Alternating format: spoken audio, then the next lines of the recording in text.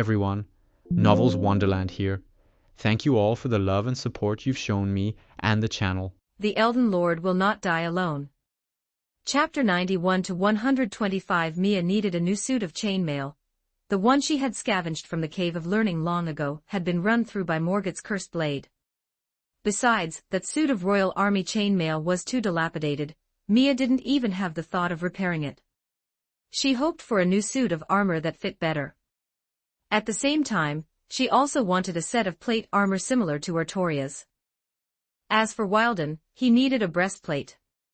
We certainly won't skimp on the money.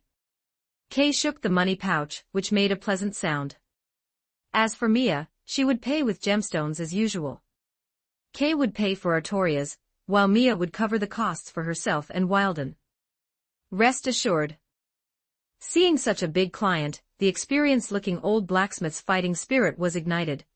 I will absolutely produce a finished product that is in no way inferior to the armor of the kingdom's knights. I will forge it exactly how the blacksmiths of Camelot would. How long until I can come to pick it up? Mia asked expectantly. Forging plate armor is actually quite simple. The expense lies only in the cost of the materials. Creating large pieces of plate armor requires high-quality steel. Although the price of one set of plate armor is enough to equal 10 sets of chainmail, the corresponding labor time required is much less than that of chainmail. If it's just 2 sets of plate armor and 1 breastplate, you can come pick them up in 4 days. And what about the chainmail? If we were to weave a suit of chainmail from scratch, it would take about half a month. Waiting idly for half a month was simply too long. Moreover, this half-month didn't even include the time for forging the plate armor. A conflicted look appeared on Mia's face. This is where I need to ask for your opinion. The blacksmith added, if we use existing chainmail and simply modify it, then 1 day is enough, provided you don't mind that it's modified chainmail. Then let's do that, Mia decided helplessly. The sooner I can get it, the better. With that, I can rest easy. A look of relief and satisfaction appeared on the blacksmith's face after closing the big deal. Almost immediately, he began the preparations. A thought suddenly occurred to Mia. By the way, was that silverware you were hammering earlier? That's right, it's silverware. The blacksmith cleaned out the blast furnace that hadn't been used for some time, and said with a chuckle, you might not know this, but in villages like ours, blacksmiths often moonlight as jewelers. In that case, I have another job to entrust to you. I'd be glad to hear the details. The plate armor the group needed would take 4 days to craft. The chainmail Mia requested would add another day to that. Furthermore, the other task Mia gave the blacksmith at the end would also require a day. Thus, 6 days later, the group returned to the village blacksmith shop as agreed. The finished armor was all laid out in wooden crates with a great sense of ceremony, waiting for its owners to retrieve it. Actually, Artoria's armor had been made first, but in order to share the same sense of surprise as everyone else, Artoria had held back and hadn't come to pick it up early. Perfect armor. It's a perfect match for you, Artoria. As soon as he saw Artoria wearing the armor, Merlin began to exclaim loudly. She spun around. The armor fit her body and clothing perfectly, making absolutely no sound when she moved. Or perhaps she just hadn't moved vigorously enough. This set of lightweight armor did not hinder her movement at all. Why are they high heels, though? The Night Princess stomped her feet, somewhat distressed. Do you not like them? Merlin asked, clutching his staff. It's not that, it's just high heels are sometimes inconvenient, Artoria replied. Merlin rubbed his chin, pondering for a moment. Think of it this way, Artoria. He wore his signature smile, the one that made people feel like he was plotting something. If you can move freely, or even fight freely while wearing high heels, then when you take them off, you'll be even stronger. I see, Artoria realized with a start, this is also a part of training, right? Yes, that's right, this is also a part of training. Kay, standing to the side, rolled his eyes. You just think Artoria looks cute in this outfit, don't you? Be careful, or I'll crusade against you for deceiving an innocent young girl. That's not true at all. Artoria has always trusted me, right? Although Master Merlin sometimes does very childish things, overall, he is trustworthy, isn't he? Consequently, Kay let out a mournful cry. What a great misfortune. His little sister had been completely blinded by that old con artist Merlin. No, absolutely not. Kay gritted his teeth at Merlin. I could hear you all from half a block away. Miss Mia. Accompanied by a creaking sound, Wilden appeared at the inn entrance driving a carriage. Torrent was pulling the cart. Mia was sitting in the cargo bed. Yes, I've said it many times, haven't I? Artoria can just call me Mia. Mia stood up from the cargo bed. At this moment, she looked completely different from a week ago. She wore armor similar to Artoria's, but was dressed in black, with a long black robe that reached down like a skirt. With a similar face, she looked almost like an inversion of Artoria. Artoria, alter, Mia reporting for duty. However, the silver-white armor made her look more like Jeanne d'Arc. At the same time, her blindfold had also undergone a new change. Originally it was just a strip of cloth, but now, the cloth had turned into a silver-white accessory that looked like a tiara. This was a piece of silverware Mia had asked the blacksmith to craft, based on the firekeeper's blindfold. By the way, the chainmail was worn underneath, over her shirt, and was hidden by the long hem of her travel attire. Does it look good? Of course. Artoria nodded like a pecking chick. As for Wilden's appearance, his tabard covered the breastplate, so he looked completely unchanged. Then let's board, we've stayed in this village long enough. If I may ask. Kay silently raised his hand, what about this carriage? It's a vehicle for our travels, of course, Mia explained. It wasn't a war chariot, but a carriage with a long open cargo bed and four wheels that could carry both people and goods. Since Wilden didn't have a mount, and one probably couldn't be found in Britain for him to ride, Mia had asked the village chief for this carriage to make the journey more comfortable. Didn't we say we were leaving today? While it wasn't too late, I made some preparations. During the time they had spent in the village waiting for the blacksmith, the group had long since agreed on the time to continue their journey. Well, let's load everything up now, shall we? Chapter 69. The King's Stomach Fallen. Heave-ho! Artoria and Kay worked together to take a large wooden bucket filled with water from Wilden. Since Mia had found the carriage, Kay and Artoria took charge of preparing the supplies. Since everyone had become a group, they should help one another. Enough supplies for 6 people including the big-eating Artoria, and Wilden to consume for half a month. There were also tents and tools needed for camping in the wild. Everything was packed tightly, filling Mia's small cargo wagon. After everything was ready, Artoria wiped the sweat from her forehead with the back of her hand. Naturally, she had taken off her armor while working. Will it be too heavy? She looked at Torrent, who was pulling the cart, with some concern. Mia sat in the driver's seat, pulled the reins, and gave them a firm flick. Torrent, take a few steps. Torrent swished its long, smooth tail, and pulled the heavy carriage with ease. After all, it was once the mount of a demigod, a spirit steed residing within the whistle. It certainly had that much strength. If one didn't look at the conspicuous hoof prints left on the dirt road, outsiders might not even be able to imagine how heavy this carriage really was. Kay, who was responsible for the supplies, knew clearly, but it was obvious that this carriage, which with its cargo weighed nearly a ton, posed no difficulty at all to Torrent. Looking at how relaxed it was, it might even be able to trot a few steps. All right, let's get going. Mia climbed from the driver's seat into the cargo bed. Wilden would take over the driving. With his large build sitting in the driver's seat, there was no room for a passenger. 92 Section 92 Chapter 92 Mia and Melina squeezed into the cart, looking for a place to sit. Merlin took the initiative to handle the work for once, leading the horses from the stable. There were 3 horses for the 3 of them.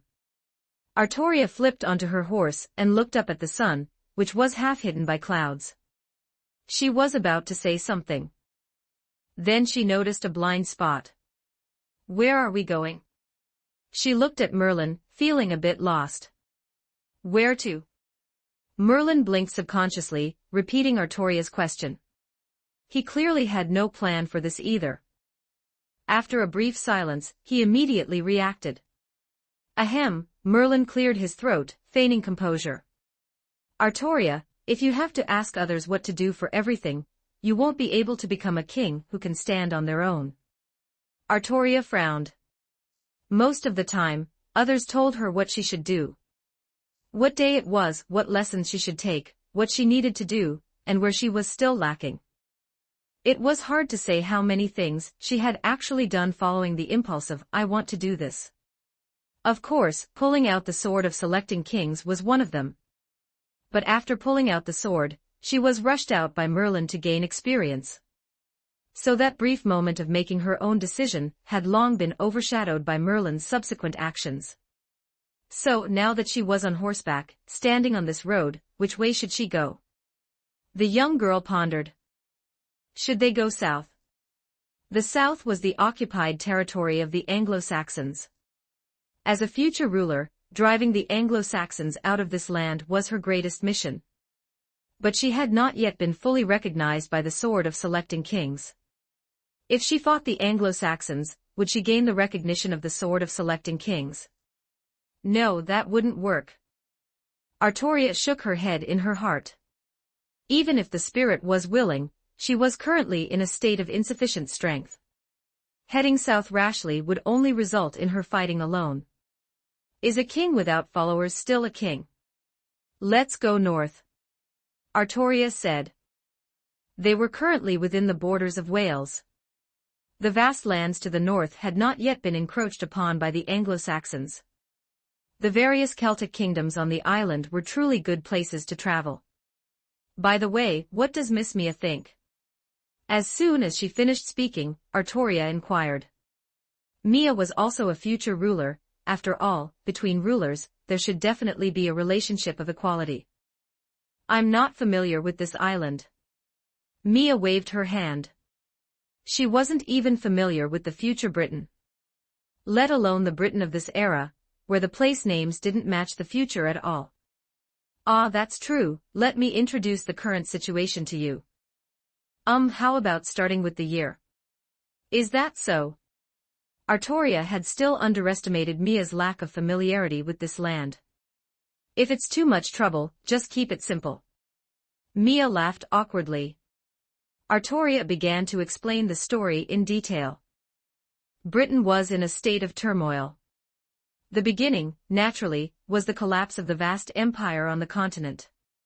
Britain, which had been under the protection of Rome for centuries, lost its shelter. After the unifying force receded, Britain fell into a chaotic era ruled by the kings of various Celtic peoples.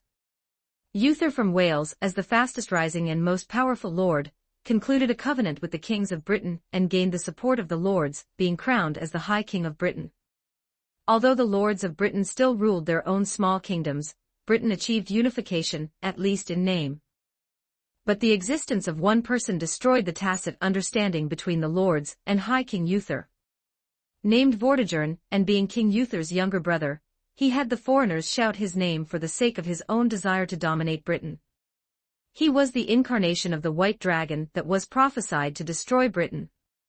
Vortigern led an alliance of foreign tribes consisting of Angles, Saxons, and Jutes, pulling Britain into the eye of a chaotic typhoon. Under Vortigern's leadership, the allied foreign army landed on the island and destroyed the legacy left to Britain by the great empire of the past, the city named Londinium. The story that followed was something even Mia, who didn't know Britain well, was aware of. To counter Vortigern, King Uther used Merlin's magic to create a red dragon capable of opposing the white dragon, which was Artoria. However, because King Uther was defeated in the final battle against Vortigern, the kingdom of Britain also collapsed. Artoria was sent anonymously back to King Uther's hometown, and given to the loyal subject Ector to be raised. Then came the story of Artoria pulling out the sword in the stone. During the 10 years of Artoria's transition to adulthood, the lords of Britain had no way to withstand the sharp swords and sturdy armor of the Anglo-Saxon alliance, losing a vast amount of territory. In the southeastern part of Britain, the fertile plains that once belonged to the Celts had long since changed flags, and become the land of England in the mouths of the foreigners. It meant the land of the Angles. Despite being a country born of plunder and invasion, they shamelessly named it after themselves, as if it were a gift from God. Relying on the mountainous and rugged terrain, Wales managed to barely resist the Anglo-Saxon invasion. If one traveled north along the coastline through the narrow regions that remained unoccupied because they were beyond the reach of the Anglo-Saxons, several small Celtic kingdoms with weak national power still survived in the north. That was where Artoria wanted to go. The destination was decided. And there was no reason to delay. The group of six bid farewell to the village elder who came to see them off and smoothly set out on their journey. The frame of the carriage creaked under the heavy cargo. They passed through the village lands and gradually entered the mountains rising from the earth. A few hours later, they emerged from the forest. On the rising mountains beside them, the tall trees gradually disappeared, replaced by grasslands undulating like waves. This reminded Mia of the grassland north of Lake Agheel in the lands between. But compared to the lands between, the scenery of Earth was clearly more vibrant under the sunlight. These were hills lush with greenery in spring, worthy of respect, with flat rammed earth roads occasionally dotted with a farmhouse or two on either side. It was about time to enjoy lunch. At the beginning of the journey, when supplies were plentiful, the meals were also very sumptuous. Kay was frying sausages and eggs in a skillet, while Merlin had picked several handfuls of round white mushrooms from somewhere.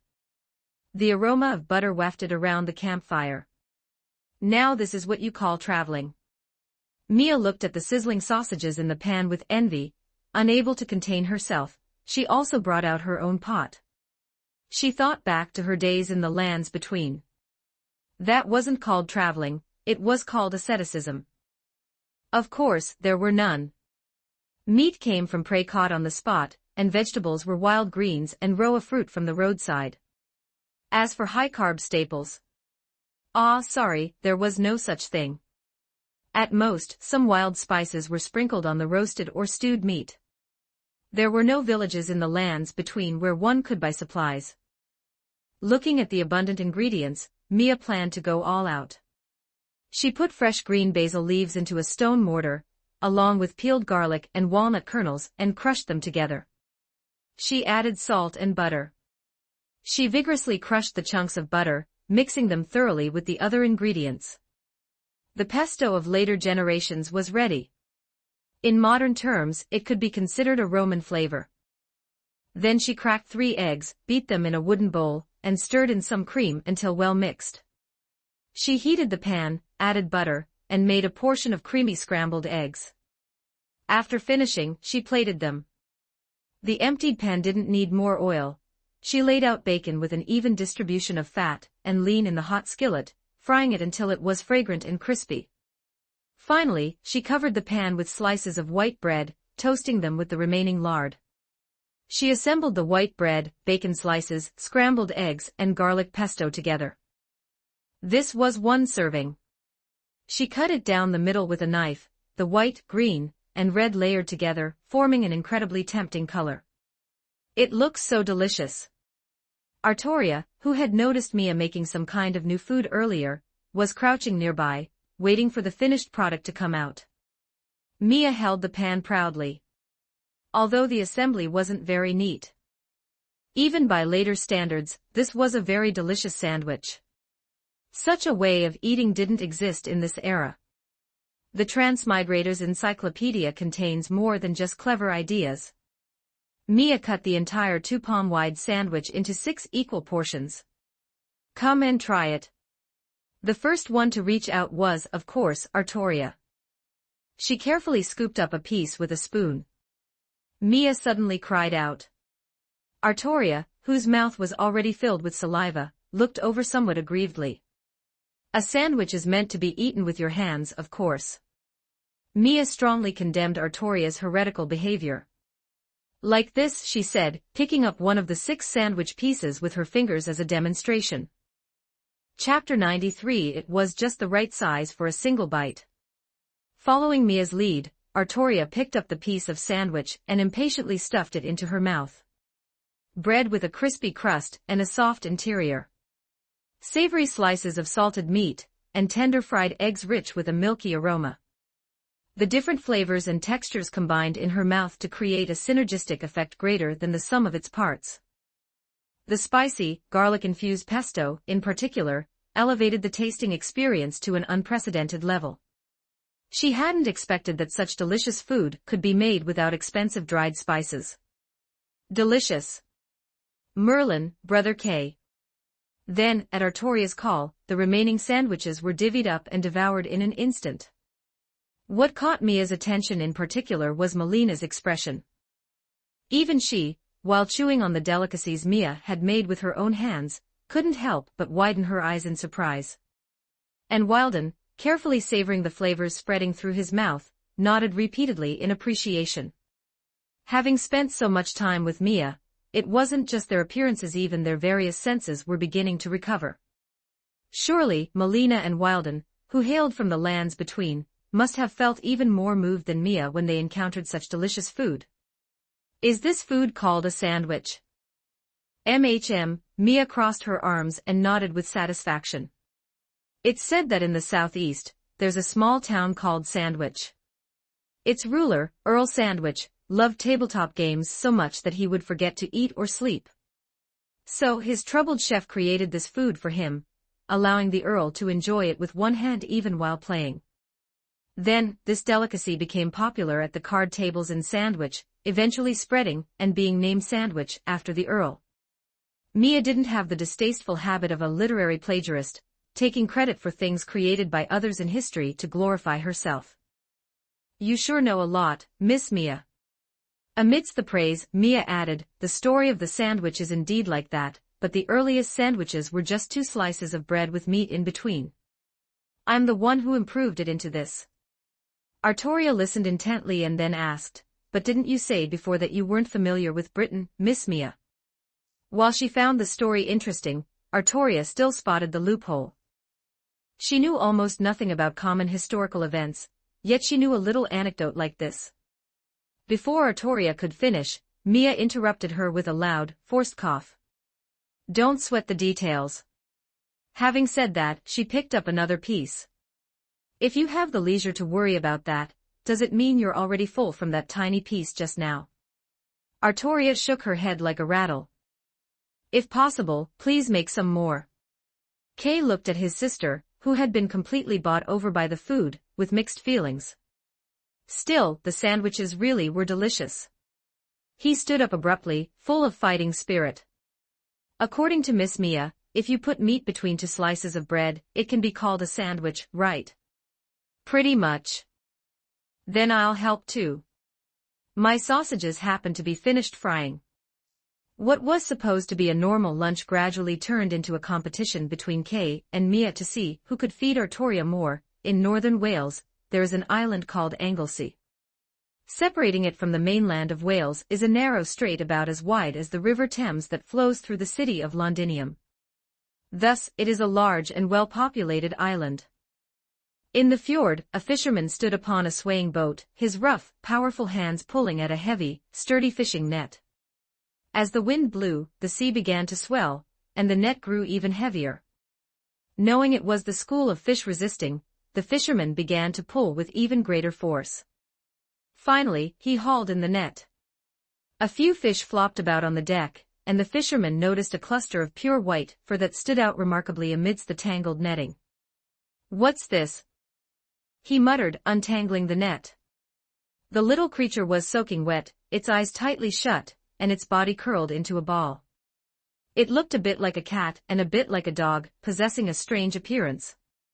The fisherman crouched down and cautiously poked the strange cat in the net with his finger. The small white creature shuddered. It's actually still alive. The fisherman blinked in surprise. Might as well take it back. A strange and non-threatening creature would make for some good conversation fodder. Chapter 70. A wild Anglo-Saxon appears. I'm starving, Merlin, riding on horseback, wailed as if he were dying as he followed the creaking carriage. Artoria shook her head and sighed helplessly. There's nothing to be done about it. Kay nodded in agreement. Who told you to spend the money for replenishment on expensive wine? As compensation, there's no better way than to make you, the culprit, consume fewer supplies.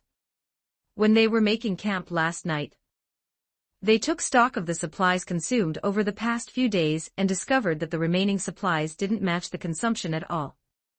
After organizing all the goods in the entire carriage, Kay found a small barrel of wine at the very bottom of the wagon bed that definitely hadn't been on the supply list. Instantly, everyone thought of that fellow Merlin. Under interrogation, Merlin initially tried to play dumb, but in the face of the overwhelming evidence, he chose to confess. It turned out that while he and Kay were purchasing supplies separately, Merlin had used the money intended for meat to secretly buy a small barrel of wine. This one barrel of wine costs as much as 2 days' worth of food for all of us. Rarely, even Artoria adopted a serious attitude and joined Kay in reprimanding Merlin. With a guilty look from being caught, Merlin's eyes darted around. Instead of apologizing, he blurted out something shocking. No, that's not quite right. Wine of this quality is worth at least 3 days' worth. Schwing. Kay, exasperated, drew his shimmering silver sword. Merlin, you idiot. Wait. You're actually going to use that. And so, the scene of Merlin swaying and crying out in hunger came to be. Since you wasted 3 days' worth of food money for 6 people to buy wine, please go ahead and starve for 18 meals. Kay pronounced judgment on Merlin's crime with an expression as cold as iron. The culprit, Merlin, whose crime was heinous, whose attitude toward confession was arrogant, and whose actions had severe consequences, held his head and wailed, I'm going to die. Don't worry, I'm not a monster. We'll spread those 18 meals over 18 days. So for the next 18 days, you'll just have to work hard at watching from the side during dinner. That was the plan, but they didn't actually limit Merlin's lunch portions. And as for him secretly pocketing some bread or biscuits to eat during the day, everyone just turned a blind eye. Aside from this little episode, the few days of travel so far had seen no other conflicts. The population distribution of this era was nowhere near dense, no matter the country. It was a state of vast lands and sparse people. It was perfectly normal to travel for 2 or 3 days without seeing a settlement of any significant size. Occasionally, they passed a hunter's home or a farmhouse in the wild, but the occupants didn't seem to be in need of help. The sun rose and set, and then set once more. The surrounding scenery changed from meadows to desolate rocky shores, and from rocky shores to forests. The only constant was the rolling hills of Wales. One evening, they set up camp not far from a stream. They lit a fire and pitched their tents, and Mia began preparing today's dinner. Among the supplies they had purchased earlier, besides bread and biscuits, there was also dry white flour. It was perfect for making some hand-rolled noodles. Turnips, cabbage, mushrooms, and salted meat were all diced into small pieces. After simmering them into a thick soup, she used another pot to cook the snow-white noodles. Noodles with gravy, incorporating local British ingredients, was tonight's dinner. Mia held her homemade chopsticks and took a loud slurp, sucking in a large bundle of noodles. The others present had all curiously tried the utensils Mia had made herself. But not a single one of them could get the hang of it in just a few minutes. So, except for Mia, everyone else still used traditional knives and forks to eat their noodles. Where's Merlin? Halfway through the meal, Mia suddenly remembered something and looked around. Did you forget? He's not allowed to eat with us. Kay stirred the thick gravy with a ladle and curled his lip in disdain. As a chef, Mia also felt a bit displeased that someone couldn't eat the good food she'd prepared. But Merlin had to pay the price for his actions. Since a chef would be sad if someone couldn't eat their good food, she decided simply not to consider the current Merlin as a person. As for where Merlin was now, well, it was a trivial matter. He was probably hiding somewhere chewing on biscuits as usual. Mia's guess was correct. Holding a bag of biscuits, Merlin was sitting about 50 meters away from the camp, out of their sight, gnawing on the hard, dry biscuits. The biscuits used as dry rations in this era weren't the sweet treats made with sugar and oil from later generations. Just as the name implied, a dry biscuit was exactly that, a biscuit that was very, very dry. One bite would not only fill your mouth with crumbs but also prick your lips. Merlin sat on a rock, sighing with every bite of the biscuit. To be honest, given his usual unreliable character, it wouldn't have been impossible for him to talk his way out of it this time. But if he did that, he'd probably be hated, wouldn't he? Embezzling public funds to buy wine was indeed a bit much. 94 Section 94 Chapter 94 Compared to past instances of forgetting trivial matters, being delayed by flirting with women, or simply flaking out due to laziness. Embezzling public funds is a crime, a real crime. Knowing he was in the wrong, Merlin sorrowfully and voluntarily accepted his punishment.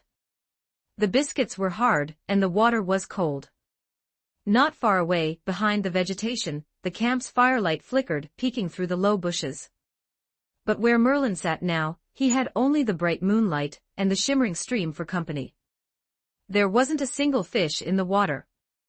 As he was wallowing in self-pity, he happened to notice a rustling in the bushes on the opposite bank, just a short distance downstream. Looking closely, a figure emerged from within. Facing Merlin sideways, the person wore a nasal helmet that gleamed under the moonlight, thick chainmail, and a longsword hanging at his waist. He stepped out carrying a wooden bucket with an expression of extreme disgust. Under Merlin's watchful gaze, the fellow carried the bucket to the river's edge and gave it a sudden toss. The entire contents of the foul-smelling waste were dumped into the river. Then, as he turned around, the man finally spotted Merlin sitting on the opposite bank munching on a biscuit. The man froze right where he stood. He hadn't expected anyone to be on the other side of the river at all. A long silence followed. "Ah, hello there." Merlin tilted his head and extended a hand toward the newcomer. He took the lead in offering a friendly greeting. As a result, the fellow on the other side reacted as if he'd seen an enemy. With a thud, he dropped the dung bucket and immediately drew his longsword. "Wabistink." A language completely different from that of the Britons spilled from the armored man's mouth, but the tone suggested it was likely a demand for identification. The expression on Merlin's face instantly stiffened. He had heard such a language before, even if he didn't understand the specific meaning, he could tell from the patterns of the words that this was an Anglo-Saxon. The person appearing before him was, without a doubt, an Anglo-Saxon. Almost instantly, Merlin stood up and grabbed his staff. Then he turned around. "Ahahaha, I won't bother you, I'm leaving now." He took off running. Picking up the staff was, of course, to make it easier to run. "Ablinen." The Anglo-Saxon's shout came from behind. Merlin instinctively looked back to see the Anglo-Saxon gripping his sword, leaping through the stream to chase after him. In just a few seconds, he had already crossed half of the shallow creek. With a whoosh, the Anglo-Saxon threw a spinning throwing axe that grazed past Merlin's head. Feeling the wind whistle by his ear, Merlin broke into a cold sweat. He sprinted toward the camp, shouting at the top of his lungs. Gripping his sword, the Anglo-Saxon's chainmail clinked and rattled with every stride, following Merlin like a life-claiming specter. The spot where Merlin had been was only a few dozen meters from the camp. His cries were undoubtedly heard loud and clear by those in the camp. Everyone turned their heads. Before Merlin even emerged from the grass, they heard another of his sharp screams. Merlin's act of leading the Anglo-Saxon to the camp only served to embolden the raider hot on his heels. He too saw the firelight dancing between the trees ahead. The Anglo-Saxon let out a delighted laugh, seemingly mocking the cowardly Briton's move of leading a wolf into his own home. Merlin burst out from behind the trees, tripped over a branch lying on the ground, let out a pathetic cry, and tumbled miserably into the camp. Immediately following him, the Anglo-Saxon, sword in hand, and wearing a cruel grin, leaped out from behind the obstacles after Merlin. The group was squatting by the pot, bowls in hand, slurping noodles, looking at him with expressions of total confusion. The Anglo-Saxon spoke, "I'm going to use your skulls as bowls." Merlin rolled across the ground and then shouted a clearly redundant warning, "Anglo-Saxon." Doubtless, everyone had seen. But how should one describe this scene? On one side was an Anglo-Saxon bandit with a longsword. On the other side, having realized the situation, were Kay, Artoria, and Wilden, who had put down their bowls and stood up. Even excluding Artoria, both Kay and Wilden looked like men you didn't want to mess with. Wilden aside, even Kay was physically larger than the Anglo-Saxon. After seeing the situation in the camp clearly, the smile gradually vanished from the face of the Anglo-Saxon, who was used to running wild in Britain. But as it turns out, happiness doesn't disappear, it only transfers to someone else's face. Kay was actually amused by the sudden appearance of this foolish robber. In that instant where the tables turned, the Anglo-Saxon's lips twitched, but he couldn't say a word, he turned and ran. Kay, of course, would not give him that chance. His muscles instantly transitioned from ready to explosive power. With a single stride, he cleared several meters and immediately pinned the Anglo-Saxon raider who had picked the wrong target to the ground from behind. Quick, get some rope. Thanks to the reader, oh hoya for the blades and tips. Love you all, good night. Chapter 71, Artoria's Growth. Kay, holding the Anglo-Saxon down firmly, let out a roar. He pressed one knee into the man's spine, disarmed him with one hand, and jammed a scabbard into the Anglo-Saxon's mouth with the other. The Anglo-Saxon's helmet flew off into the distance. Under the pressure, his legs kicked wildly as he struggled desperately, but Kay on his back was like a massive stone mountain, controlling the bandit beneath him with absolute strength. Artoria quickly pulled the ropes used for tying cargo from the carriage, and together they bound the Anglo-Saxon up like a zongzi. MMPH, the bandit rolled on the ground. The hunter had now become helpless prey, the rope in his mouth allowing him to emit only muffled sounds. Artoria looked solemnly at the bandit squirming on the ground like a maggot. Anglo-Saxons never appeared alone. Their presence was like locusts, they always appeared in swarms, destroying everything belonging to the Britons.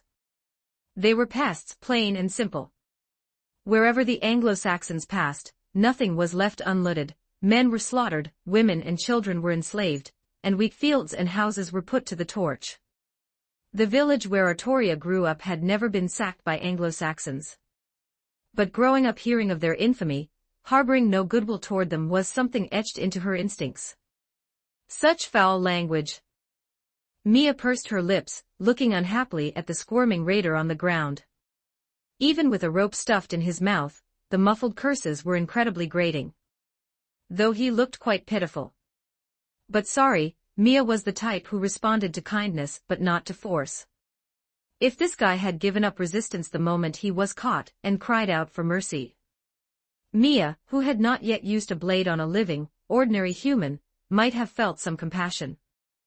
But given the current situation, it was better to just execute him quickly, like a villainous NPC.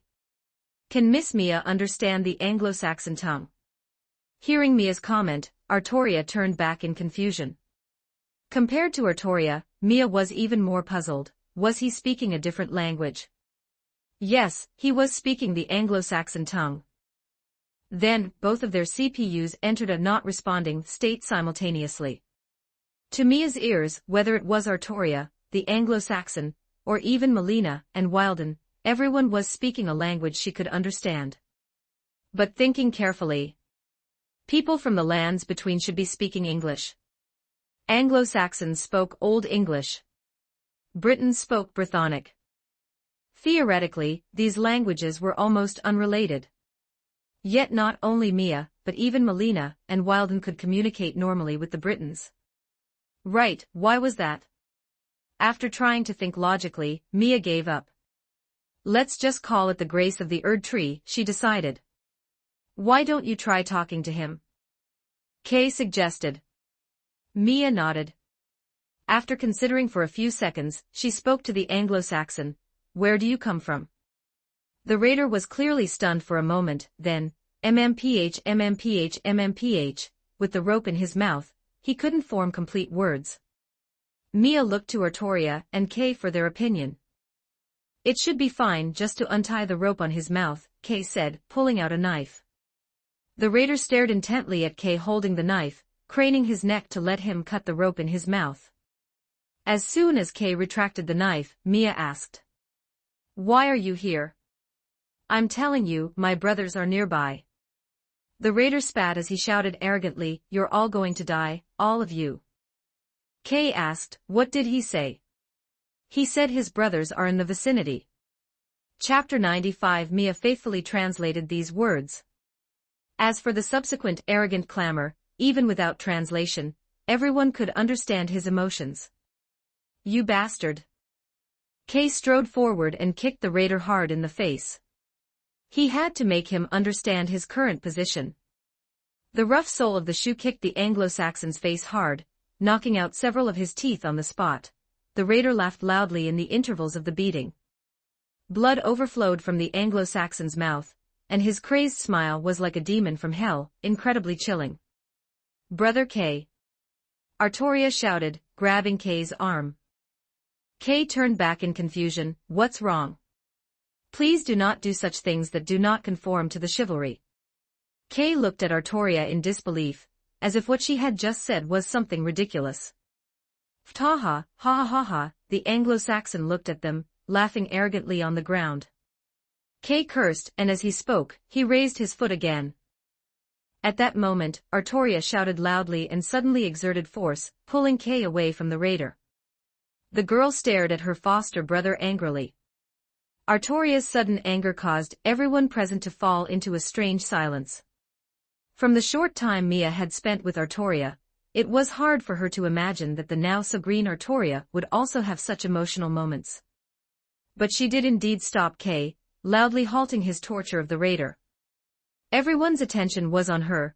Artoria recoiled slightly, sensing her sudden impulse, but she took a breath and finally decided to stick to her stance.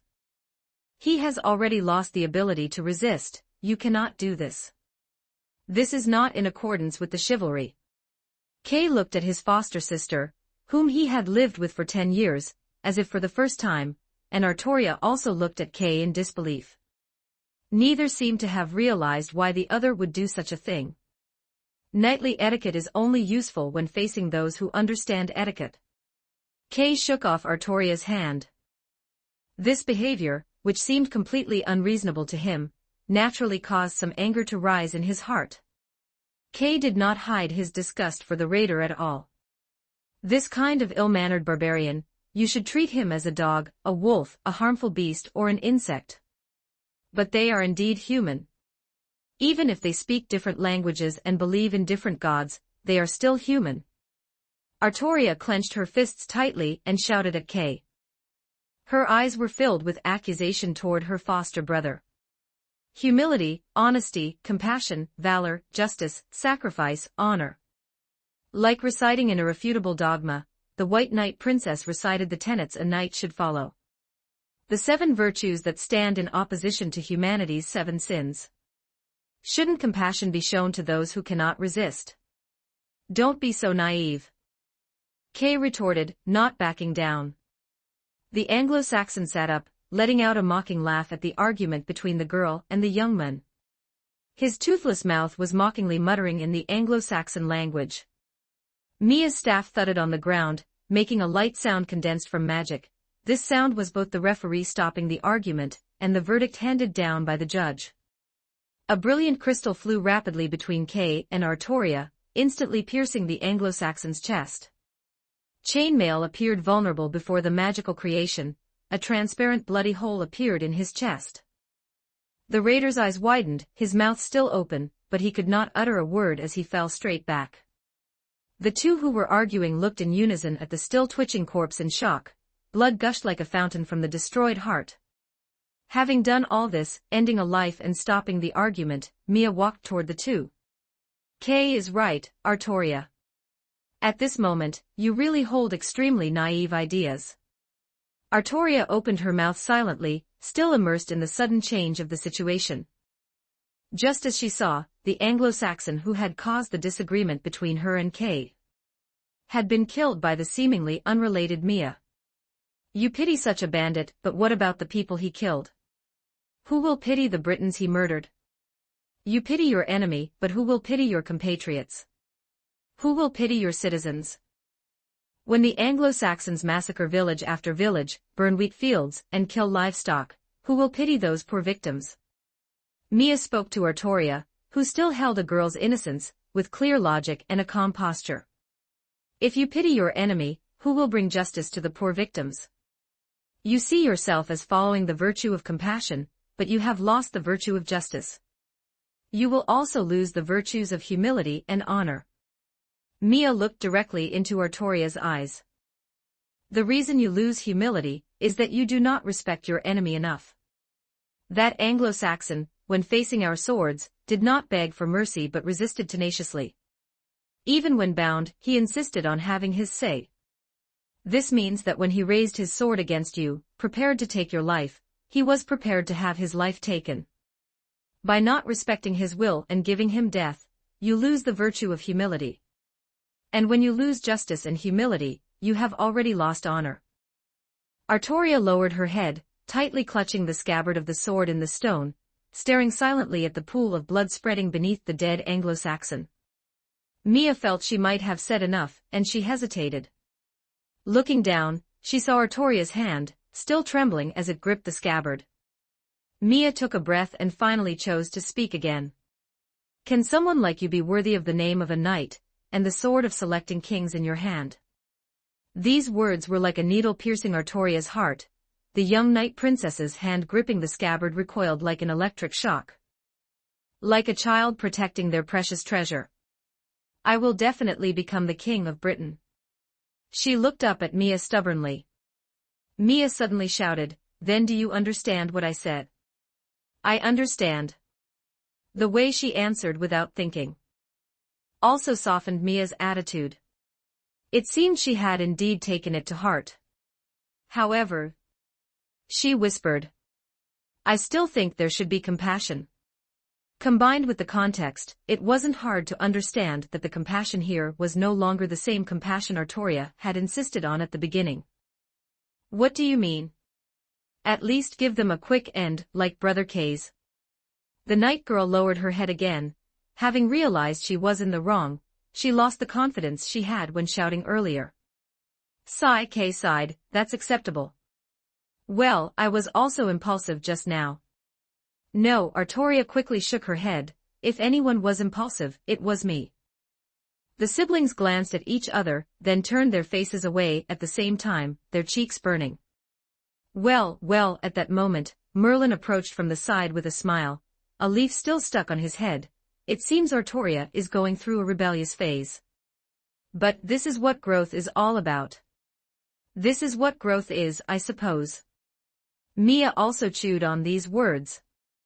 The Anglo-Saxon's corpse still lay on the ground, the blood having already flowed out into a small puddle. Killing for the first time, she didn't expect it to be on such an occasion. She only thought about making Artoria wake up quickly and doing something sufficiently deterrent. She didn't think too much before finishing him off. But it was good to finish him off. Before this Anglo-Saxon died, he was saying things very unfriendly to women, especially while Artoria was still pleading for him. By the way, didn't he say his companions were nearby? Kay suddenly said, "In that case, how about we go and wipe out those guys' camp?" Mia nodded. Precisely because she had just killed someone. Now she should go a step further and quickly desensitize herself. And even more so because those Anglo-Saxons deserved to die. Then, Mia looked at Artoria. Artoria pursed her lips, hesitated for a moment, and then fixed her gaze. "I'll go too." Wilden and Melina naturally went without saying. As for me." Merlin scratched the back of his head. I am not good at fighting." "Then suit yourself." Kay rolled his eyes. No, this is the best time for Artoria's training. As her teacher, how can I steal her thunder? I'll stay here and guard the camp. After all, there are so many things here. Merlin made excuses. After the plan was finalized, Mia summoned the spirit wolf. Red sniffed the corpse on the ground, remembered his scent, and quickly ran toward the river. Everyone followed closely, lowering their bodies in the lush vegetation and moving cautiously. Led by Red, after walking less than 300 meters, they saw the firelight of the camp through the vegetation. The boisterous laughter indicated that the Anglo-Saxons were making merry. Red did not issue a warning about the presence of sentries. I didn't expect it to be so close. I'll go take a look, Mia suggested. Kay said with some concern, be sure to be careful. The girl's staff quietly swept over her head, and suddenly a burst of blue-black, fluorescent mist enveloped her. Under the gaze of the others, after the mist dissipated, the place where Mia had been standing was empty. Become invisible, Artoria, and Kay looked in surprise at the now empty spot. Mia's voice came from the void, a little spell. Are you not worried about me now? Kay shook his head like a rattle. Only the sound of fallen leaves being stepped on could be heard as Mia moved away from the group. Artoria couldn't help but exclaim. Miss Mia seems to be much more powerful than Merlin. Kay nodded in agreement. After all, that guy is just a third-rate mage who would bite his tongue even when chanting spells, except for his ability to enter other people's dreams. 96 Section 96 Chapter 96 Thanks to reader Cigio Yuan for the tip. Thanks to reader KGB 5th Bureau for the monthly ticket. Chapter 72 The Anglo-Saxons Must Die. Happy May Day. Here is a 6K mega chapter. Mia, having turned invisible, approached the camp where the Anglo-Saxons were located. It was a farmhouse in the wilderness. In front of the house, a bonfire made of firewood and charcoal burned passionately under the night sky. The rising ethereal smoke was illuminated by the firelight below, its gray column dividing the blue-black night sky, while succulent roast meat hung over the bonfire. There were about 17 or 18 raiders. These fellows were boisterous, heroically tearing into the meat in their hands and gulping down mouthfuls of sweet mead. Mia entered the camp under the enhancement of magic. This was by no means a heartwarming scene. On the side of the farmhouse facing the road, a young man was nailed to a scarecrow cross. A bloody hole marked his chest. He was a red-haired Briton youth. His head hung low, his lifeless eyes turned white, staring hollowly at the ground below. The bodies of an elderly couple were suspended from a tree branch, several arrows piercing their forms. Then, the screams of livestock reached her ears, accompanied by the merry laughter of the Anglo-Saxons. They reveled adjacent to the corpses, feasting beside the dead masters of the house. Mia didn't go any deeper, she had seen enough. Suppressing her fury, she retreated toward Artoria's position. Beside the stable was a carriage that had been ransacked into a mess. A raider dragged a middle-aged man out of one of the stalls. The horses neighed in terror. Ignoring the middle-aged man's wails, they tied him beneath the tree where the two elderly corpses hung. Then, a cruel game began. 7 or 8 raiders, holding wine cups in one hand and throwing knives or axes in the other, stood 10 meters away from the man tied to the trunk. They competed to see who could throw their blade closest to him without actually wounding him. The man's face was pale, his lips trembling as he squeezed his eyes shut. Sharp knives and axes whistled past him, thudding as they embedded themselves into the tree. His lower body quietly became wet. He pissed himself. Hey, he pissed himself. The drunken raiders doubled over with laughter. A raider holding a throwing axe pushed through the crowd. If I win, that barrel of wine is mine. Fine by us. The raider took a brief aim, and then whoosh hurled the axe. Thud, the axe spun and landed just above the man's head. The man shook like a leaf. That's way too far off, the raider's companions mocked. The guy dodged. He dodged it. You bastard, watch me slaughter you. Move aside, my turn. Whoosh! A throwing axe sliced off one of the man's ears. He screamed shrilly as blood gushed out. Your aim is terrible, ha ha ha ha.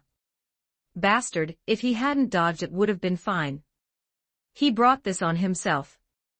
Move aside, move aside. The cruel game continued.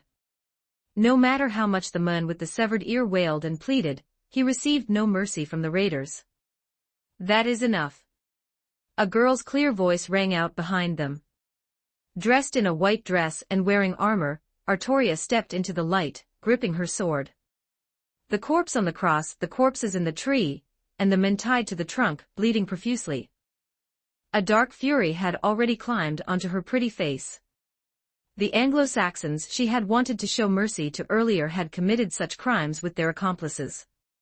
If she did not kill them and make them pay for so many lost souls, then there would be no justice, and no honor to speak of. I am Artoria, a traveling knight. I cannot tolerate you committing such evils. What are you thinking, silly? They can't understand you.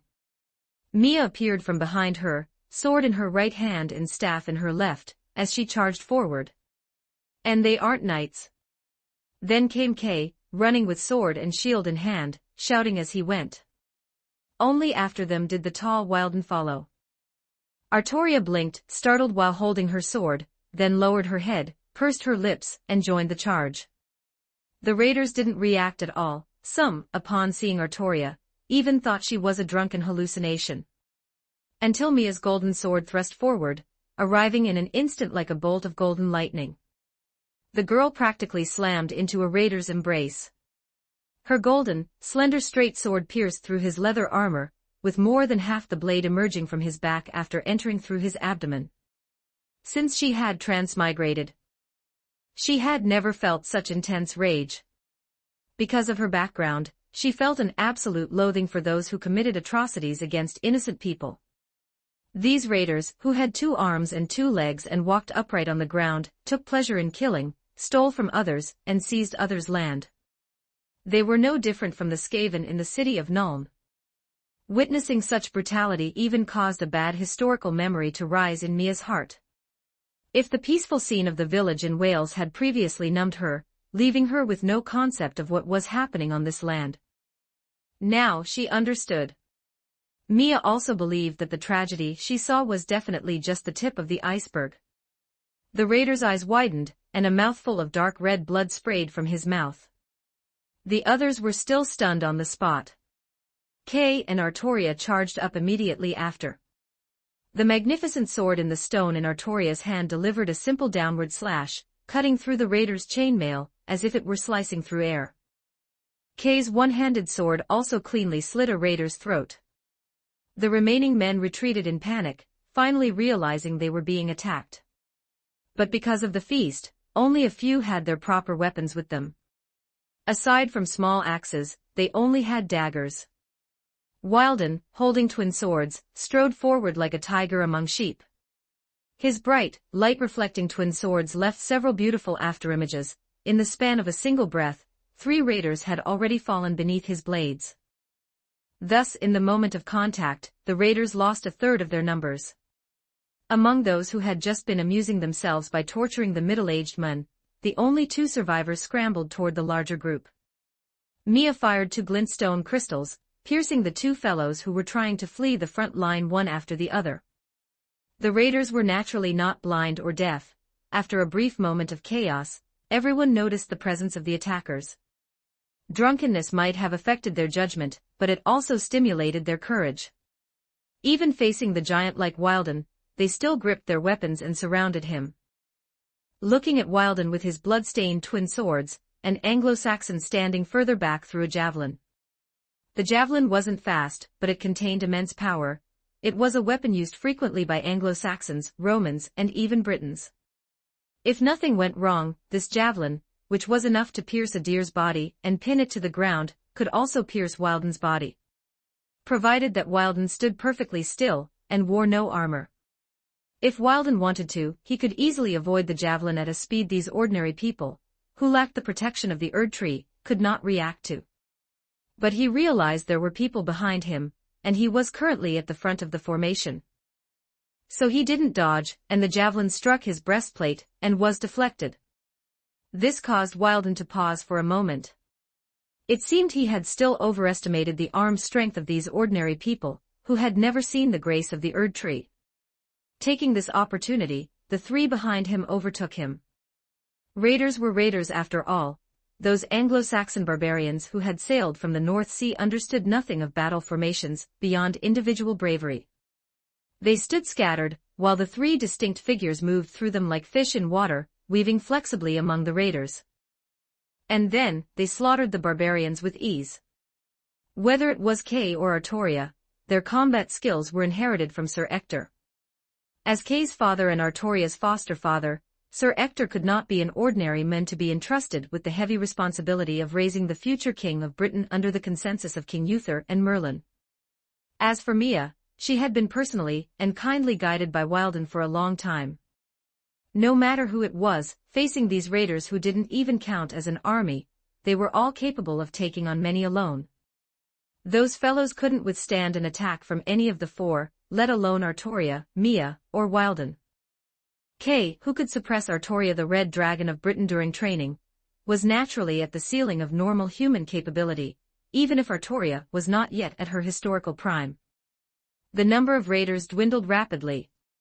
It's just a piece of meat.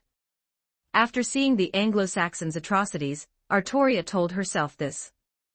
When they raise their slaughtering knives against ordinary people, they must also have the resolve to be killed by others. Granting them death was both justice and respect. She swung her sword, and the patterned round shield held up by the raider in front of her shattered with a bang. The raider staggered back, and the girl gripped the sword hilt tightly with both hands. This was not a time for practice. This was a life-and-death battle fought in the name of a knight for the people of Britain. No matter the technique, she had to take one more step forward. Step forward, thrust. Relying on her physical advantage, the raider whose shield had been smashed couldn't react at all. The magnificent longsword pierced into the raider's soft throat. Pucci, the tip of the sword emerged from the back of his head. Artoria pulled out her sword. She didn't spare the fallen raider a second glance, for another enemy's spear was already thrusting toward her. The spear was over 3 meters long. The sword in the stone clanged against the spearhead, parrying it, but due to the principle of leverage, the raider only needed to slightly move the end of the shaft for the tip to make a large movement. Even if the target took 2 steps, the spearman only needed to effortlessly turn his wrist to adjust the direction of the spearhead. The raider retracted the spear and then shifted the angle to thrust it forward. Even with Artoria's speed, it was difficult to bypass such an attack. In cold weapon warfare, an inch longer means an inch stronger. This was an eternal truth. If it were a short spear of about 2 meters, Artoria would have been confident in suppressing it. Chapter 97. Because long pole weapons are different from swords, as the user grips the pole near the center rather than the handle at the end, a short spear only 2 meters long, not much taller than a person, does not have an attack range much longer than a sword. But a true spear, over 3 meters long and twice the height of a man, is a different story. However, the premise that an extra inch of length brings an extra inch of strength is that the spearman needs to face an enemy with armor similar to their own. Seeing the spear tip thrusting towards her, Artoria simply raised her sword high, intentionally letting the point strike her body. The spearhead slid off the smooth breastplate without even leaving a mark. Artoria immediately took the opportunity to slash down. The sword light traced an arc, and the spearhead snapped away from the shaft. Clang! The spear shaft, pushed aside by inertia, was pinned by the returning sword in the stone. Artoria's footwork was as agile and elusive as ripples on water. The blade stayed pressed against the shaft as she moved forward. After 2 or 3 steps, the raider holding the spear was right before her eyes. The sharp blade slid along the spear. The raider couldn't pull it away. The sword in the stone cleanly lopped off his fingers and pierced straight into his chest. Gog! The raider's heart was pierced, his muscles tensed, and blood spilled from his mouth. The night princess's white dress was stained red with blood, but she had harvested another wicked life. She pulled out her sword and looked at the battlefield with an empty mind. The corpses of the raiders lay scattered across the ground. An Anglo-Saxon, wearing a scale armor vest that glittered before the campfire, with long chainmail underneath. He wore a spectacle helmet with a chainmail veil. That guy seemed slightly stronger than the others, wielding a menacing 2-handed axe. He howled at the nearest Wilden, showing no fear of his opponent's stature. The raider leader raised his axe high. "The Allfather is watching me," he roared, charging at Wilden. Squelch a calm slash fell after the raider's axe swung wide. Whether it was armor or flesh, everything was sliced in two under the royal army's magnificent straight sword. The blade sank in from the shoulder, deeply embedding itself into the Anglo-Saxon warrior's ribs. Murmuring of a pagan heaven, the raider leader died. Kay let out a shout. The raider's weapon in front of him was blocked by his shield, and Kay then cut off his hand. As if he had done it many times before. Immediately after, the raider's head flew high. The helmet and the head made two distinct sounds as they hit the ground. That's the last one. Kay wiped the blood from his face and spoke while slightly panting. After all, this was his first experience in actual combat. Mia nodded, breathing in the scent of blood in the air. By now, she was also someone who carried the weight of lives, and more than one. But there wasn't much discomfort, perhaps she had already adapted in other ways. Mia shouted towards Artoria's direction. She was still standing blankly on the battlefield, only snapping back to her senses when she heard Mia's call. "Did we win?" she asked, still a bit uncertain. "Yes," Mia nodded, "you've eliminated a group of heinous villains."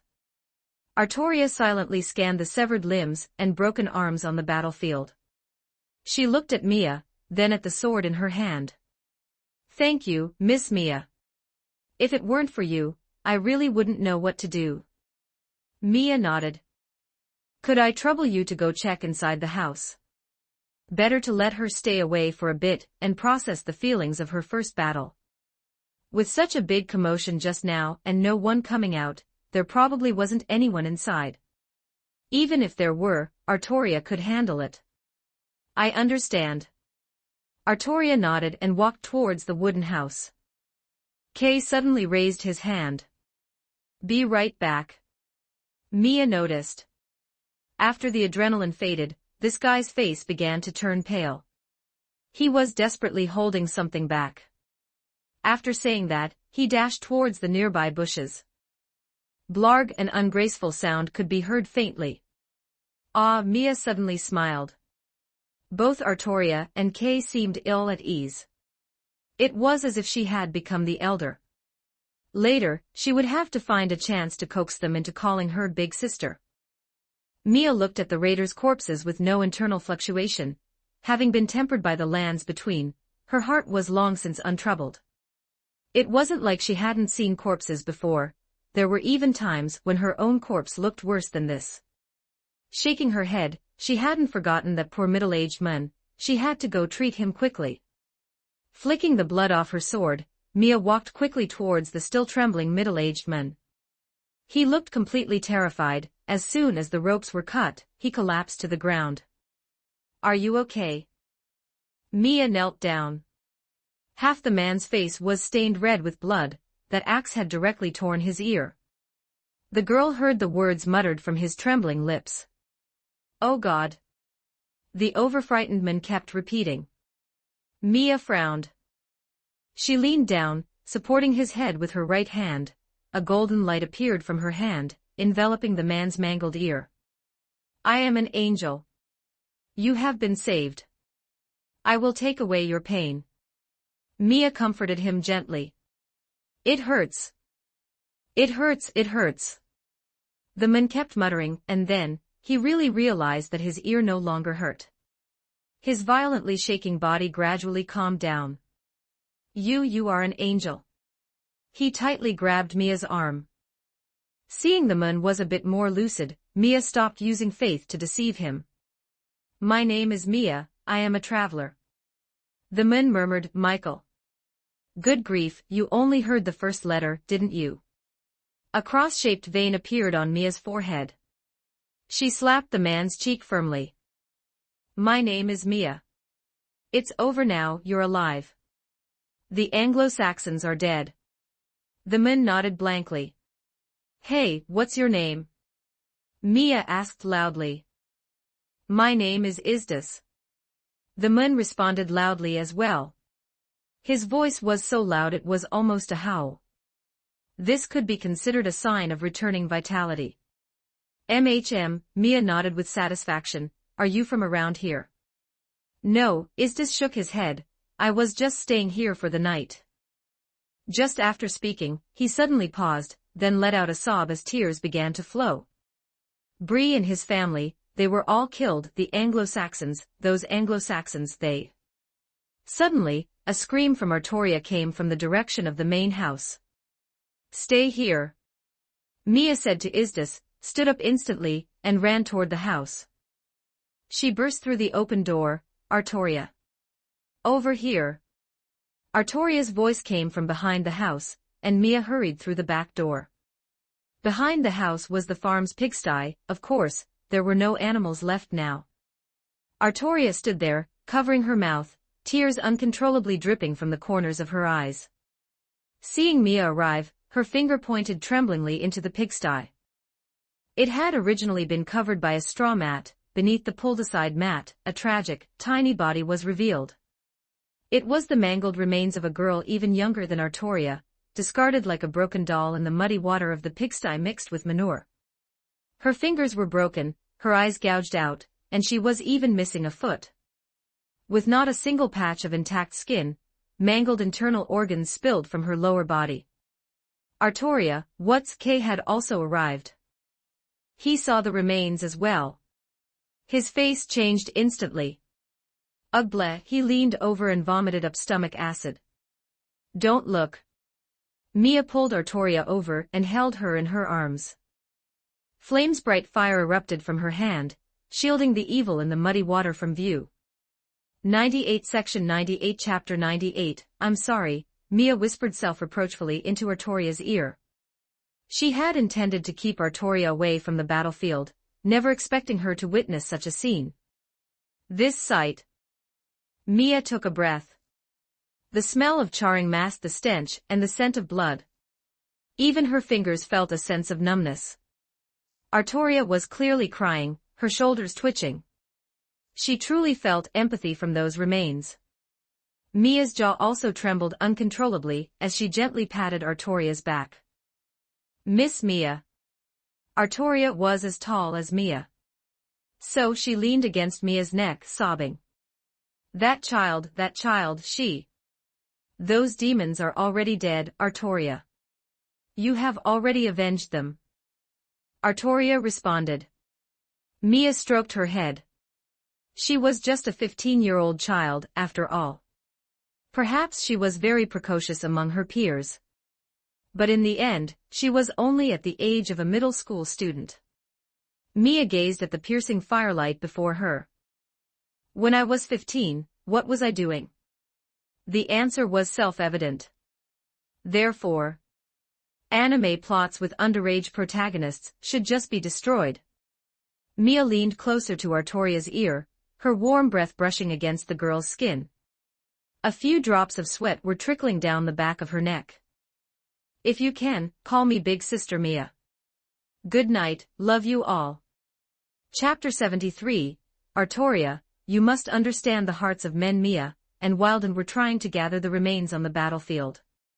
The two moved the bodies of the Anglo-Saxons to an open space, piling them together after stripping them of their armor and weapons.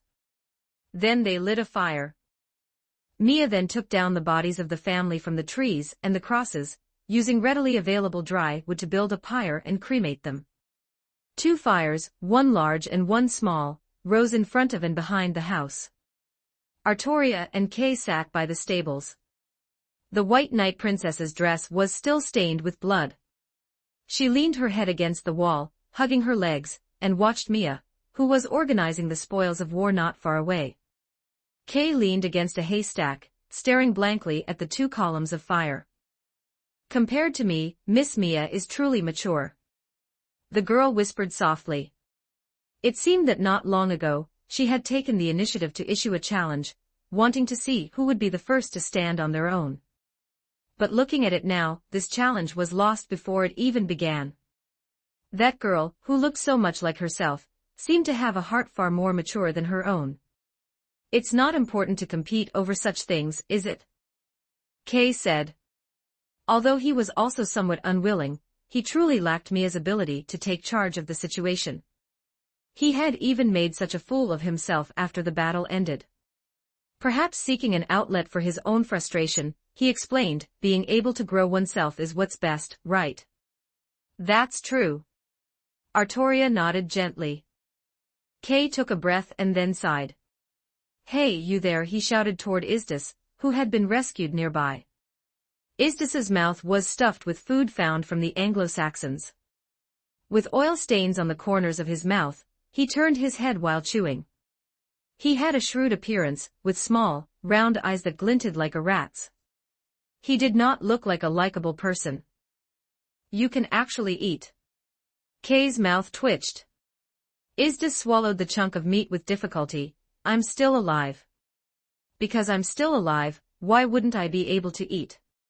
Perhaps it was some way of venting stress. He must have suffered quite a bit while being imprisoned by the Anglo-Saxons. Kay looked at the man helplessly. He himself couldn't eat anything at all. Where are you from? Kay asked. The north, Isdis gnawed on the meat in his hand. Anglesey. I'm a merchant. I originally wanted to take my goods to Fairleg to sell. A merchant? Doesn't a merchant have guards? I did, Isdis nodded. I hired 3 men, and then they saw the Anglo-Saxons and ran faster than anyone. What an unlucky fellow. The carriage by the stables that had been rummaged through was likely his property. If it weren't for you all, I would surely be dead too, Isdis said while continuing to eat greedily. God will let those demons, munch, be punished. After a few minutes, Isdis was finally full. He let out a burp and wiped his mouth with his sleeve. His emotions seemed to have stabilized significantly. He downed a cup of beer, and then let out a loud burp. After casually wiping his mouth with a cloth, he turned back. You saved me. Yes, Kay nodded. However, I don't have much money right now, but I still have some modest property on Anglesey.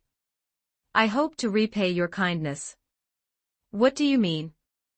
I mean, Isdis rubbed his bloated belly, you are travelers, right? Knights errant. That lady just told me. I suppose so, Kay nodded. We came out to travel together, but it hasn't been long. Not long, huh? Isdis smacked his lips. Although inexperienced young people were one of the favorite targets for merchants like them. But they were knights errant after all. Judging by their attire and strength, their origins were certainly unusual.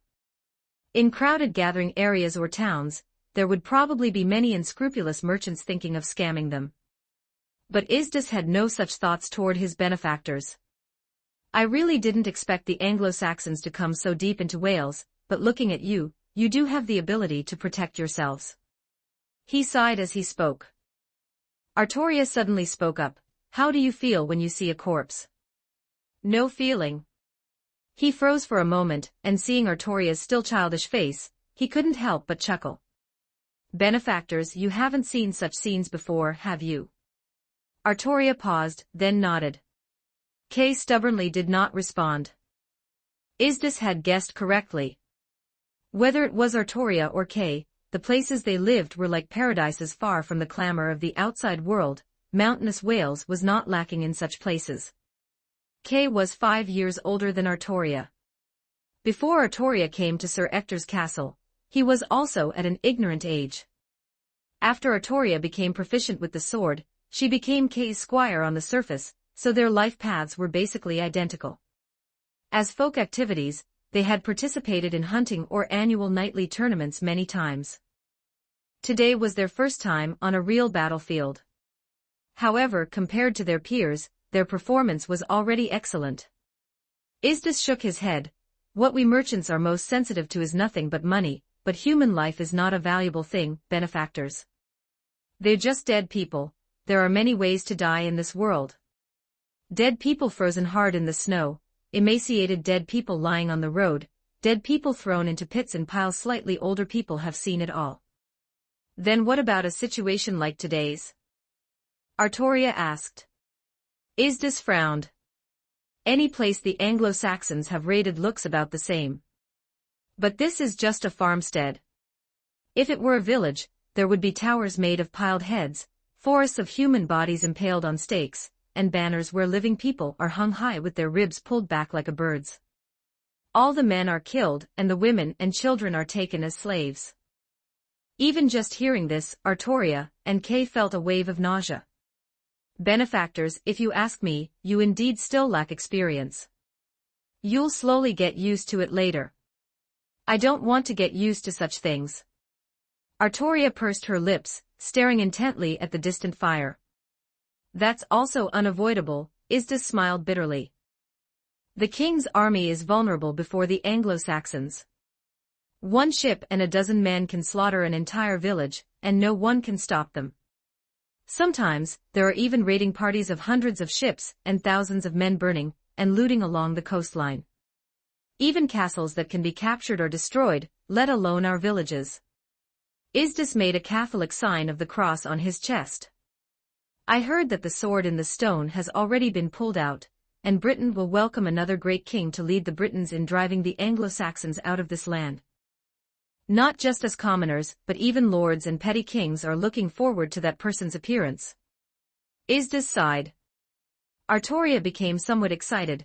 When I become a true knight, I will absolutely not let them commit such crimes again. Oh, that's a very grand ideal, Isdis smiled bitterly. The corner of Kay's mouth also pulled into a not-so-pleasant bitter smile. Mia and Wilden walked toward the three of them. Having finished organizing the spoils, among a pile of messy items, they had gathered 6 wearable chainmail shirts, 12 intact helmets, 5 spears, 19 javelins, 20 axes, 11 swords, and 13 daggers.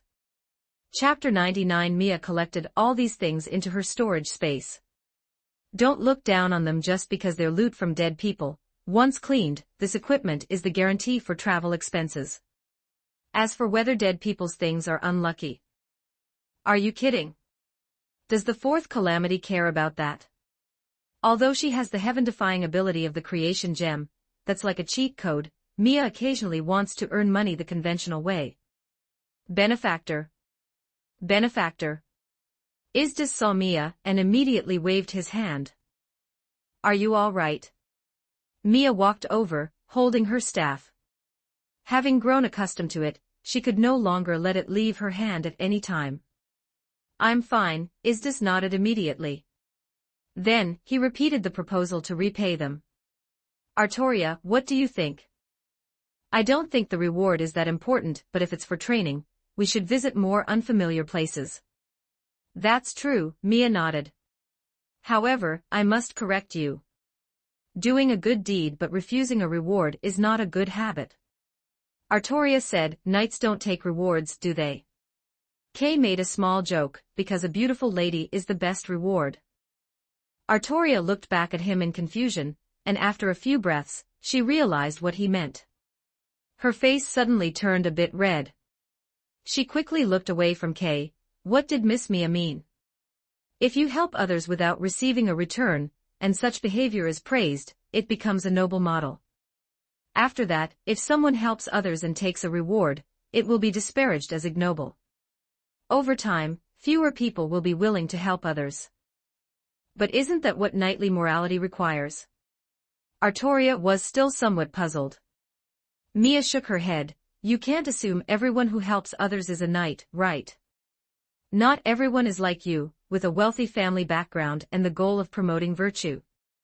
Most of the time, those who lend a hand are ordinary people around them.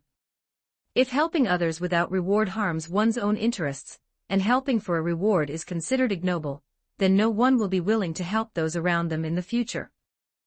Mia spoke very bluntly. After hearing this, Artoria nodded. I understand. Come here, Mia then beckoned to her.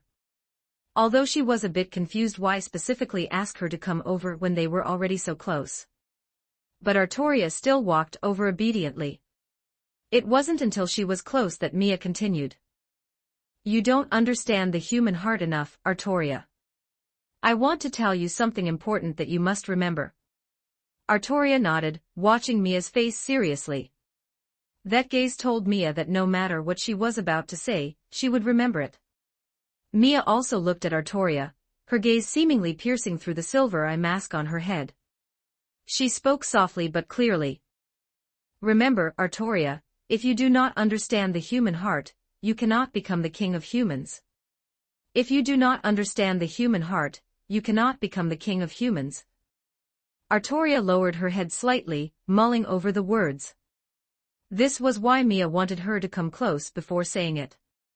The journey to become a king had to be kept hidden from others. This is completely different from what Master Merlin said. Mia raised an eyebrow. What did that guy say? Artoria imitated Merlin's mock-serious tone. He said, once you take up that sword, you will no longer be human until the very end, something like that. Whenever the occasion is serious, you can't believe a single word that guy says, Mia said with a laugh. I ask you, are you to rule humans or non-humans? Humans, without a doubt, Artoria nodded firmly. See, you can understand it, right? This is the law of nature. A wolf king rules the pack, a stag rules the herd, even the crows in the sky have their leader. But humans are different. Humans are the primates of all things, and they certainly won't accept being ruled by a non-human existence. Mia spoke, curling her lip. If you ask me, Merlin is just a swindler. What the hell does he know about being a king? It seemed Kay had also heard Mia's complaint and couldn't help but laugh. Let's not talk about that. Mia reached out and brushed the dust off Artoria's shoulder, looking up at the sky. The twinkling stars were showing a unique pattern.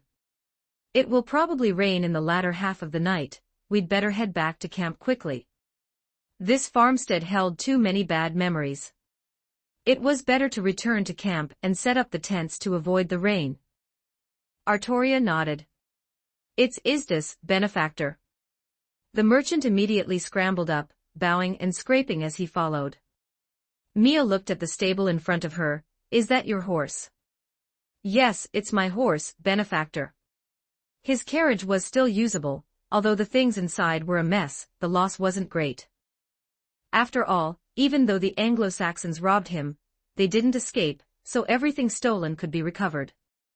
It looks usable. You don't plan on continuing to Fairleg? Mia naturally didn't know where Fairleg was, but that didn't stop her from using the known term. Even if I wanted to. I have no guards left. Isdis scratched his hair in distress. Or rather, if the benefactor is willing. Forget it, forget it. Kay waved his hand. Let's keep the momentum. I have no intention of going back. Yes, yes, then please come with me to Anglesey, benefactor. I'll get the carriage ready. Isdis responded enthusiastically, opened the stable, and led out his horse. As he struggled to lift the harness, he suddenly felt the weight lighten. He poked his head out to see Artoria, and Kay taking the initiative to help. In a few moments, the sturdy draft horse was pulling the carriage, driven by Isdis, following Mia's lead toward the camp. Chapter 74, Artoria feels lost. Watch out, Artoria led the horse at the front, while Isdis sat in the driver's seat of the carriage. Cooperating with each other, the two carefully crossed a narrow stream. Creak, creak.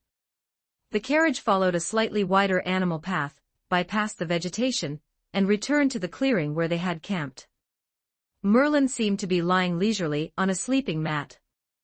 Seeing them return, he yawned and sat up. Did you guys go out and rob someone?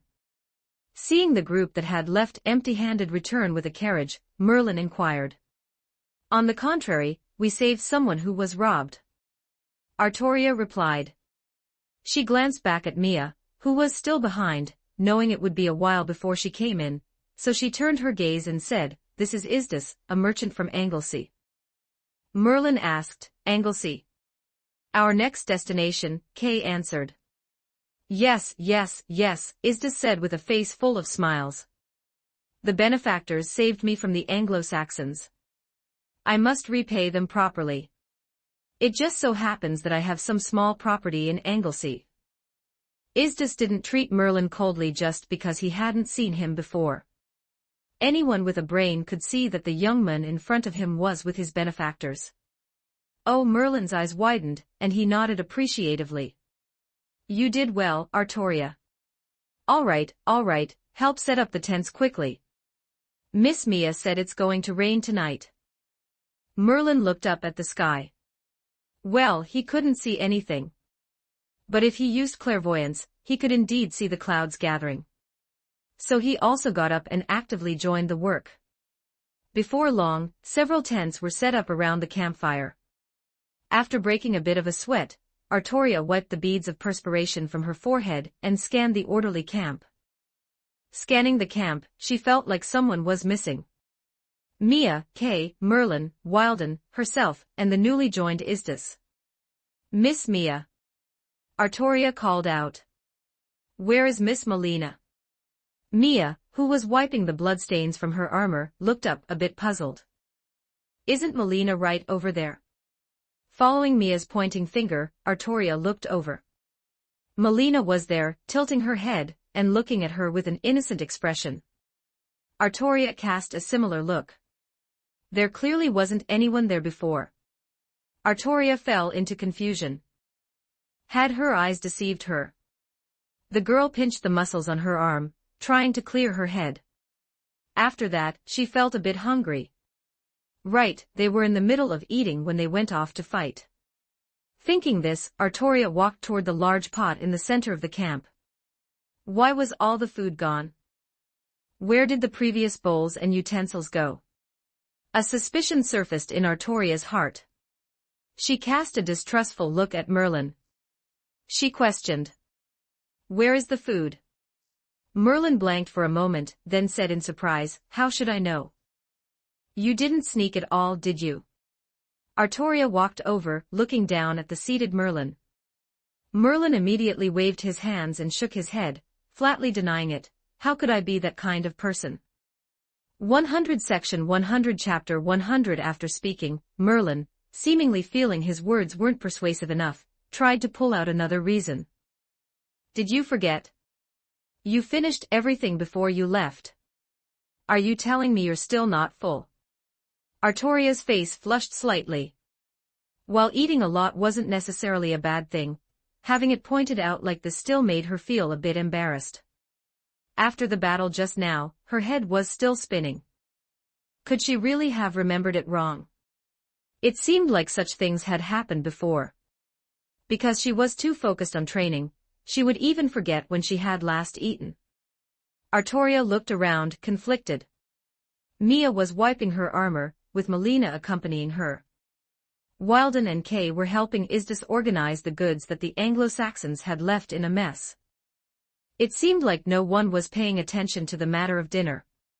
Could it be that she really remembered it wrong? Artoria fell into confusion once again. During the latter half of the night, just as Mia had predicted, dark clouds covered the starry sky and the moon. A light drizzle began to fall from the sky. Scattered raindrops gently enveloped the land. The lively campfire flickered in the drizzle, as if dancing a ballroom dance with the raindrops. The late-reacting fellows quickly ducked into their tents. The tents were barely half a soldier high, with 2 layers of insulation made of branches, and hay on the ground, and sleeping mats placed on top. Even if the rain got heavier, the people inside would not get wet.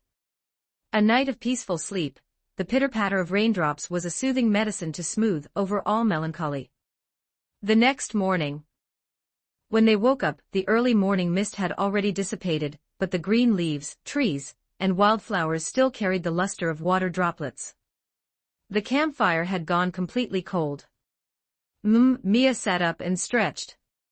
After everyone woke up, they packed up the campsite together. 2 hours before noon, the party set out once again. However, this time they had become a caravan. Isdis's joining doubled the scale of the squad's supplies. That carriage was filled with goods to be taken south. Most were items with the unique flair of an island.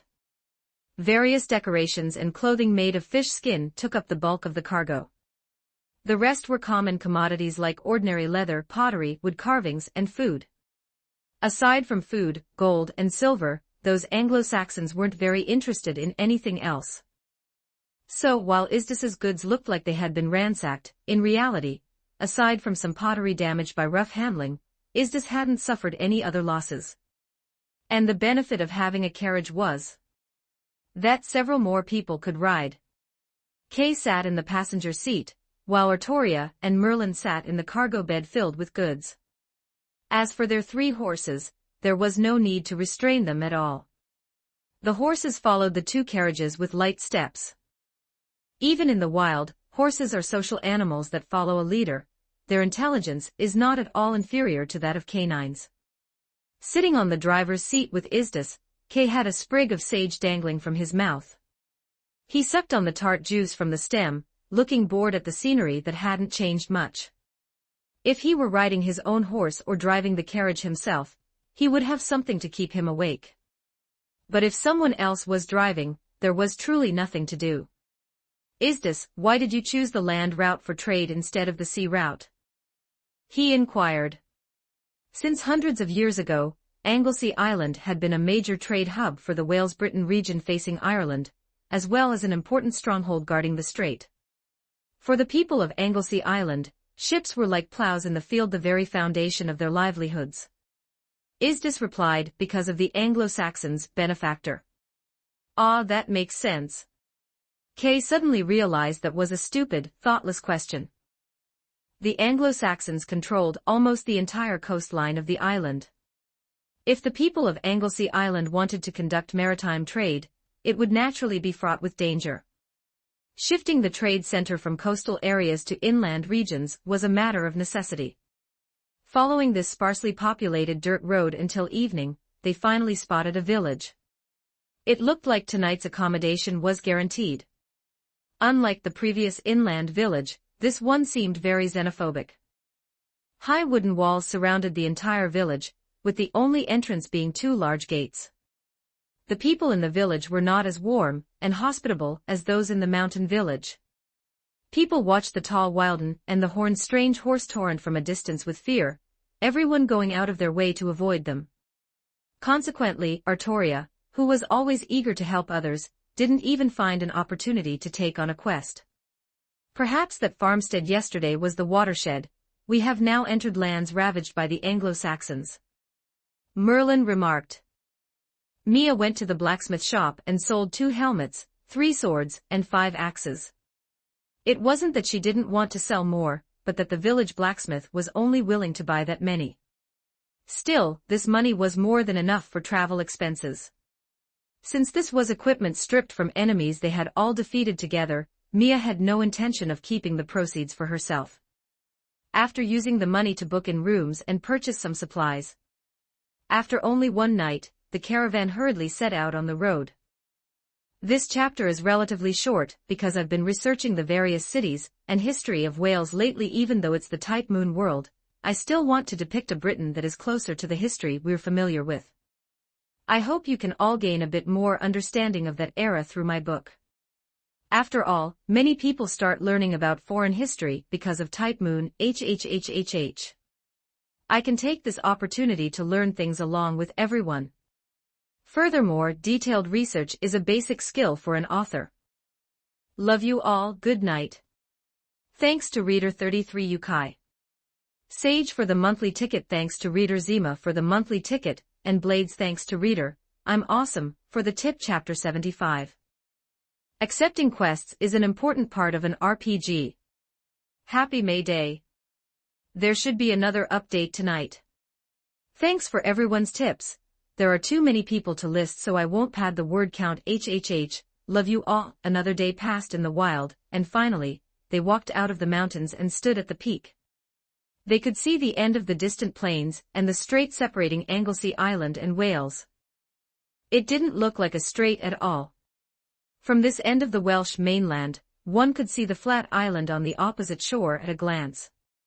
The green plains had few undulations and stretched as far as the eye could see, forming a sharp contrast with the rolling, barren hills behind them. There was a city on the Welsh coast. This city wasn't large, looking from the mountain peak. It was located less than 10 kilometers away. It was surrounded by walls full of British characteristics, with gates in the walls and high towers atop the gates. The town wasn't big. Looking from this spot, one could roughly estimate its population to be around 10,000. On the far side of the city, across the strait, there was a village facing the city from the opposite shore. That's it. Seeing his hometown again, Isdis pointed at the island and spoke happily. The caravan went down the hillside, the small path merging into a main road, and fellow travelers gradually increased. Every 10 minutes or so, they would see some merchant caravans heading south, either driving carriages or herding cargo-laden mules. Of course, there were also many teams like theirs heading north, transporting goods from one place to another, and then bringing back goods from elsewhere to make a profit. This is the basic principle of commercial activity. 2 hours later, the caravan approached the city. The small city was named Bangor. The city walls had a strong primitive style. The entire city, except for the harbor area by the sea, was situated on a mound. The city walls were essentially the cliffs where the edges of the mound had been dug out, then fenced with timber. Therefore, the height of the top of the wall and the ground inside the city were almost the same. The two ends of the city wall near the coast were blocked by high rock piles. These rock piles were like dams, extending 10 meters into the strait, blocking the possibility of enemies circling around from the beach. While visually not as impressive as those cities in the plains with towering walls, such a structure was a result of compromising with reality. However, its defensive performance was not at all inferior to the walls built by the Romans on the eastern plains. Before even entering the city, it felt like walking into a village first. Fields and houses were scattered outside the city, and the main road passed through the village below the city, leading to the city gate. A squad of soldiers stood at the city gate. Ordinary people didn't need to pay to enter the city, but if they carried goods, they had to pay a tax. The tax collector saw the two approaching carriages from afar. As a city tax collector facing a group of people of unknown origin, he and the soldiers didn't move, waiting until Wilden drove the carriage pulled by Torrent closer. The tax collector took a step back upon seeing the horned strange horse. "You all," he said, stuttering slightly. Mia's head popped out from the cargo bed. "We want to enter the city." The tax collector glared, seemingly wanting to make up for his lack of presence. He said loudly, "This is the territory of the King of Gwinnett, Bangor City. Where are you merchants from? Regardless of where you come from, you need to pay 10% of the value of your goods as a commercial tax to enter the city." "We aren't merchants," Mia explained, "just a group of travelers." "Travelers?"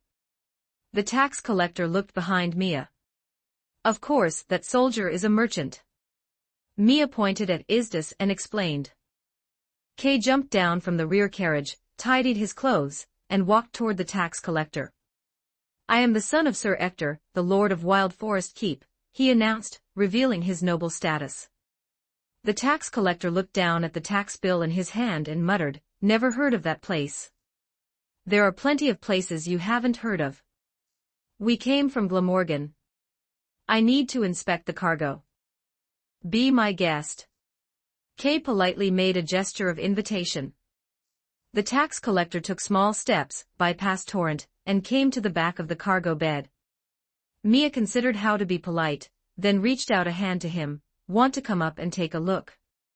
Chapter 101. Thank you. The tax collector climbed onto the carriage and inspected the goods under the watchful eyes of several people. Food, water, tents, camping tools. After a short while, the tax collector jumped down from the carriage. "These are indeed not trade goods." However, he changed his tone. "Every horse and every carriage entering the city must pay a vehicle and horse tax." Kay frowned, thought for a moment, and then nodded. "That's reasonable enough." The tax collector spent much more effort when counting Isdis's goods. Even though he had originally come from the city, and had merely gone out for a trip, without doing anything, even losing some goods, the tax collector still insisted on collecting the commercial tax. The dispute grew more intense, almost reaching the point of a shouting match, until the others couldn't stand to watch any more. It wasn't until Kay stood up for him that the tax collector, not wanting to offend a noble scion, finally relented. Kay paid the reasonable tax to the collector on Isdis's behalf. With this entire process, waiting at the city gate to enter had cost another hour. Upon entering the city, the first thing to hit the senses was the bustling crowd. A city was naturally more lively than a village. Here, more people relied on industry and commerce rather than agriculture and animal husbandry to survive. Thus, during the day, the city's prosperity far exceeded that of a village where most people were working in the fields. Shops lined both sides of the streets, ranging from small stalls with awnings to spacious storefronts. Whether it was wood-carved handicrafts, bread and grain, or even blacksmith shops specializing in weapons and armor or jewelry stores, they all coexisted within the city. Of course, most buildings were residential. Dense architecture, narrow streets like spider webs branching off the main road, and the sound of human voices coming from all directions. Except for Mia, everyone looked amazed. "What do you think of this place?" Mia asked Melina, leaning close to her. "It's very lively." Melina nodded, her golden eyes scanning the surrounding people and things. The lands between had countless magnificent castles and splendid cities. In terms of architectural wonders, nowhere in Britain could compare to it. But there was one thing the lands between lacked. A great nation, yet without normal citizens, the countless wonders were nothing more than legacies of the past. If the current lands between were compared to a timeless masterpiece framed in a hall, then Britain was like a manga series, simple in depth, but clear, easy to understand, and still being updated. Inside the city, except for one main road paved with stone slabs, the rest were dirt roads no different from those in the wild. Similarly, most houses were made of earth and wood except for the inner city where the Lord resided. Isdis, who was very familiar with the city, led everyone toward an inn with decent conditions. The first priority was to resolve the accommodation issue. For Isdis, this trip could be described as a mess. He had encountered the wrong people at the wrong time and place, wasting his travel expenses and the money spent on hiring bodyguards for nothing. If Mia and the others hadn't appeared in time, Isdis would be stone-cold dead by now. Therefore, he truly thanked these benefactors from the bottom of his heart. Isdis was originally an islander. Most islanders chose to resell their goods to middlemen in the city, who would then take them to other cities for sale. But Isdis didn't want those annoying middlemen to pocket the price difference, so he bought a carriage himself, hired 3 men, and set out south from Bangor. Everyone knew the rest of the story. The goods Isdis had brought back essentially untouched would not lack buyers in the city. Compared to his purchase price, selling them to middlemen could still yield a small profit. But he had already made up his mind. He had a plan in his heart. After handing over his goods to other merchants, he would keep only 40% of the principal and profit for himself and give the rest to his benefactors. Isdis, please wait a moment. Isdis pulled the horses to a stop, and the vehicle came to a halt beside the stone plaza in the city center. Artoria flipped down from the side of the carriage bed and ran toward a bulletin board standing in a corner of the plaza. Standing beside the bulletin board was a man in a brightly colored uniform, holding a piece of parchment and announcing something to the citizens. However, the citizens merely passed by the bulletin board, few stopped to linger. It seemed that whatever the man was announcing was already common knowledge. Seeing Artoria run over, Kay also got off the carriage and followed on foot. On the other side, noticing Artoria's actions, Mia also stood up in the carriage bed. "It's here." Taking commissions from a bulletin board is a traditional activity of fantasy worlds. Like a player entering a new map in a game, Mia also excitedly jumped down from the carriage. Walking up to Artoria, Kay put his hands on his hips and remarked, "There's a bulletin board here too. Haven't seen one of these in a while." The 2 villages they had passed along the way didn't have such facilities, or if they did, there were no commissions on them. In the village where the 2 of them used to live, there was such a thing, and occasionally commoners would post notices on it. Before Mia even got close, she heard the man by the bulletin board shouting regarding the public notice of the execution by hanging of Red Ghost Nervous, citizens of Bangor. On behalf of our King Quidolin, I announce a piece of heartening news.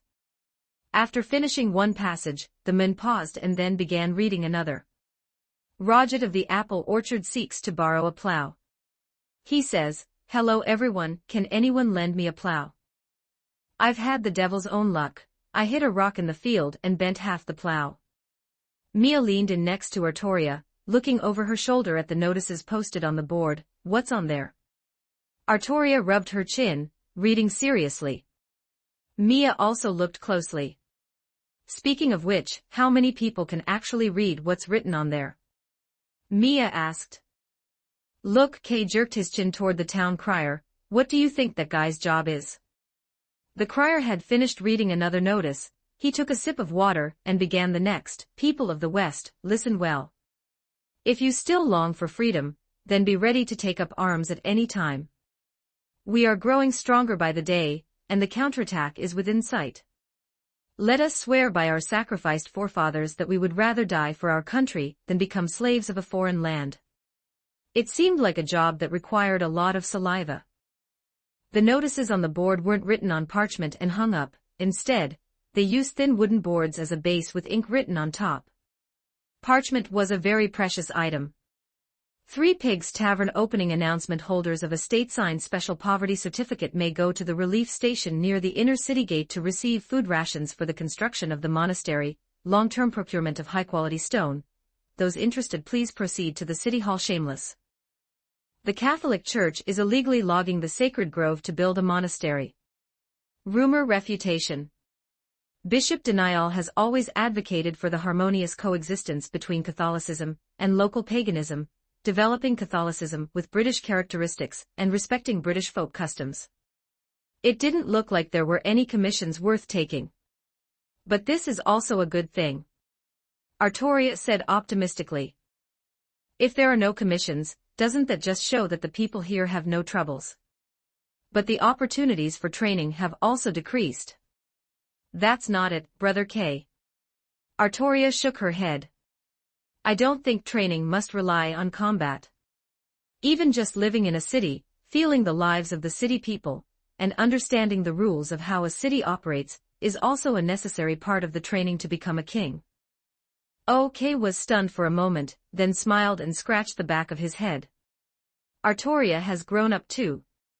Compared to not long ago, when she was still Kay's squire, acting almost entirely on the instructions of others and accepting others' teachings with almost no thoughts of her own.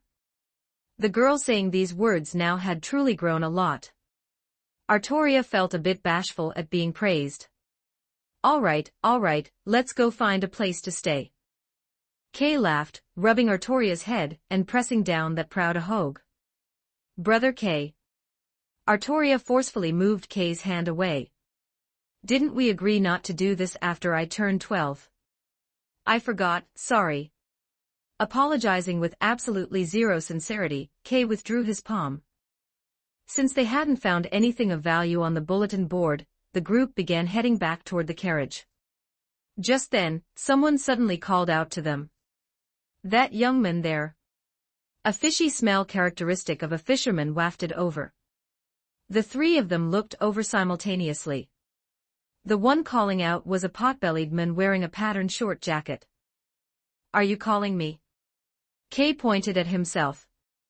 Yes, the pot-bellied fishmonger ran up with a waddle, took 2 breaths, and nodded vigorously. Young man, are you looking for work? The fishmonger asked. Looking at the young man before him. Dazzling blonde hair, a handsome profile and facial contours that were perfectly flawless, long limbs, a sturdy build, and a powerful physique. At the moment, Kay wasn't wearing armor, but with his sword at his side, he looked distinguished and exceptionally talented. Add to that the pair of girls following him. At least, the fishmonger, being a man himself, felt in his heart that Kay was extraordinary. Kay paused. Actually, she's the one looking for a commission. Kay honestly pushed Artoria forward. Oh, the fishmonger looked Artoria over and asked, may I ask what the relationship between you two is? Well, I'm her brother. Kay nodded in response. The fishmonger breathed a sigh of relief. In that case, the one doing the work would still be this reliable adult man, right? Excuse me, do you have some trouble? Artoria asked enthusiastically. The fishmonger began his story. I happen to have a job here. Reader group promotion. The Lands Between Retired Knights Association. I was too sleepy last night. I couldn't hold on halfway through the second update and owed a chapter. I'll make it up today. Purple sweet potato pudding, purple sweet potato pudding, purple sweet potato pudding. Chapter 76, The Legendary Water Monkey. First update, 102 Section 102. Chapter 102, I don't know if you've seen it on the notice board, but there are strange noises at the port at night. The fishmonger explained laboriously to the several people in front of him. Artoria nodded. It's actually a water ghost causing trouble. The fishmonger suddenly became animated and startled. A water ghost? Kay frowned. Yes. Every night, water ghosts break into the fish market's warehouse. They cause such a mess that the merchants can't sell anything. A water ghost? Could you be more specific? Are you sure it's not a thief? Absolutely not a thief. The fishmonger waved his hands incessantly. No matter what, a thief is still human. They wouldn't break into a warehouse full of salted fish ingredients and gorge themselves. I can't explain it clearly here, you should come with me to the port and see for yourself. To say they would go with him, they really couldn't get away right now. Isdis and the others were still waiting in the carriage. Kay folded his arms, questioning, why didn't you post a request on the notice board? Well, because the officials won't allow it.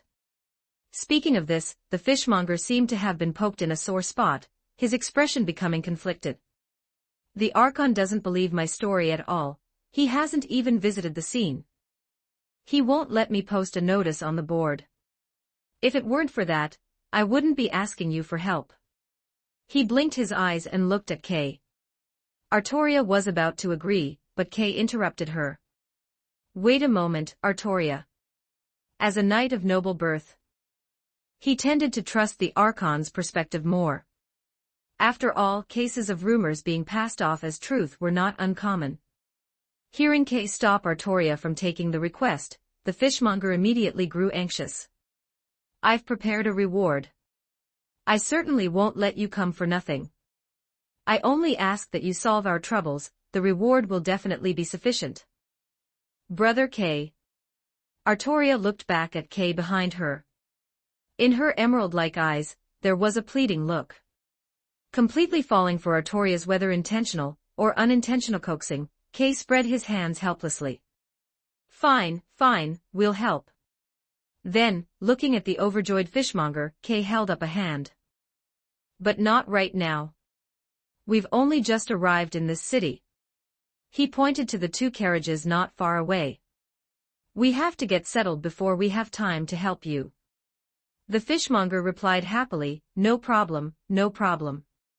Whenever you're free, you can come find me at the entrance of the fish market. I'll be waiting for you there. After the three of them said goodbye to him, the fishmonger even waved at their retreating backs. You can come anytime. Mia looked back, the fishmonger was still watching them until they climbed into the carriage.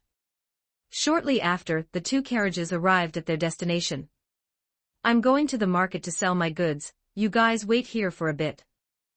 Isdis didn't stay long. After explaining, he drove the carriage toward the market alone. Hi-ho, it's been a long time since I've been in a city, the completely unserious fellow said lazily as he stood in front of the inn, stretching. Then I'll be heading off for a while. Merlin said, looking at the street with great satisfaction. What are you going to do? Kay replied crossly. With the help of the inn's waiter, the group moved the carriage into the garage together. After working up a sweat, seeing this guy who couldn't be said to be entirely useless, but was pretty close standing there refreshed, no one would have a good attitude. Well, I say, Merlin scratched his messy hair. Actually, I'm not that important, right? What do you mean? Kay asked with a frown. Though in a sense, Merlin was right. Since traveling with Mia's group, this guy's existence aside from wasting food in various ways had no other purpose. If you were talking about combat utility, both Mia and Wilden could outmatch several Merlins. And as for the ability to teach Artoria, after the battle with the Anglo-Saxons, everyone could see clearly how deep Mia's influence on Artoria was. Compared to relying on a heartless fellow like Merlin to make Artoria an outstanding king, Kay trusted Mia, who would comfort Artoria like family, much more. Going a step further, Kay could even find qualities he himself lacked in Mia, this girl who seemed to be about the same age as Artoria. Though a point unknown to anyone except Mia was that Kay was actually the same age as Mia in terms of real years. But Mia had grown up in the information explosion and electronic technology era after the second millennium, so Kay naturally couldn't compare. Coming back to it, when Kay thought of Mia now and then looked at Merlin, it was impossible to tell that he was the eldest among Artoria, Kay, and himself.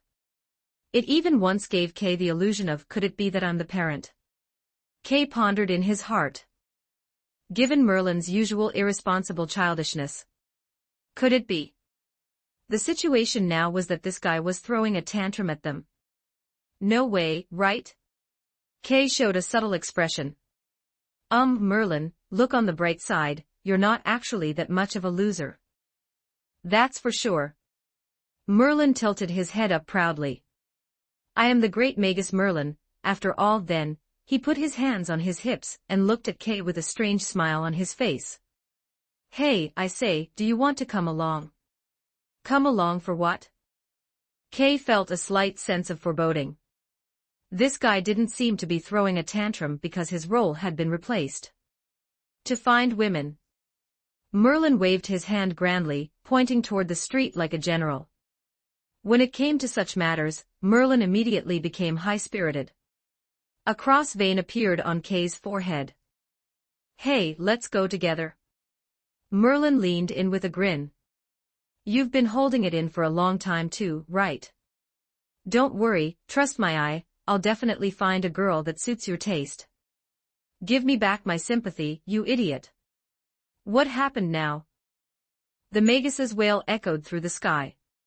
In truth, as a half-blood of phantasmal species and human, Merlin didn't quite understand human emotions.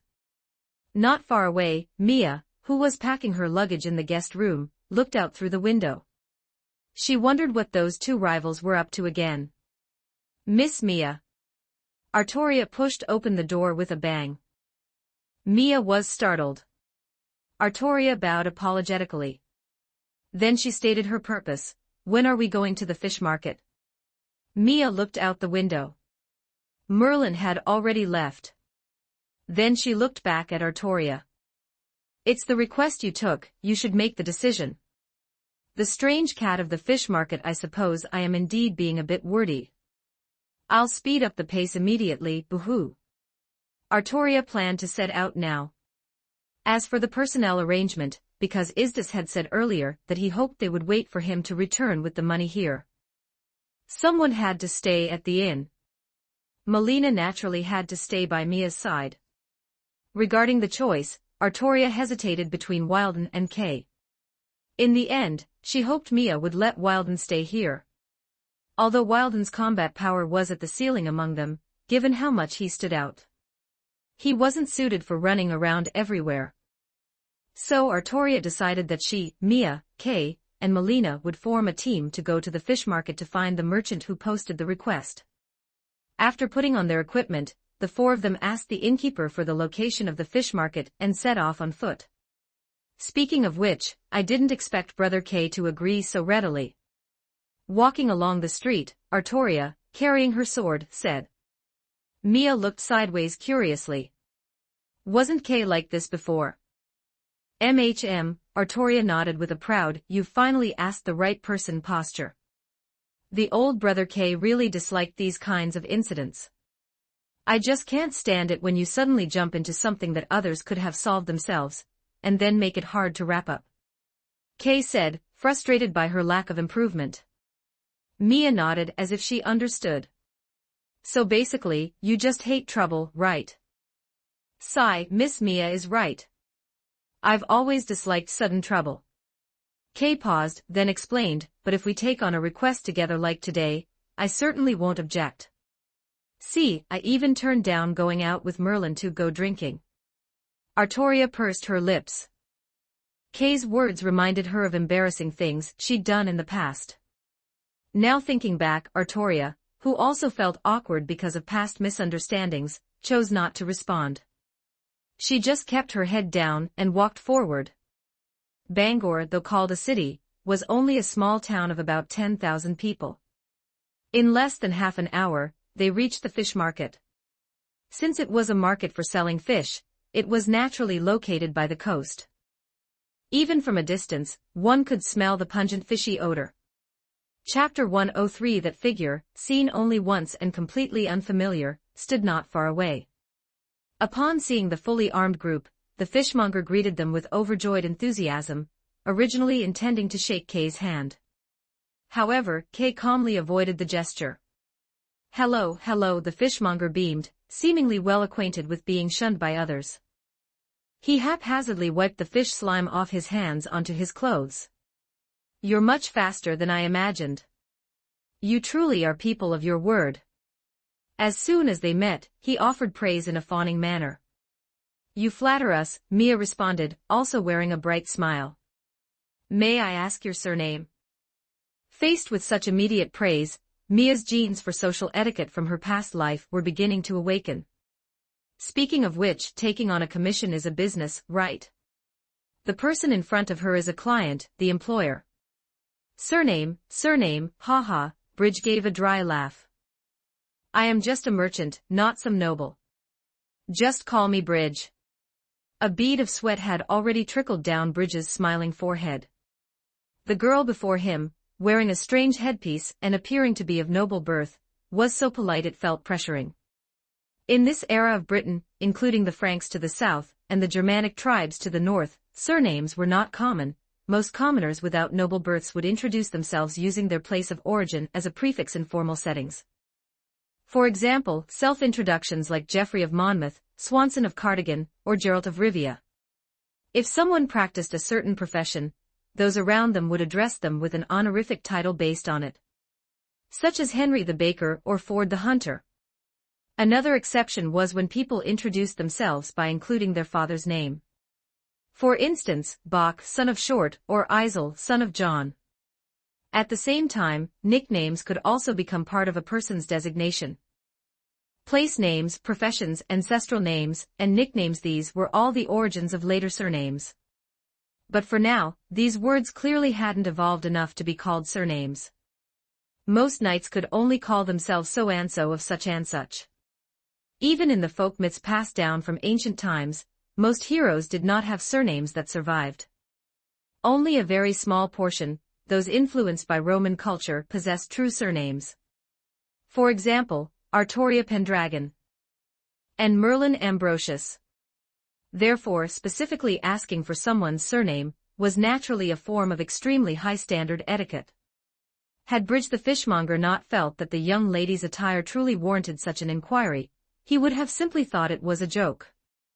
"It seems I've inadvertently invited someone quite extraordinary." Seeing the plate armor these people were wearing earlier, he had already sensed something unusual. Bridge asked stutteringly, "Then, how should I address you?" The fishmonger kept reassuring himself, "I'm the one paying. No matter what the status of the people in front of me is, the indisputable fact is that they've been hired by him to deal with a monster. You can just call me Mia. This is Kay, and this is Artoria." "Oh, Miss Mia, Mr. Kay, Miss Artoria. Greetings, greetings." Yes, greetings, greetings." If they kept greeting each other, things would get out of hand. Before the exchange of pleasantries became too absurd, Artoria quickly got to the point. "Regarding the matter of your commission." Oh, please follow me." Wiping the sweat that appeared on his forehead despite the cool spring breeze, Bridge decided to watch his words and actions carefully. They must be descendants of nobility out on a journey of trial, and high nobility at that. Feeling ill at ease, he led the group into the fish market. There were no archways or signboards, the scene naturally transitioned from residential houses to a marketplace. In a spacious open area, dense clusters of various small stalls were set up. All sorts of fish were simply piled in boxes or on tables. Things like modern preservation equipment, or even barrels and pools of water, were non-existent. Apologies, but in the 6th century AD, there were no food safety laws. The three of them held their breath in unison. Although the floor of the fish market was made of packed gravel, the lingering fishy, damp air still made the gravel path slippery. It seemed some kind of moss was growing on it. There was also a thick layer of filth, making it impossible to see the ground's true color. Would you like to take a rest? Artoria immediately refused. It was just the smell of fish. Since she was to become a king, how could she not understand the lives of the people? Artoria's stubbornness was quite timely. Even in the afternoon, the crowd in the fish market showed no signs of dispersing. Besides Britain's spring-like climate year-round, which allowed fresh fish to be kept for a while, there was also the issue of contemporary dietary habits. With one meal at noon and another in the evening, most people managing households would choose the afternoon to buy ingredients for tonight and tomorrow's lunch. So, early morning was actually when there were the fewest people. Bridge led them into a narrow shortcut used only by vendors where no customers went. They hadn't walked long before the increasingly pungent fishy smell and the scent of spoiled fish meat nearly made the four of them faint. Bridge the fishmonger remained unfazed throughout. As they walked, he explained the situation to them. A few days ago, when his employee got up in the morning to handle and check the warehouse, they found that some fish had been gnawed by something. He originally thought it was a stray cat or some other animal, but the amount consumed was far too much. To recover his losses, Bridge arranged for someone to keep watch at night. However, that very night, the night watchman was seriously injured, and after that, the situation became uncontrollable. So besides Bridge, there were other witnesses to the drowned man incident, and the creature had also harmed people. We're here. Bridge stopped in front of a warehouse. This is the warehouse that was attacked by the drowned man. The four of them surveyed the surroundings. By the way, Mia leaned toward Kay, what exactly is a drowned man? Kay looked up at the top of the alley as he replied, a monster transformed from a drowned person, or so the common folk believe. And besides the common folk, the rest is what Merlin told me. Merlin said drowned men are also a type of phantasmal species, essentially creatures completely different from humans. Although many phantasmal species avoid human contact, there are also types that like to find convenience through human intelligence. In this field alone, one has to trust his words, Kay replied helplessly. What do they look like? Kay shrugged. I haven't seen one either. Merlin said that once you see the thing, you'll know what it is.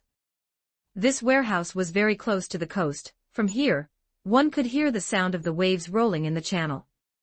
If I'd known, I would have had Merlin come along too. Kay also curiously leaned in, only to end up with a grimace as well. Let's go in, Mia said to Bridge. They were already prepared, ready to face an even more disgusting smell inside the warehouse at any moment. Sure enough, as soon as the door opened, the stench was enough to bring tears to one's eyes. Fish waiting to be salted were piled haphazardly across half the warehouse. It's best not to go into detail about the specific sanitary conditions. Flies were buzzing everywhere. In the center of the warehouse, a drainage ditch slightly lower than the ground led outside the wall. Judging by its size, it was more than enough for a person to crawl through. What is this? A drainage ditch leading to the sea, Bridge replied. Artoria leaned in for a closer look. There were only dark red stains in the damp, foul ditch. Bridge explained in a low voice. If I'd known, I would have brought Merlin along too, Kay said in a muffled voice while pinching his nose. The group discovered more details within the warehouse. Melina, who hadn't spoken the whole way, suddenly pointed to the edge of the drainage ditch. Faint scratch marks remained on the stone bricks there. And the fish? Bridge reminded them with great distress. Most of the fish scattered on the floor had been gnawed by some creature. The intruder had clearly crawled out from that drainage ditch, and it was definitely not a stray cat, but something larger and heavier, like a beast such as a lion or tiger. Could it be the drowned man Bridge spoke of? The answer could only be known at night. Can the drainage ditch be sealed off? Mia inquired. The way she was pinching her nose looked a bit comical. Bridge shook his head helplessly. It was sealed before, but it was destroyed. Mia nodded. If the drowned man really comes from here, then I'm confident I can seal this ditch. You mean to block it? Bridge asked. Mia replied, no, to capture it. Bridge was taken aback. Capture it? That would mean letting it enter the warehouse first, and then sealing the entrance of the drainage ditch. How are you going to do that? I have my ways. You don't need to worry about it. All right then. The other party seemed professional and confident, so after a moment of hesitation, Bridge decided to keep his mouth shut. We also need to find a hidden spot, Kay suggested. This way, Bridge opened a door in a corner of the warehouse, near the street side. 10 for Section 100 for Chapter 104. It was the night watchman's small room. Let's stay here. It didn't feel too crowded even with 4 people squeezed inside. The only problem was that for the next few hours until nightfall, they would have to endure the unpleasant, fishy stench of the warehouse. Outside the warehouse, the bright moon hung high in the sky. On the city streets, soldiers roamed with torches, illuminating their surroundings. Of course, this small alley was clearly outside the soldiers' patrol route. Furthermore, there were no lights for illumination. Tonight's dinner consisted of bread and ham slices that Mia had brought in her storage space. Approaching midnight. Sir Kay. With nothing to do, Kay, who had been dozing off, was shaken awake by Bridge. Kay sat up and let out a yawn. If he hadn't been so bored, he wouldn't have fallen asleep against the wall. For the past few days, the water ghouls have appeared around this time, Bridge explained in a whisper. After all, this was his property and his warehouse, he cared more than anyone. Even if the people he hired to help were dozing off, he didn't dare to be the least bit negligent. Melina woke the other two. Have they appeared? Artoria asked eagerly as soon as she woke up. Not yet, Bridge said. But it should be soon. Bridge went out cautiously and lit a dim oil lamp in the warehouse. He blew out the light inside the room and opened the door a crack, facing the sewer outlet. The warehouse remained as peaceful as ever. The 4 looked at each other for a moment and reached a consensus to take turns keeping watch. One soldier would lean against the door crack to observe the situation at all times, while the other 2 remained ready. First was Kay, and after 15 minutes, it was Artoria. After 20 minutes of alert waiting. Brother Kay. Artoria, staring through the door crack, called out in a low voice. It's here. Mia and Kay crowded over. The 3 of them stacked in a line, looking out through the crack in the door. From within the sewer, a tuft of white fur poked up. A massive feline head, with a thick mane like a lion's, emerged from the ditch. It was soaking wet, its fur clinging to its flesh. Though it was quite terrifying, Mia could still tell it was a feline. The strange cat looked around, seemingly puzzled by the light inside the building. However, it did not discover the people hiding in the other room. Even a beast's sense of smell was difficult to use in such an environment. Flies buzzed about, interfering with its hearing. The creature leapt up lightly, its massive feline body fully revealing itself to their eyes. Standing inside the warehouse, the white strange cat suddenly shook itself dry, and then walked toward the mountain-like piles of fish. That's the water ghoul. Mia questioned as she stared at the thing. That strange cat. It gave her a slight sense of familiarity. She couldn't remember where she had seen that strange cat, but that kind of thing definitely couldn't be a water ghoul, right? Even if it were a dog, it couldn't be a water ghoul. Not everything that comes out of the water is a water ghoul, okay? It looks like. Artoria whispered. Kay replied, lions don't come in that color, do they? At that moment, the strange cat had already approached the fish pile, picking out food that hadn't yet rotted. Don't let it get away, said Bridge, who couldn't squeeze his way to the front from behind. I know. Mia pushed him back impatiently. Wait a bit longer. Wait until it starts feasting when it's most relaxed and least vigilant, then strike. Love you all, good night. Thanks to reader Theodosius's Wall for the tip. Thanks to the following readers for the monthly tickets. Thanks to the following readers for the blades. A note to readers ahem, first of all, it's not a hiatus, and I'm not dropping the story. Everyone who feels a heart attack seeing this chapter can relax. Tonight's update is as usual. However, Abai wants to discuss the upcoming plot with everyone. I see all reader feedback immediately, whether it's paragraph comments or reviews. I might not reply to paragraph comments much, but I carefully thank every review after it's posted. Regarding the Britain arc after the VIP launch, Abai has indeed noticed that the more I write, the fewer paragraph comments there are. A reader's comment yesterday made some of your thoughts clear to me. It seems to be an issue with the pacing. But this kind of thing is still a bit hard to understand. Here, Abai hopes to seek more opinions from readers who have read up to this point.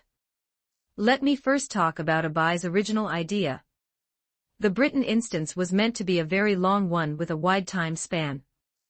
As a fan of the king, Mia, Abai, very much hopes to accompany Artoria Lily, take the place of that dead ghost Merlin, make Artoria the Queen of Britain, and even if I don't let Britain flourish, I want Britain to move toward its twilight years peacefully, redeeming the tragic end of the Round Table Knights and King Arthur.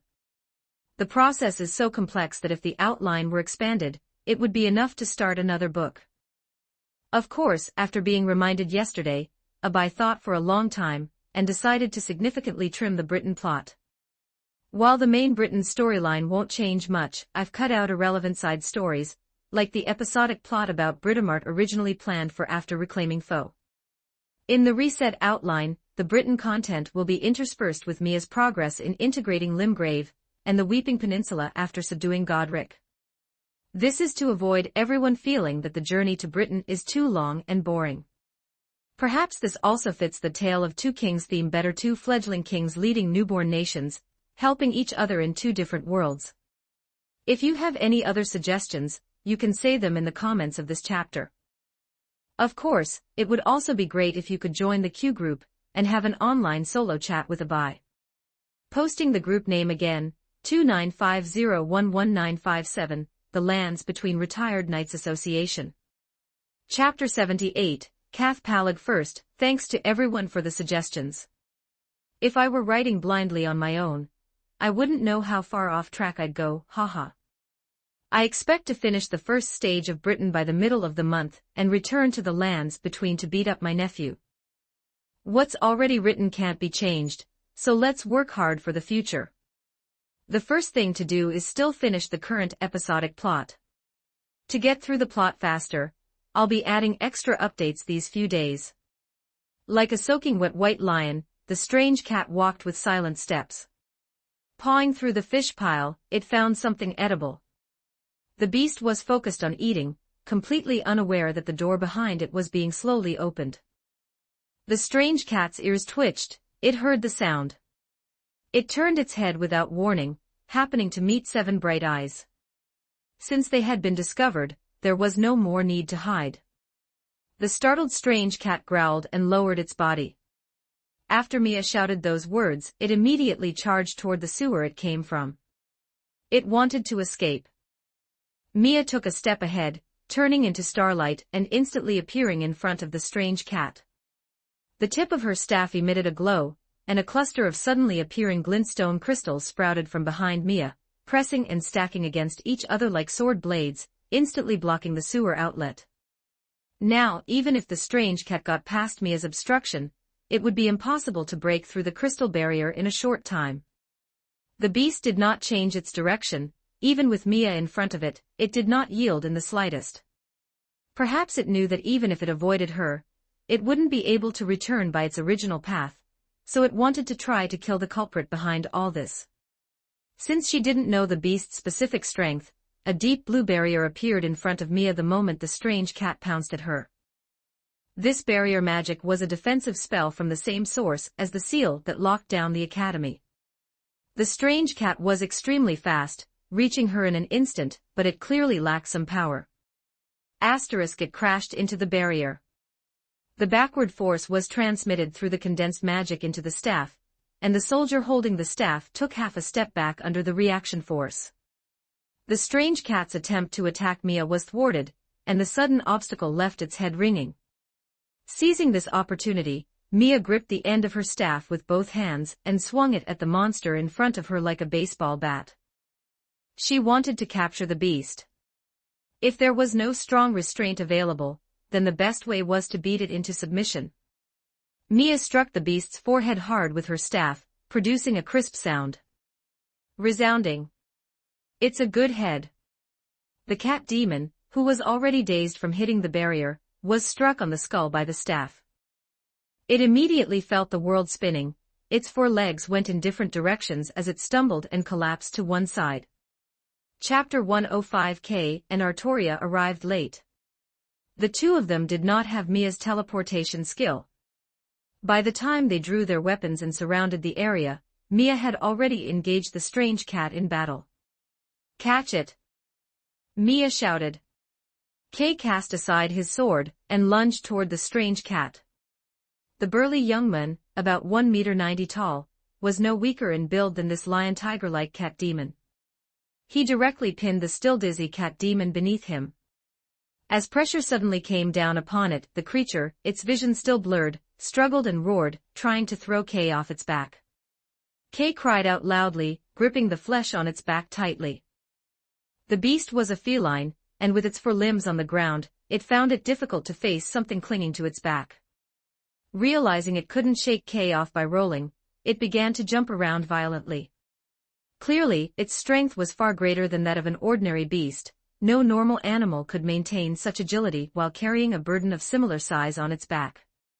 At one moment, it hoped that the impact and friction would throw Kay off. At the next, it jumped as high as it could, trying to force Kay to let go on his own. Don't come over here. Kay, realizing the situation was spiraling out of control, immediately retracted his earlier call for help. The strange cat dived straight into the pile of fish, taking him with it. Stinking fish exploded everywhere. Originally, these slippery fish had only been piled up by maintaining a certain fragile balance. But now that balance was broken. The fish pile, which had only occupied half the room, collapsed like an avalanche under the impact, covering the entire warehouse floor at an alarming speed. Kay and the strange cat were buried together under the mass of fish. Brother Kay. As the slippery fish washed over her feet, Artoria struggled to stay upright. She called out worriedly toward the collapsing pile of fish. Following that, the fish pile did not remain silent. Once freed from Kay's restraint, the strange cat burst out from the fish pile, sending fish flying everywhere. The strange cat's next target was Artoria. Get back! Mia shouted. Teleportation could not be used again in such a short amount of time. The ground was covered in round, slippery fish, making it incredibly difficult to find footing. Artoria's eyes widened as she stared intently at the approaching monster. It bared its claws at Artoria. In that perilous moment, Artoria evaded the monster's sharp claws, and left a deep wound on its hind leg with her sword. The monster's blood was also red, flowing from the wound and staining its fur, which had already turned gray from filth. The monster, writhing in pain, rolled on the ground before scrambling back up. It had clearly been backed into a corner. The muscles within the wound twitched, and the beast curled its leg, its purple vertical pupils glancing at the group. With just a single glance, and without waiting for the others to react, it charged toward the closed door of the warehouse. Artoria tried to intercept it, but she stepped on a fish and nearly slipped. Thus, the feline monster crashed through the warehouse door and vanished into the dark night. Mia was the first to give chase, but it was already too late. The cat demon had already leaped onto the rooftops. Mia looked around the street, until she heard a noise and saw the dark shadow already climbing onto a roof under the starry sky. Miss Mia. We must pursue it. Artoria hurried out of the warehouse, sword in hand. Yes, Mia nodded. The cat demon was moving toward the coast. Forget the stereotype of felines landing silently, even with thick pads on its feet. a robust cat demon could not defy gravity. Its weight made it impossible to remain silent while running across the uneven roofs. They only needed to follow the undisguised noise to stay right behind it. But after rounding just 2 corners, a loud splash echoed through the night from not far away. By the time the two reached the shore, the shimmering sea had already returned to calm under the moonlight. It got away. Artoria looked at the sea with a complex expression. Mia also felt somewhat helpless. However, since it's injured, it will surely stay quiet for a while, right? When moonlight bathes the sea, the ocean is quiet and peaceful. The water ripples slightly, and the entire strait looks like a piece of dark blue silk embedded with sequins. Splash by the coast of Anglesey, something broke through the water. The white cat demon limped onto the beach. Under the cover of night, the beast that was originally the size of a tiger or leopard slowly shrank while shaking off the water. Finally, it turned into a tiny white cat no larger than 2 palms. Although the wound on its hind leg had also shrunk, for the cat, it wasn't any better. The cat demon limped toward the fishing village on the shore. It struggled to jump through the open window of a house, landing on a boy's bed while still soaked with water. Cathpalag. The boy was woken by the pressure on him, seeing the small white beast in his daze. Honestly, why are you so wet? The boy sat up and easily picked up Cathpalag by the scruff of its neck, lifting it up.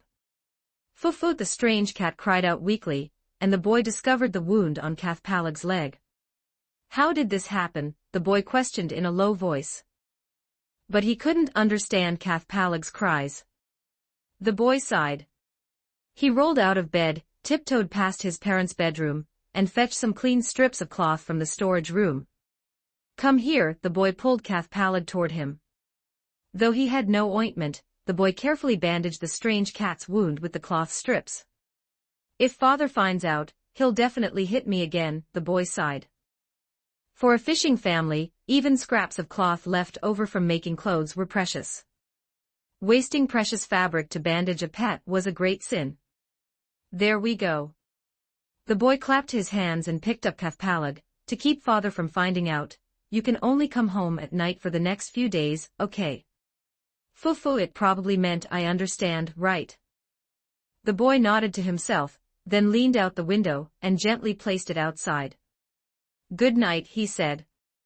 Then he retreated back inside and pulled the window slightly shut, leaving the cat demon alone in the cool night breeze outdoors.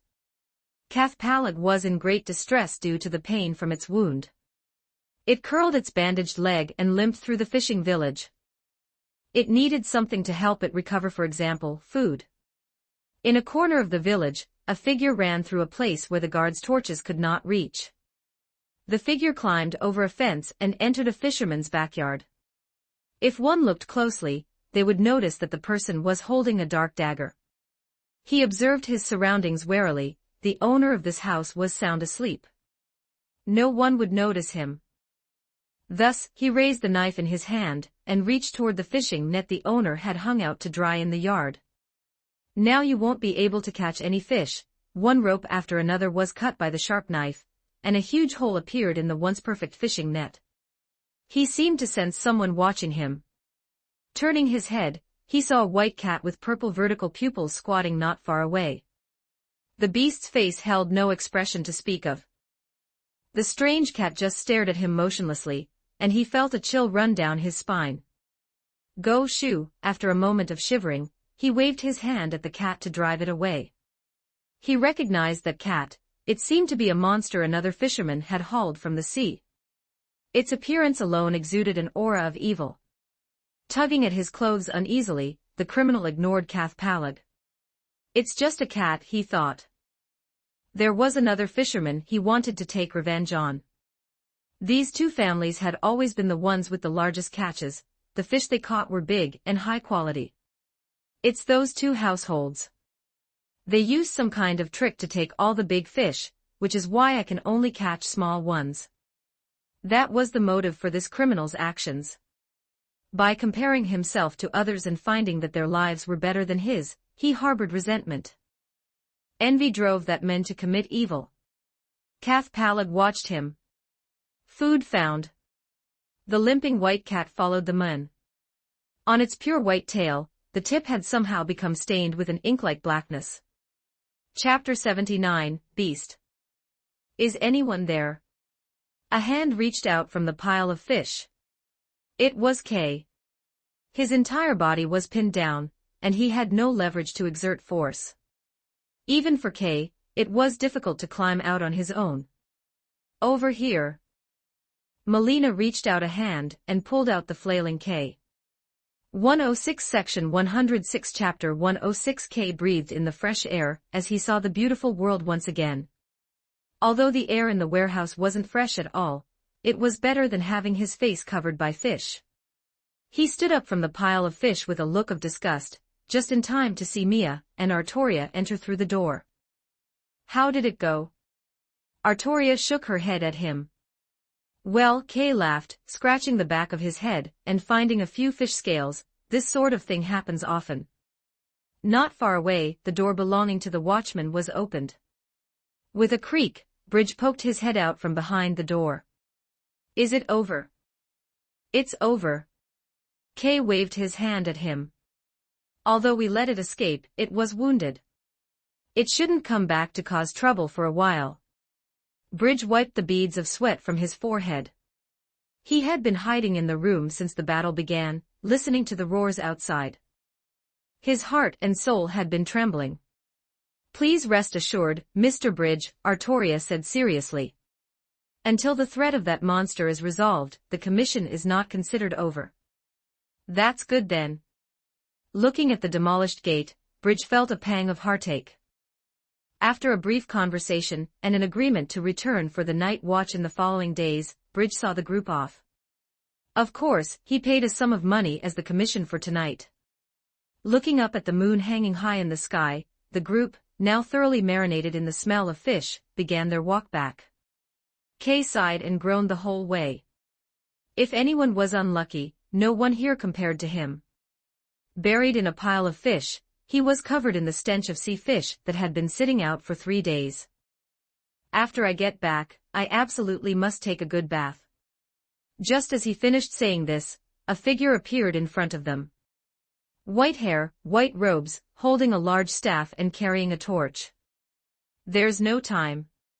Quick, come with me. As soon as they met, Merlin began shouting in a panic.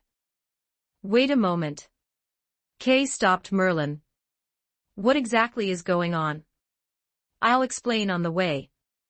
Merlin explained, then grabbed Artoria. The group had to follow Merlin at a trot, arriving at the coast 10 minutes later. Get on the boat, get on the boat. Like herding cattle, he pushed everyone into a small boat that no one had seen before. This is someone else's boat, isn't it, Merlin? Artoria asked uneasily. Merlin gripped the oars and pushed the small boat away from the pier. It's fine to borrow it for a bit. Now can you tell us exactly what this is all about? Mia asked, bewildered by the whole ordeal. Merlin rowed the boat, taking the group toward the nearby Isle of Anglesey. That monster you encountered earlier. He looked toward the island, swallowing nervously. It was no secret that Merlin possessed clairvoyance, which allowed him to see everything happening in the present. Do you know what that thing is? Artoria and Kay looked at each other and shook their heads. To them, it was just a commission. Mia, however. She frowned slightly. Was that white feline monster an important creature? Could it be? Cath Palag. Mia suddenly realized why she had such a strange sense of déjà vu. That's right. How do you know its name? Merlin looked at Mia in astonishment. He had a special ability, which needed no explanation. But Mia. Don't worry about that, Mia waved her hand. Just explain it to Artoria. Merlin cleared his throat as he rowed. Artoria, Catholicism divides human sins into 7 categories, which happen to correspond to the 7 virtues of a knight. The evils of humanity, if left unchecked, will produce disasters that destroy mankind. The 7 evils of humanity correspond to 7 disasters.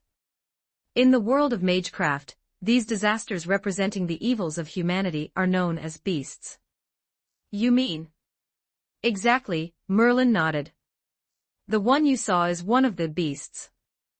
Artoria and Kay glanced at each other. They clearly had looks of complete disbelief. What Merlin just said, the 7 evils of humanity bringing disasters, represented by beasts. Based on their impression from just now. That's it. Could that monster really be called one of the 7 beasts that would bring disaster to humanity? Don't look at me like that. Merlin shrunk his neck. I don't know why it's that guy either.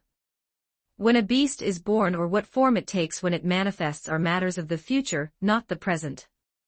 I'm not exactly a prophet. At most, I just know a bit more than others. That beast is still in its juvenile stage. However, because of your battle just now, it seems to be awakening. Once it awakens, that will be the true disaster. Artoria pondered. So, Merlin, you want us to deal with that beast while it's still in its juvenile stage? MHM. Merlin nodded like a chicken pecking at grain. Kay smacked his lips. You don't seem like such a responsible soldier. Hey now, Merlin tried to explain with a stiff expression, I know you think I'm unreliable, but this is a major matter concerning the fate of humanity. You mean a major matter concerning humanity is going to be resolved on this ordinary night, by us ordinary people, in an ordinary way? Merlin's mouth twitched. It sounds that way, yes, but absolutely do not underestimate that beast. I understand, Artoria nodded. Respecting one's enemy is the humble virtue of a knight. The small boat carrying the group drifted across the channel in the night. It felt very much like the calm before a storm. The channel was only about 200 meters wide, and before long, they approached the opposite shore. Be careful, Mia warned. She was already prepared for battle. The small boat docked at the village pier, and Artoria and Kay were the first to step off. There was no strange smell in the air. However, don't you think this village is a bit strange? Kay asked, observing his surroundings. Artoria also had a solemn look on her face. The entire village was abnormally quiet. It's because there are no soldiers on patrol, right? Mia said. Although the night was naturally quiet, in this village, there weren't even guards who should have been patrolling at night. Moreover, this was a village so close to the city. She took a breath. Then she stepped forward, pulling ahead of the others. Let's go in and take a look first. Love you all, good night. Thanks to reader Mysterious King Oyster Mushroom for the gift. Thanks to reader Loli Follows My Heart for the tip. The following are monthly ticket. Thanks. The following are Blade. Thanks. I will add more chapters in these few days. Chapter 80. The Principle of Comparison. Only 1 chapter today, I'll make it up tomorrow. So 3 chapters tomorrow. Lying down, the village pier was quiet in a strange way. There were no soldiers who should have been holding torches. Only the torches erected at the village entrance burned in pairs, yet lonely. Mia looked back. Artoria and Kay were both holding their swords. Merlin didn't seem too worried about anything, looking around while holding his staff. There's no one. We just don't see them right now. But where would those people go? Judging by the scale of the village, it was large enough to accommodate several hundred people. Perhaps by the standards of later generations, this number is extremely low, but in this era, basically every family had their own single-story house and courtyard, and the buildings were not closely packed. A village of several hundred people already occupied a significant area. If this were a typical boss battle scene, the night would probably correspond to a mist. However, there was no mist here, and the village on the plain had no undulations. The rows of houses obstructed their vision. Chapter 107. Let's take a look inside the house. Mia didn't see anything suspicious in the surroundings. With a sword in one hand and a staff in the other, she approached a residential building. It wasn't locked, the door was left slightly ajar. Frowning slightly, Mia pushed the door open with the tip of her staff. The furniture inside had been toppled, and miscellaneous items were scattered everywhere. It seemed a fierce struggle had taken place here not long ago. There were bloodstains on the floor. However, other than that, there was no jump scare waiting behind the door. Following the bloodstains further into the house, she found a blood-soaked man collapsed by the bed. Mia knelt down and leaned closer to him, noticing that the source of the blood was several puncture wounds. Is he dead? Artoria also saw the man sitting in the pool of blood. No, Mia shook her head. Although there were double-digit stab wounds all over his body, there was at least a thread-like breath remaining. The young girl reached out her hand, and a golden light appeared. This was the first time Artoria and Kay had directly seen Mia display her golden power. Nourished by that light, the wounds on the man's body healed rapidly at a speed visible to the naked eye. His skin, which had turned pale from excessive blood loss, regained its color, and his breathing gradually became steady and strong. Then, he opened his eyes. The moment he saw Mia, he dazed for a moment. As his consciousness gradually returned, his lips trembled. Am I dead? No, Mia comforted him. What happened? The man froze there. Where is he? The man asked, and Mia countered, who is where? After another few seconds of silence, as his thoughts fully recovered, the man clutched his head, and let out a wail from his throat like a boiling kettle. God, what have I done? Did I want to kill him? I wanted to kill my younger brother. He held his head, lying on the ground in agony. Just as Mia was about to comfort him, he suddenly grabbed her leg, pleading through tears, quickly, kill me, I beg you. Any Christian with a conscience should kill me. I am a sinner. First, explain clearly what happened. I was bewitched by Satan, the man wept bitterly, sobbing and speaking incoherently. For a ring, I wanted to kill my brother. This is my sin, I confess my sin, just let me go to hell. He rolled on the ground in pain. From his few vague sentences, Mia got a general idea of what had happened. Some kind of existence had influenced his mind, causing him to commit the great sin of fratricide. Judging by his extreme grief, it seemed he had initiated the crime, but was instead severely wounded by his own brother. Was this man's brother also influenced by that existence? Merlin smiled bitterly. That is the power of the beast of comparison.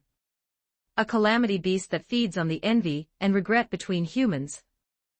Oh dear, it looks like it will be quite difficult to deal with. However, as long as one dares to try, anything can be done, right? He ignored the man still clutching his head, and deep in guilt, cheerfully cheering everyone up. Suddenly, Kay's shout came from the doorway, hey! Come look at this. He stood at the door, gazing anxiously at something. Firelight appeared in the distant night sky. Some distant buildings had started burning at some point. Stay here. Mia patted the man still curled on the ground, stood up, and walked quickly to the door. Merlin glanced at Mia, then at the person on the ground. Then, he raised his staff. He struck the man's head hard. The man's curled body stiffened, and he immediately fainted. Artoria looked at him in surprise.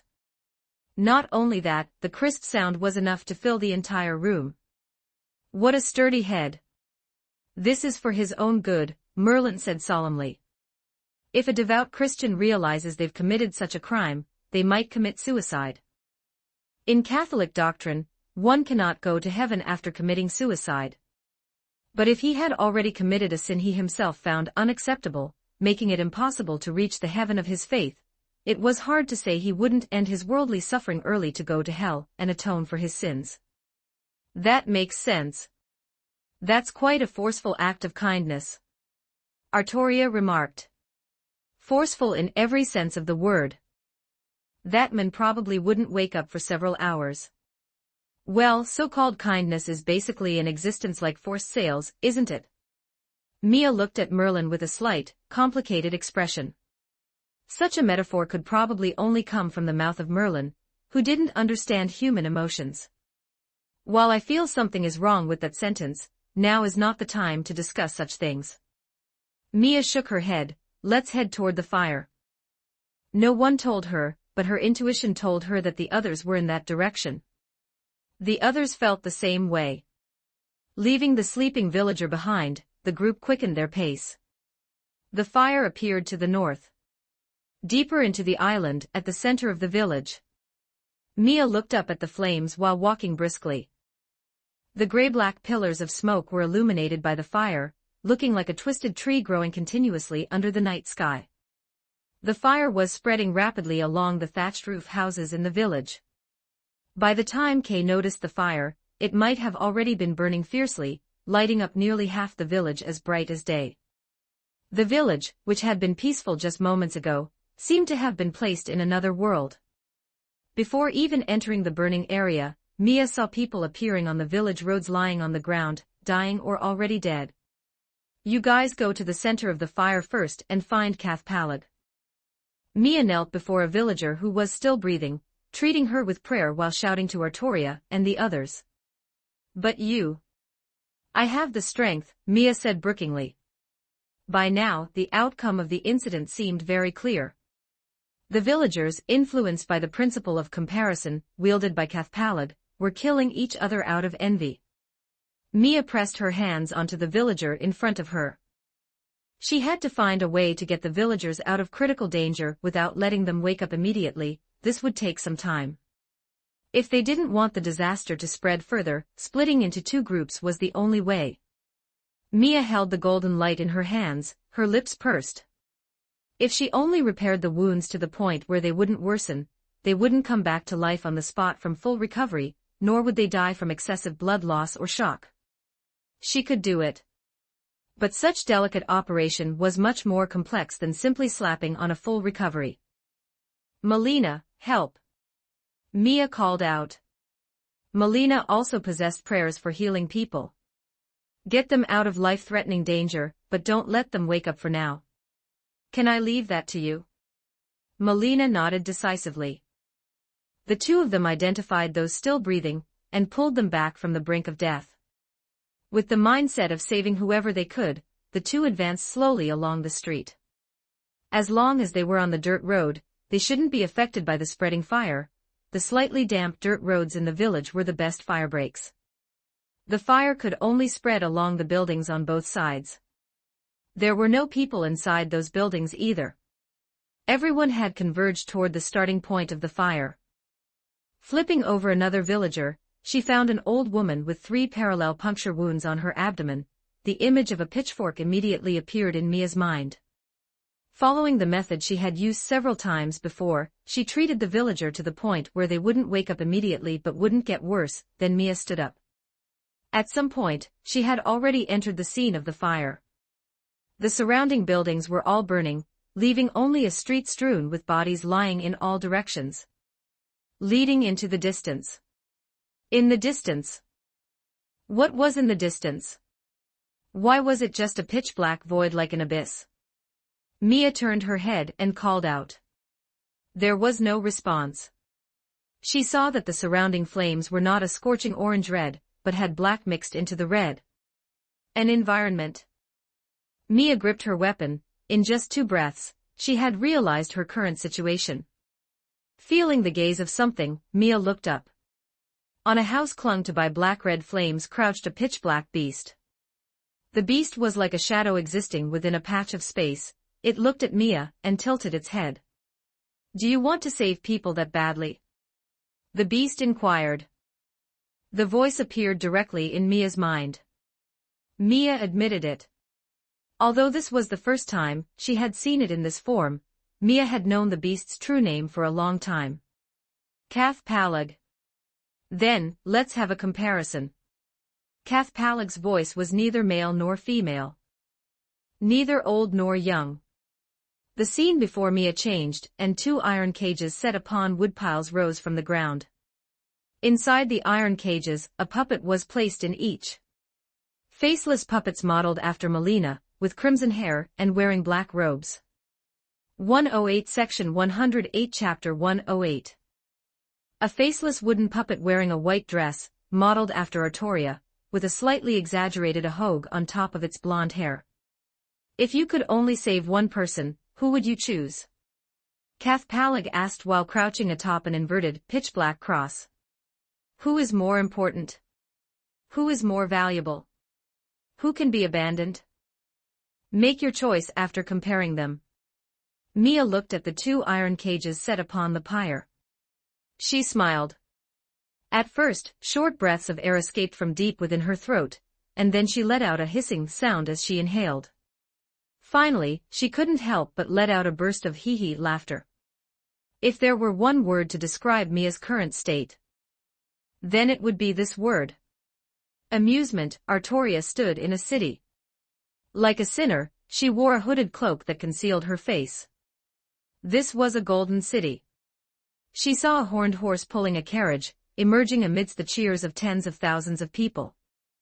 The people cheered and praised in the language of Britain. A voice rang out behind Artoria. That was originally your place. The King of Britain. Artoria did not look back, watching the carriage pass before her.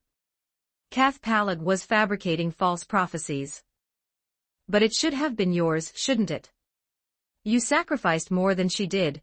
It was you who pulled out that sword, not her. Pitch-black magical power turned into tentacles, touching the girl's back. I am the King of Britain, Artoria murmured.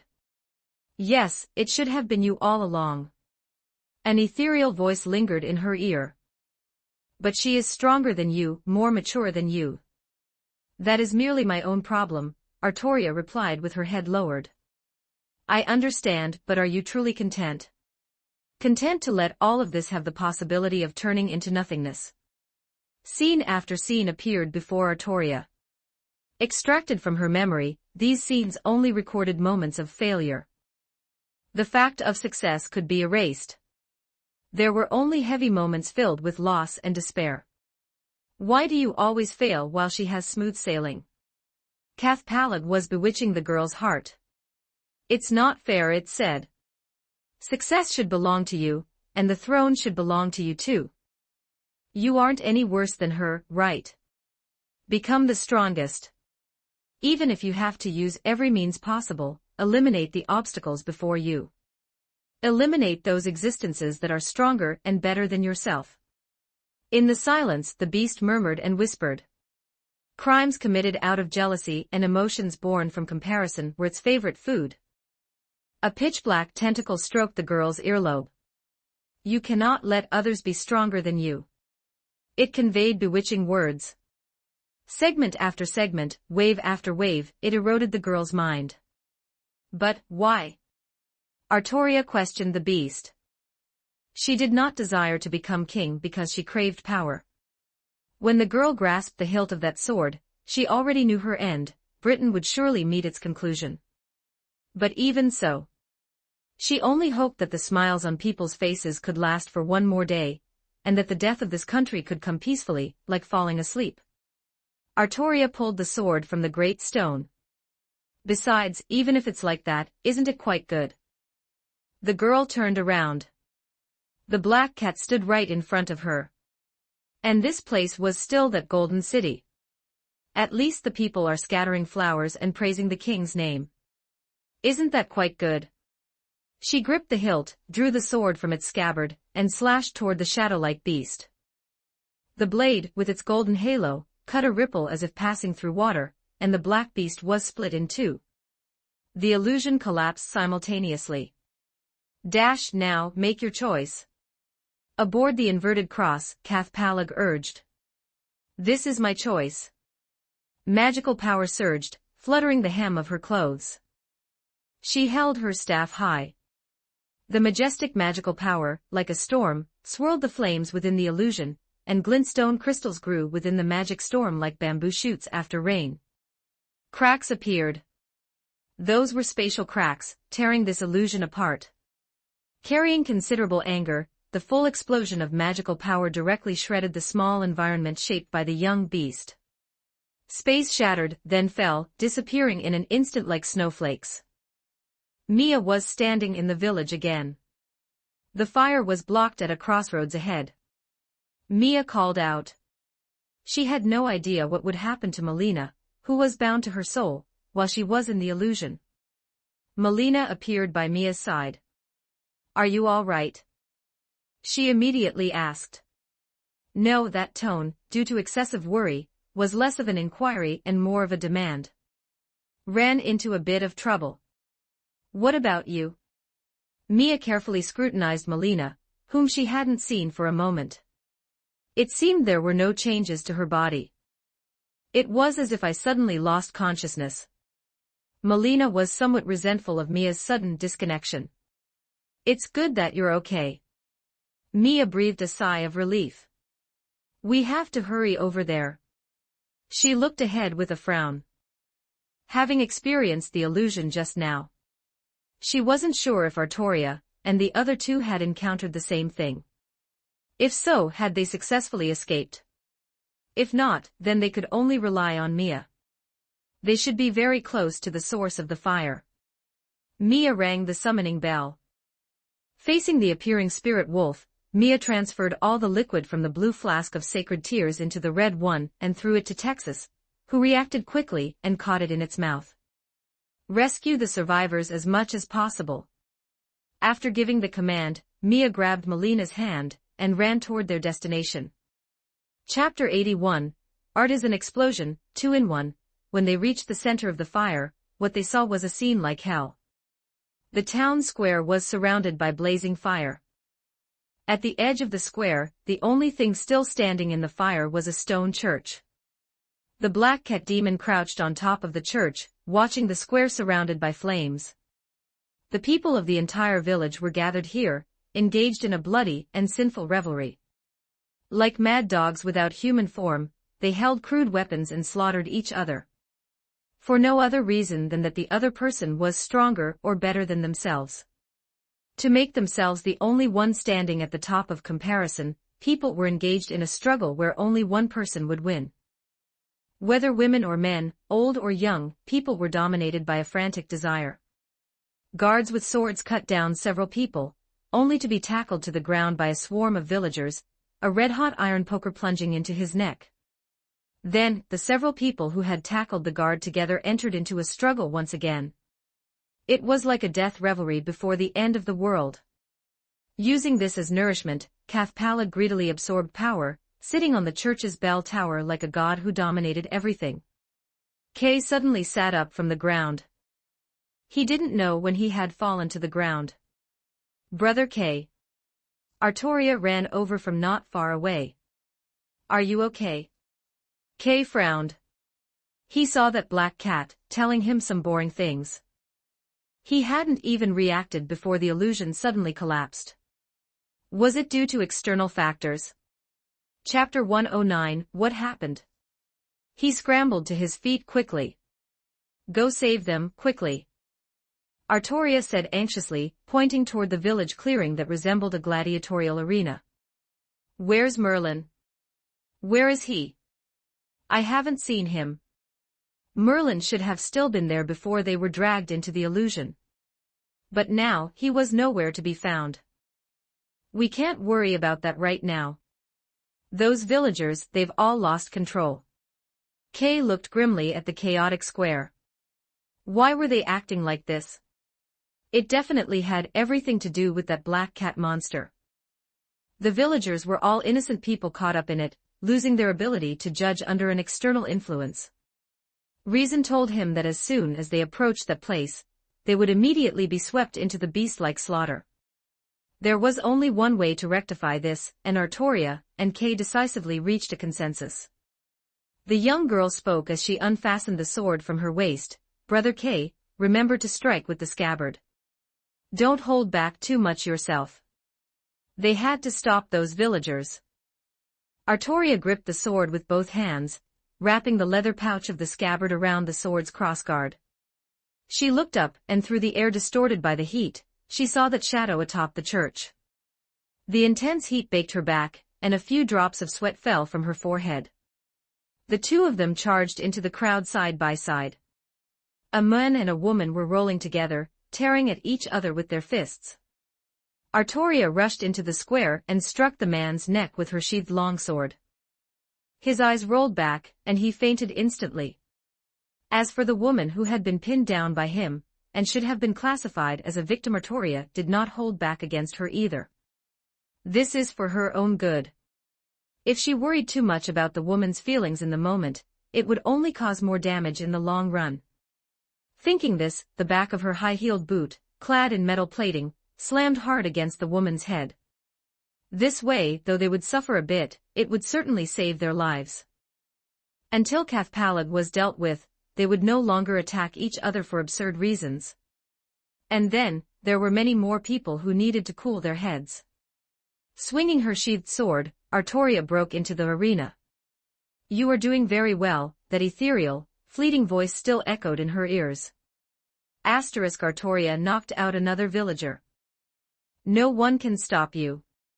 All shall be eliminated. In the end, you will become the strongest. No one is greater than you. Brother K." Artoria shouted. "You hear it too."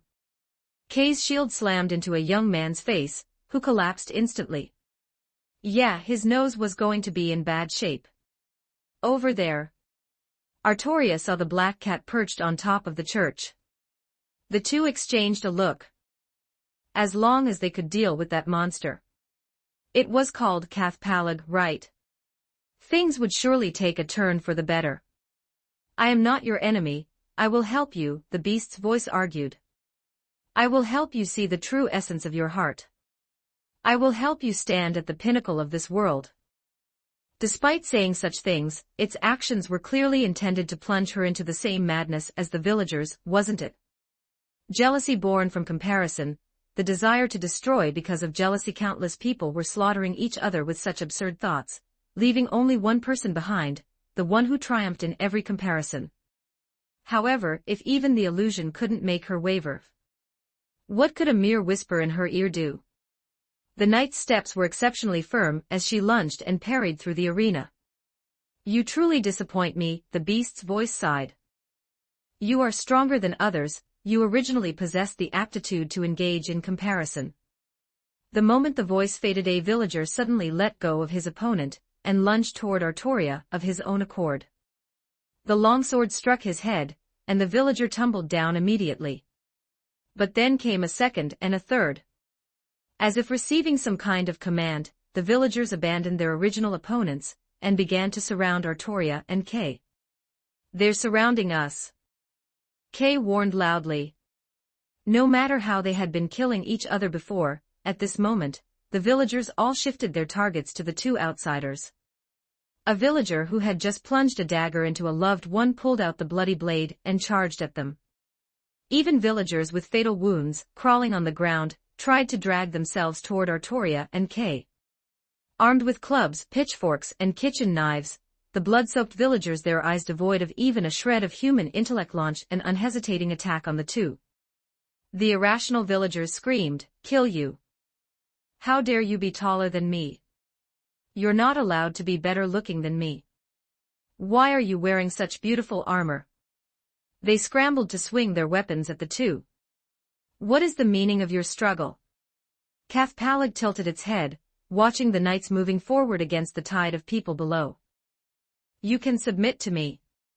I am not as evil as you think, and you are not as pure as you believe.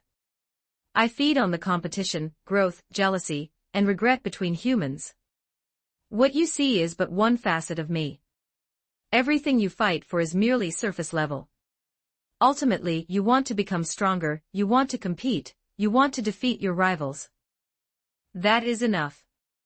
Accept the principle of comparison." Artoria gritted her teeth. The whispers in her ears were like sickening spiderwebs, constantly attempting to beguile her. An illusion appeared before her eyes again. In a world turned to hell, shrouded in the black smoke of jealousy, she would stand as a queen whom no one could compare to, ruling over all. If she accepted the principle of comparison, then this would be the true future. She would be the one and only in heaven and on earth, the supreme being of this planet. "I refuse," Artoria shouted, swinging her sword once more to shatter the illusion. She had only ever had one wish from the beginning, and she had never wavered. She and Kay coordinated like comrades of many years, passing each other as they struck down every villager who charged, steadily pushing a small clearing through the crowd toward the church. After all, they were just the people of a single village. Even controlled by the power of a beast, they were still just villagers. A juvenile beast did not yet have the ability to turn a group of villagers into masters. Perched high on the church, Cathpalag gazed across the channel at the city on the other side. The lights of torches along the city's coast flowed incessantly. It seemed the garrison in Bangor had discovered the fire in the village and was assembling guards. There were far more people in that city than in a single village, which naturally represented more power and higher quality food. Cathpalag stood up from the top of the church. Just as it moved, a flash of blue light erupted. A meteor rose from the street below. It violently pierced through the church's bell tower. The black cat monster let out a piercing scream of fright. As the bell tower collapsed, Cathpalag leaped down. On the high execution platform in the center of the square, Mia's figure suddenly appeared amidst starlight. Immediately after, a massive magic circle appeared beneath Mia's feet. Within a few breaths, it rotated and expanded, covering half the square. A comforting manna rose from the magic circle like a cool breeze.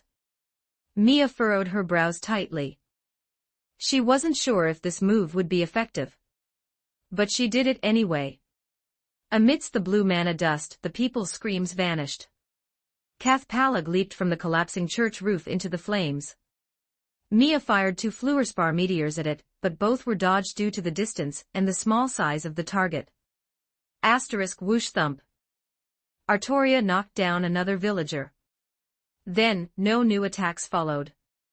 She was also within the range of the magic circle, and she noticed the change instantly. The villagers' expressions were no longer filled with the previous frenzy. They stared blankly at Artoria and Kay. Then they looked at each other in confusion.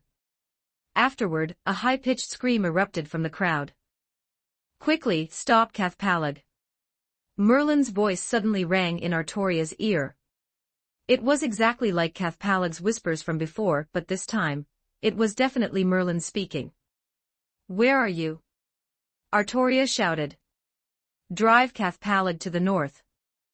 Do not let it get near Bangor. Merlin's voice rang not only in Artoria's ear but also in Mia's and Kay's. You need to spread out to drive it toward me, reminded the unseen Merlin.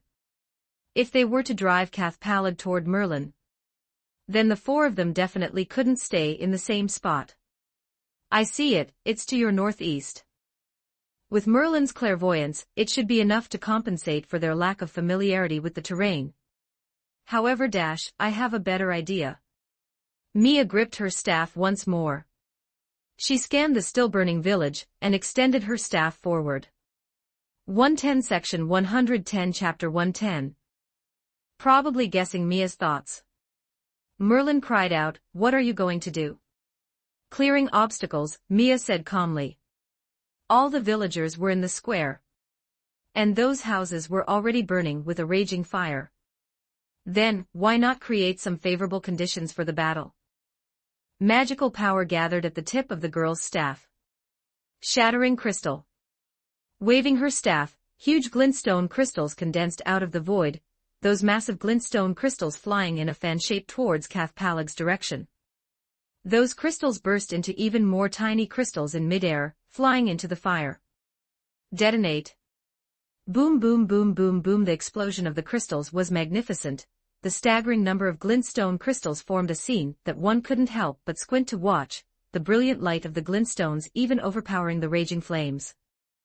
The violent explosion mercilessly destroyed the burning houses. Within the beautiful crystals lay a massive power capable of making the earth tremble.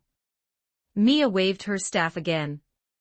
Wave after wave of glintstone crystals, like a rainstorm, appeared as Mia waved her staff.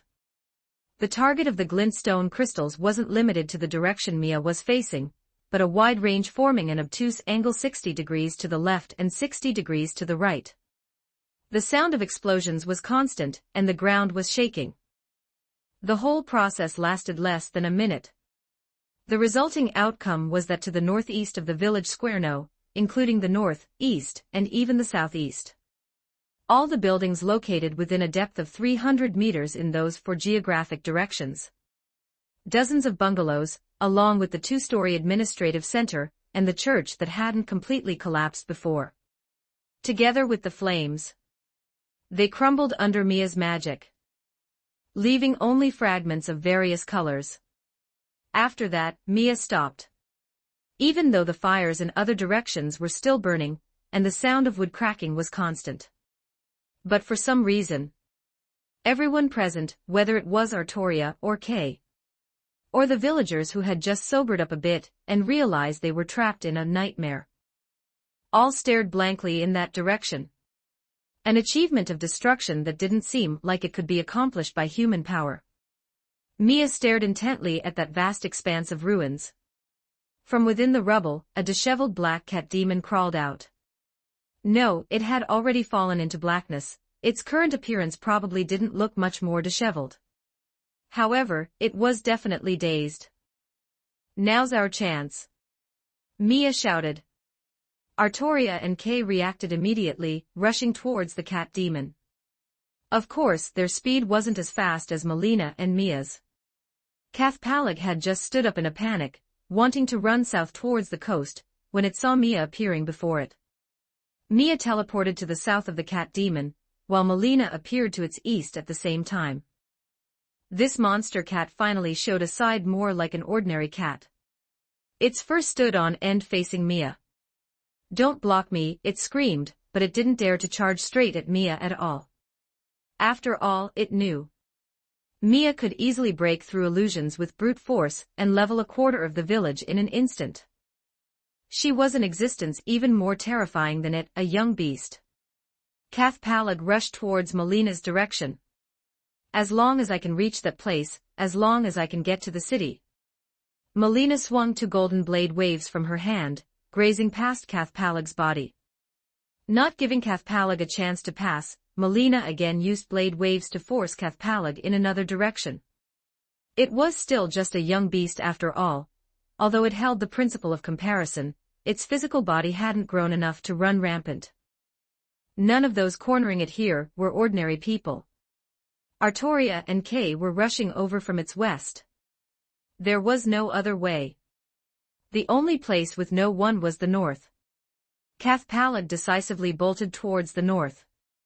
As long as it could cross the island and reach the northern coast. With its swimming ability, swimming back to the city wouldn't be a problem. The monster cat was chased all the way north, leaving the village and entering the wilderness. "Merlin, is the direction right?" Mia called out while running. "A little to the right, my right." "Actually, your left." Several people followed Cathpalag closely, occasionally forcing Cathpalag in the right direction according to Merlin's instructions. They had already run for several kilometers. Just as the stamina of the three was starting to flag, Artoria saw flower petals scattered on the ground. "Right here." Whoosh, under the moonlight, a figure in a white robe dropped from a tree. Merlin appeared in front of Cathpalag. The cat demon immediately turned around, trying to bypass the person in front of it. "Can't let you run away again." The magus said so. Accompanied by pinkish-white, dreamlike special effects, a magic circle surrounded Cathpalag. Roar! Cathpalag retreated a few steps in panic. The magic circle began to search. Realizing something was wrong, Cathpalag tried to break through the circle's confinement. But unfortunately, every time it touched the edge of the circle, a burst of magic would bounce it back hard into the center. The pinkish-white light gradually brightened, and Cathpalag, enveloped within the circle, sizzled all over, like water dripping into a hot pan. A stream of sinister black smoke continuously steamed out of it. Cathpalag shrieked, seemingly undergoing something incredibly painful, as it rolled continuously on the ground. "I'll kill you, tear you apart." Cathpalag roared, "How dare you, how dare you!" The magic circle shrank smaller and smaller. The light on Cathpalag also grew more intense. Finally, with one last roar, "Bastard magus!" Cathpalag turned into a pinkish-white point of light. A breath later, the light faded. Lying on the ground was a creature with a color scheme very similar to Merlin's. That cat-like animal lay on the ground, its chest rising and falling with weak breaths. A pink nose, a small and delicate body. If they hadn't seen it with their own eyes, no one would believe that it was originally a beast that could destroy the world.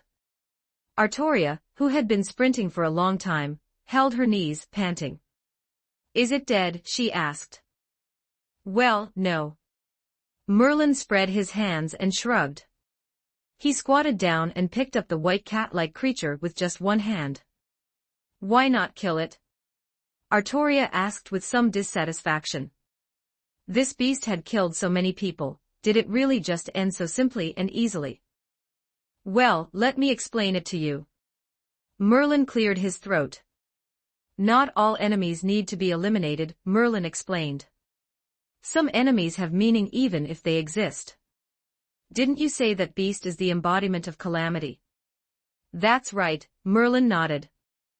"It is the beast that holds the principle of comparison, or rather, the power governing the principle of comparison has descended upon it. Even if this Cathpalag were killed, the evil of humanity it represents wouldn't disappear. Perhaps, if we kill it now, in the future, a little dog named Cathpalag might inherit the name of the beast of comparison." Merlin shrugged. Artoria pursed her lips, "So, it's better to let it continue living." Merlin nodded vigorously. "If I can turn it into my familiar, I can restrain it and prevent it from continuing to harm the world. You can rest assured on that point." Even so, Artoria felt it was a bit eerie and absurd. Those driven mad by the beast, and those killed, were still fresh in her mind. Mia shook her head gently. Even though she had known for a long time that the beast of comparison would become Merlin's familiar. Chapter 111. How should I put it? I can't help but feel like we're letting it off too easy. My reasoning was the same as Artoria's. The moment I closed my eyes, the images of those innocent people lying in pools of blood, betrayed by those they trusted, remained vividly etched in my mind. However, just as Merlin said, turning Cathpalag into his familiar was the safest course of action. No one knew if defeating Cathpalag completely would cause the humanity's evil it represented to manifest elsewhere in a different form, causing even greater devastation. If this truly is the optimal solution, then so be it, Mia sighed. She looked at the small creature in Merlin's hands. Suddenly, she couldn't bring herself to like it at all. Perhaps this was the true face of a beast. "Don't be sad," Merlin comforted her. "Regardless, this counts as a good thing. If sacrificing a few can save the many, it must be the right choice, wouldn't you agree?" Hearing such righteous rhetoric, Mia could only feel helpless. Cathpalag, held in Merlin's hands, gradually began to wake up. Consequently, the magician's gentle cupping motion changed to a firm grip on the scruff of its neck. Cathpalag was still very weak. Merlin held it up, dangling it before his eyes with a beaming smile, giving it a little shake. "From now on, you're my familiar." Chapter 82. Can it really be redeemed? Caught up. They returned to the village. The people were still gathered in the square. Everything that had transpired in those few short hours haunted them like a nightmare. Some sat dazed and blank-faced beside the corpses of their loved ones. Others were wailing in grief. No one could accept the reality of what had happened. But their memories were crystal clear. The memory of having harmed someone for whatever reason would be like a brand, torturing them through the days and nights to come. After subduing Cathpalag, the group, who had walked back, didn't dare to step into the square again. "That is the crime you committed." Merlin gripped Cathpalag, who was now acting quite docile, and turned its face toward the village. "What did it say?" Artoria looked over with a cold expression. Merlin scratched his cheek. "She said she's sorry." She didn't actually mean to do it." "She didn't mean to." Kay flared up instantly, walking over with heavy, angry strides. "Whoa, whoa, whoa," Merlin immediately pulled Cathpalag away. "Without the humanity's evil residing within her, she's just an ordinary cat." This humanity's evil is an incredibly abstract concept, but anything with consciousness, be it beast or human, will be affected by it. His implication was clear. Cathpalag had also been under the control of the humanity's evil when she caused this tragedy. It was like an addiction. After Cathpalag first drew power from the emotion of envy, things spiraled out of control. Before today, she was just feeding on smelly fish from the warehouse. Merlin explained earnestly. You're still protecting it. Kay reached out, trying to grab Merlin's clothes. Calm down. Cathpalag is already my familiar. As long as she doesn't die, the humanity's evil residing in her won't manifest. If it were to manifest elsewhere, can you guarantee there would be strong individuals like us to contain the damage to a single village? Kay fell silent. In truth, he also understood that Merlin's approach was meant to protect more people. However, for any normal soldier, such evil was hard to tolerate. Look, Merlin held Cathpalag up again.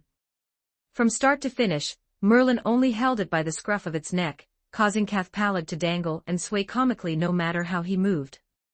She doesn't have human hands or feet.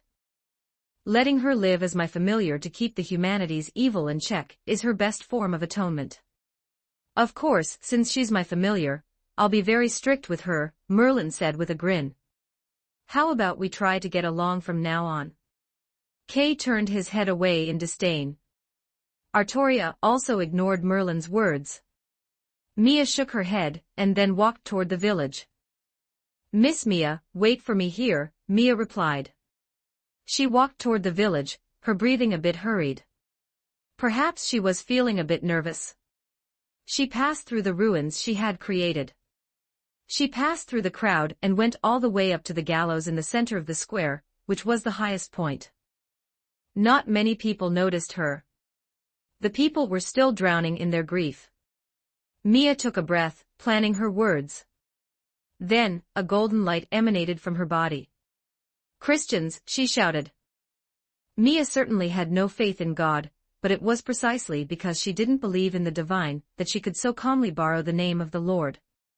She held no prejudice against religion. In this era, monotheistic religions like Catholicism represented civilization and progress.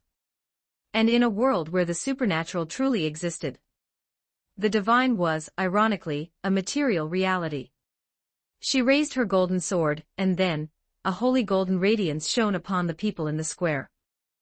Everyone looked up. What you have experienced tonight, no one in this world can understand. Mia delivered her proclamation in a loud voice. But this was not your crime. It was Satan from hell and his most cruel, most despicable henchmen who escaped from their prison and deluded you. The girl was draped in golden light. Some people fell to their knees before Mia, weeping bitterly. Lord, we have sinned. However, Mia shouted, ensuring her voice was heard by everyone. The Lord knows you were deluded. Aside from the saints, no one on this earth can resist the delusions of Satan, so everything you did was involuntary. Satan and his most cruel and base accomplice have been subdued and cast back into hell. You have been freed from Satan's delusion. You are innocent. Mia's staff struck the floor of the high platform, letting out an ethereal and lingering echo. The Lord forgives all the sins you committed today. This light is the proof.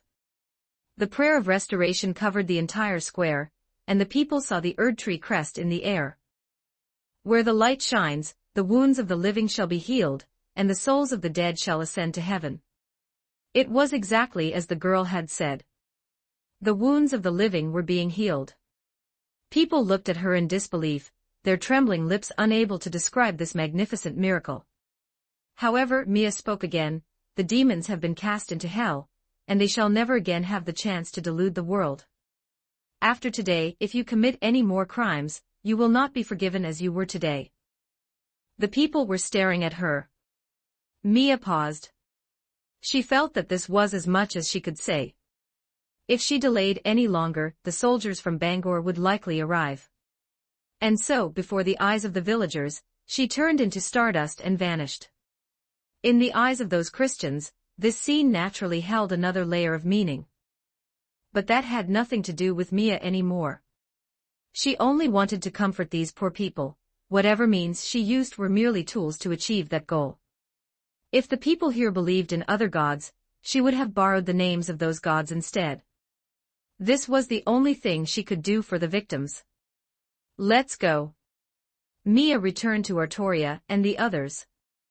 She spoke in a somewhat somber tone. Merlin didn't try to act clever at a time like this. The soldiers from Bangor had already come ashore. They would surely find the poor souls who had died unnatural deaths in the village, as well as the survivors gathered in the square. And the part of the village that had been razed to the ground. As well as a story about Satan and a saint. On the way to the pier, Merlin used magic to confuse a few soldiers they encountered. Without drawing attention, they boarded the boat and returned to Bangor. Let's leave tomorrow, Merlin said, pulling the oars on the swaying boat. They had been a bit too high profile this time. Those survivors had seen almost everyone in the party.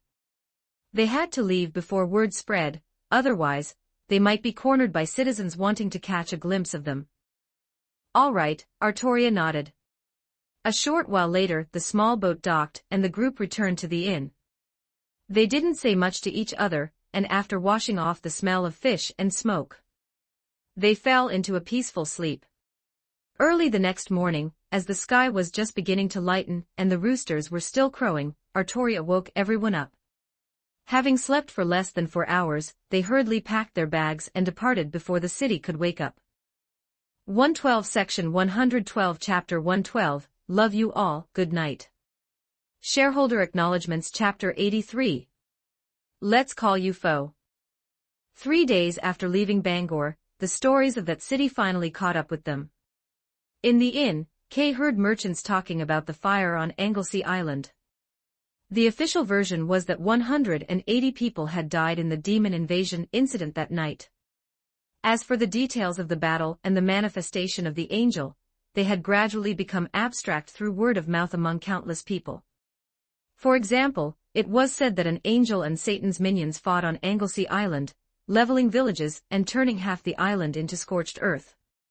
Even the very paths were obliterated. And the angel? In people's accounts, there were 3 angels, led by a young girl whose eyes and body were covered in white clouds, with peacock-like feathers on her back, holding a staff. She raised the staff, looking upon the world with the eye atop it, and her gaze repelled the devil.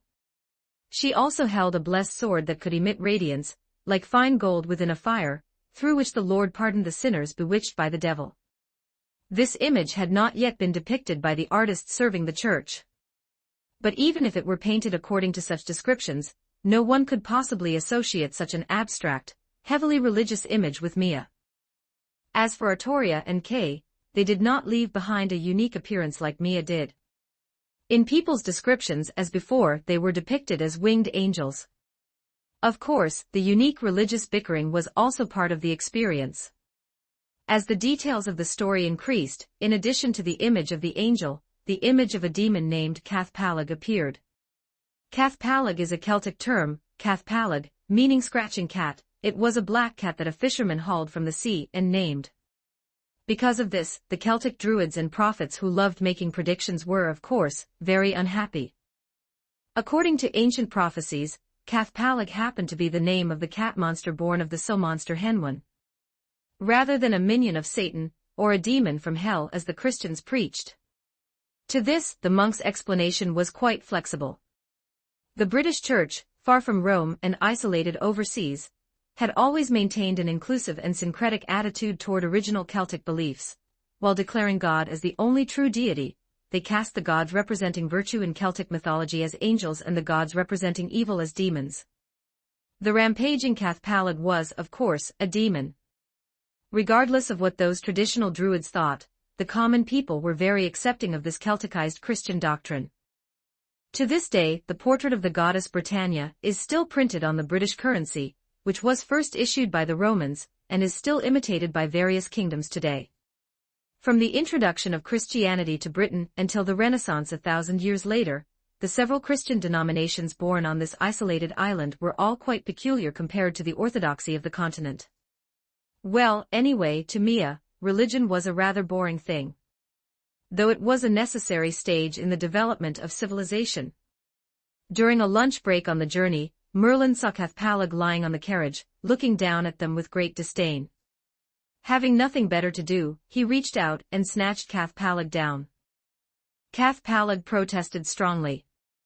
But as the saying goes, when you are weak enough, even resistance is adorable. Now Cathpalag, who had become Merlin's familiar, was exactly like that. A pink nose, purple pupils, and long fur as fluffy and soft as cotton. Looking at it made Merlin want to reach out and play with it. How about giving it a new name? Merlin suddenly asked. He sat on the ground, pinching Cathpalag's little paws and forcing it into various poses. I feel like the light in its eyes has died. Kay complained. This is atonement, right? Merlin replied, wantonly rubbing Cathpalag's little belly. A cry of resignation. In that case, Mia also ran over and crouched in front of Merlin. Then I won't be polite. A vengeful mauling. No biting me. Mia slapped Cathpalag on the head. It made a crisp sound, like slapping a ripe apple. Seriously, Merlin said, let's change the name. Cathpalag is a bit too long. And if shortened to Cath, that originally just meant cat, so it couldn't really serve as a proper name. Let's call it Foe. Merlin nodded. Considering the sound this fellow makes, it was quite a fitting name. Then we'll call you Foe. Merlin grinned and messily ruffled Foe's back, making its fur a mess. Merlin was bitten. You weird cat. Merlin shouted, jumping up. Foe didn't want to miss this chance to counterattack, climbing up Merlin's clothes and scratching and crawling all over him. Foe, Foe, Foe. I'm not the one who named you Foe. Go find Mia. Go find Mia. The general meaning was, can't beat her. So it vented the humiliation it suffered onto Merlin. You're just bullying the weak and fearing the strong, you brat.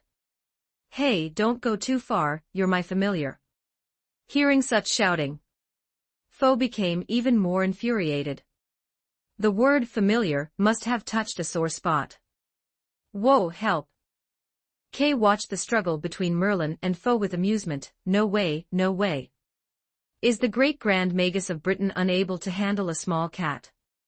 The lunch break farce continued for a while. Finally, Merlin had to take the chance when Foe was shaken off to run far away and surrender, ending the minor battle. Foe sat on Torrent's rump, licking its paws. It had still held back. Although Merlin's arms were covered in scratches and his clothes were torn into ribbons. But those wounds were at most minor scratches, some not even breaking the skin, just leaving white marks. He got off easy. Foe glared fiercely at Merlin, who didn't dare approach. Compared to the harmony on this side, Artoria was immersed in her own world. She repeatedly swung the sword in the stone at the air, as if practicing the battle on Anglesey Island. She remembered that in the illusion, this sword had emitted a golden light. The sword had unleashed its power for an instant. She closed her eyes. Merlin had said that only by being able to wield the power of this sword, and gaining its recognition could she become a true king. How should she do it? Like in the illusion before. Could that scene be replicated? I will become the king of Britain. She repeated her determination in her heart, swinging the sword at the air in front of her. Naturally, nothing happened. She tried several more times, but the result did not change. No matter how she swore in her heart, the sword in her hand remained unchanged, as if it were just an ordinary, albeit ornate, sword. A bit disappointed, but Artoria knew something must be wrong. Has the sword of selecting kings not yet fully recognized me? She gazed at the blade, the mirror-like surface reflected her face. Artoria, we're heading out. Mia called from not far away. I'm coming. The girl sheathed her longsword and met them with a smile, running to join her companions. Back on the road. We should reach the next village before evening, Kay judged after studying the map they had bought earlier. Then let's follow the road. Wilden flicked the carriage reins. They had long since left Wales and entered the Caledonia region, known to later generations as England, along the west coast of Great Britain. In the minds of the Celts, this was the central part of the island of Britain and still part of Great Britain. The mountains of Wales receded over the past few days as they traveled along the fertile plains. This was the territory of another lord. The three people were hanging from it. The three had been hanged by the side of the road. As one walked past, a thick stench could be smelled. They had been dead for several days. Anglo-Saxons. Artoria frowned, looking solemnly at the three hanged travelers. No one but them would do something so barbaric, Kay replied. This was not good news.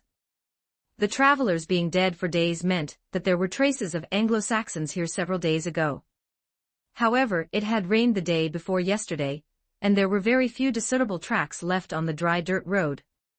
Let's bury them, Artoria suggested compassionately, looking at the stinking corpses. Wilden pulled out the axle, and after he lowered it, the group buried the poor travelers together. Even so, they were moving faster than Kay had expected. Before sunset, they saw a small village situated on a distant hill. It stood there like a castle, though the walls were made of wood. Wilden drove the carriage to the village entrance. The gate was wide open, and there was no one on the ramparts. Only a single guard stood at the entrance, dozing off. When he saw the carriage approaching, he subconsciously stepped aside. Just like everyone else in these parts, he was startled by Wilden. Gripping his spear tightly, he stood by the gate, eyeing the group warily. But clearly, judging by their attire and demeanor, none of them looked like bandits or Anglo-Saxons. Excuse me, are you the guard of this village? Artoria rode her horse to the front. The answer to this question was obvious. The guard nodded vigorously. Why do you leave the gate open like this and not have anyone on lookout? The guard felt a bit displeased. These were not things a stranger should be asking. However, perhaps because it was a young girl, he wasn't so firm in his annoyance. Though he was somewhat unhappy, he still spoke. Why bother? There's no need for that. It is necessary, Mr. Soldier, Artoria said somewhat urgently. We found victims on our way here. The Anglo-Saxons are nearby. The guard stiffened his neck and retorted, What are you trying to say, little girl? And are you coming into the village or not? Kay frowned and started to step forward. Wilden spoke up. She only means well, friend. We did indeed see victims of the Anglo-Saxons on the road. His golden eyes gazed solemnly at the guard, his weathered, middle-aged face carried a natural authority without needing to be angry.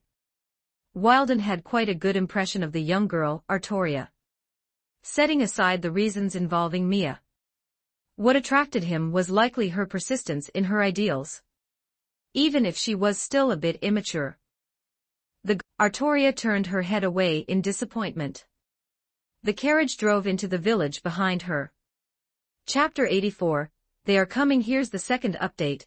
After booking a room, Mia said she wanted to walk around the village with Melina to see if there were any shopping opportunities. Meanwhile, Artoria began her routine search for commissions. It was already May. After the spring plowing ended, the slack season had arrived. The tavern gradually began to fill up. Even during the day, it was a noisy scene. Are you sure you're serious? Are you insulting our king? I'm just telling the truth. Knight is a cripple, he has no ability to rule this country. In the tavern's open-air courtyard, an argument was breaking out at the central table. A cripple? He has done everything he could. If by cripple you mean the injuries he sustained from being knocked off his horse by an Anglo-Saxon javelin during the siege of Bilgrim, then what were you doing at that time? What about it? A brown-haired man waved his hand arrogantly. Doesn't that just prove his lack of ability? After that, he messed up the whole country. Did he lose a hand or his head? Nonsense. The soldier arguing with him was a short man, who slapped the table in anger. The people around also noticed the commotion. Someone has to clean up this mess. The brown-haired man countered heatedly. It's been 10 years and there are 7 kings on this island. They're all fighting each other in a chaotic mess. Someone has to appear and unify everything. Otherwise, if this chaos continues, we might as well surrender and give the land to the Anglo-Saxons. Do you dare say that again? The man stood up and with everyone watching, he shouted, to hell with the king. He might as well surrender to the Anglo-Saxons. You bastard, you Anglo-Saxon spy.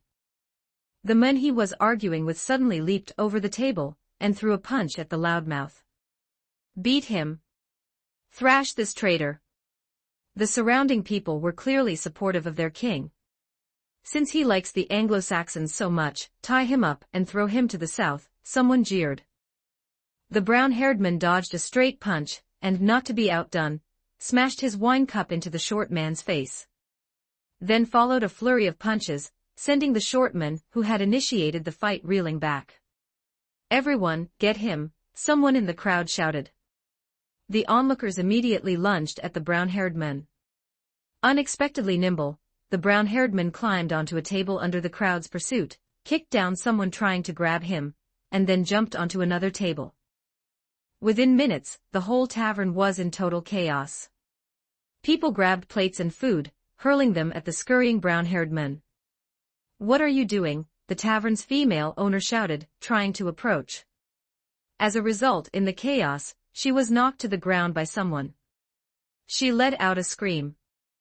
Witnessing this scene, Artoria tried to squeeze into the chaotic crowd to find out what was happening. What's going on? As for the man next to her, he was clearly caught up in the crowd's passion. This is none of your business, woman. He shouted, roughly pushing Artoria aside. The girl stumbled a few steps and bumped into someone else. The man she bumped into pushed her hard again. Ugh! Artoria was shoved back and forth by the restless man. Hey, hey, hey! Thump, thump, thump! Merlin tapped his staff, his voice crystal clear amidst the chaos. Is bullying girls the only thing you're good at? As soon as he finished speaking, everyone turned their heads. Foe sat on Merlin's shoulder, while the man himself wore a mocking smile. Who do you think you are? A red-faced, thick-necked man bellowed. Just a passing magus. Merlin pulled Artoria over and shrugged. You're not welcome here. Merlin scratched his head. But sorry, do you own this tavern? Don't push your luck. Shouting this, the hot-tempered fellow rushed forward. It was a truly classic tavern brawl scenario. Thumpkay suddenly appeared and floored him with a single punch. 2 more young men rushed forward. It seemed the guy who got knocked down was a local gang leader. Outsiders, don't go too far. Thump, crack. 2 more guys fell flat on the ground. The gathered drunks shuddered and crowded backward. What on earth is going on? I just wanted to protect Artoria, surely you understand. Merlin said righteously. Then what were you blabbering about just now? Kay scolded irritably. And Artoria, try to break that habit of meddling in other people's business, will you? Weren't you going to pick up a commission? Artoria tried to argue. However, judging by the current situation, the original goal de-escalating the conflict had presumably been achieved. Sorry, I've caused you trouble again, Brother Kay. A somewhat guilty Artoria shuffled behind Kay. Kay scanned the drunks present with an expressionless face. 114 Section 114 Chapter 114 The disheveled tavern owner stood up from the ground, patting the ash off her white apron with a livid expression. What are you all staring at? She roared. Sit back down. She pointed at the brown-haired man who had incited the chaos with his rash words. Do you think you can insult the king in my shop without paying a price? From now on, you are not welcome here. The brown-haired man jumped off the table, seething with resentment. He shoved aside the soldier blocking his path. That soldier also stepped back. Are you done yet? Seeing another fight about to break out, the female tavern owner roared again. Her voice was so loud that even Artoria, standing behind her, felt deafened. Only in this way could she suppress all the men present when her physical strength was insufficient. Under the gaze of most people, the Mun, already branded a Celtic traitor, strode out of the tavern. The Mun had just stepped onto the street, still being watched. A scout on horseback, wearing a uniform, came galloping down the road. "Move aside, move aside." The scout spurred his horse and shouted ahead. At this moment, no matter how much temper one had to get out of the way. The anxious scout sped past the tavern. What happened? Most people felt a bit bewildered. A military scout riding in such a hurry only happens when something major is about to occur. Just as people were looking at each other, speculating. A horn blast that made people's hearts tremble echoed throughout the village. Someone rushed to the second floor and looked out toward the farmland outside the village. About a mile away, something was glinting in the sunlight. Those were a few helmeted Anglo-Saxon cavalrymen, reining in their horses and standing on the edge of the field. The herdsmen tried to run into the wooden walls in a panic. Perhaps out of disdain, the Anglo-Saxon scouts, who clearly carried bows, did not draw them. After exchanging chilling glances with the people of this hillside village, the Anglo-Saxon cavalry raised their reins and left. How many of them are there? Inside the village's great hall, the lord of the village, a knight, asked his scout. He received a despairing answer. More than 1,500. The scout was panting heavily. He had practically tumbled off his horse, bursting through the knight's door with no regard for etiquette. The round-faced knight gasped. Are you really sure? He curled his palms nervously, holding onto a sliver of hope as he confirmed with the scout. I swear by my father's name, my lord. I am loyal to you, and no one would want to invent such bad news. The scout looked sorrowful. He shook his head and provided more details. They are coming from the main road to the south. They have already raided one village. There are about 1,500 infantry and 50 cavalry. I understand. The knight took a deep breath, sitting tense in front of the dining table, gripping the armrests tightly. My lord. The scout swallowed. Bowing his waist, he asked, what should we do? What should we do? What do you think we can do? The knight asked back in despair. That is a full 1,500 people. By comparison. No, there is no need to compare. This number already exceeds the number of professional troops owned by this small kingdom. And this small village, with a population of no more than 300, only has 20-something soldiers. The Anglo-Saxon army is not something the Celtic army can compare to. Even though the Anglo-Saxons have already occupied the fertile lands of southern Britain. But these barbarians, who only arrived here from northern Europe a dozen years ago, have never lost their passion for raiding. Some Anglo-Saxon villages don't even have much arable land. For them, the autumn harvest is synonymous with going out to raid. But the Britons are different. The Britons have never had the custom of raiding others, and unlike the Anglo-Saxons who believe in Odin and Valhalla, they don't have ancestral armor and weapons in almost every household. When war comes, the Anglo-Saxons can quickly conscript a large, well-equipped, and brave army from among their subjects. As for the Britons, the only ones capable of matching them are the scarce, full-time professional troops, and the conscripts pulled from farmers who have no idea how to fight. It could even be said that in the south, the Anglo-Saxons led by Vortigern are even more united than the Britons, who are now divided into 7 small kingdoms. How long until they are here? The knight asked. At most 2 days. They have already raided one village, and no one survived. 2 days, the knight exclaimed. In 2 days, after conveying this news to the king, there is absolutely no time to assemble conscripts.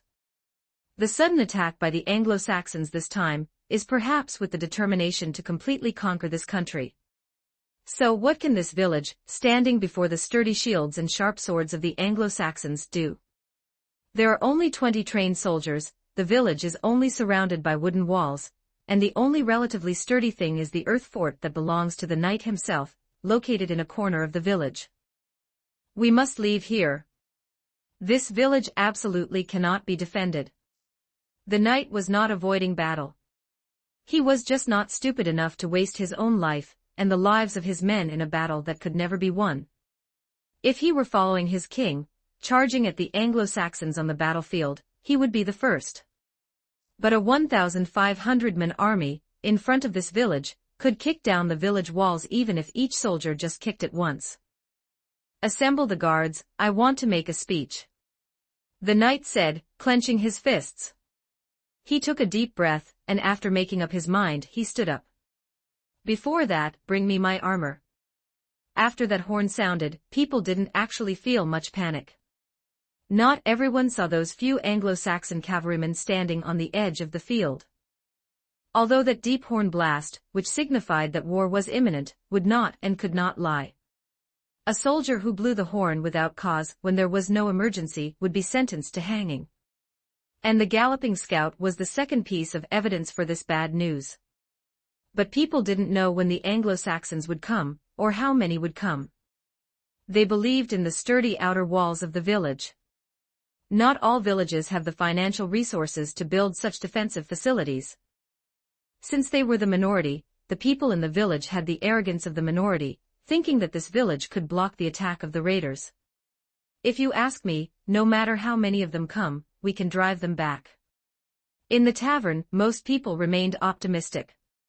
Those cavalrymen were scared off by our walls, someone who saw the Anglo-Saxon cavalry said with a smile.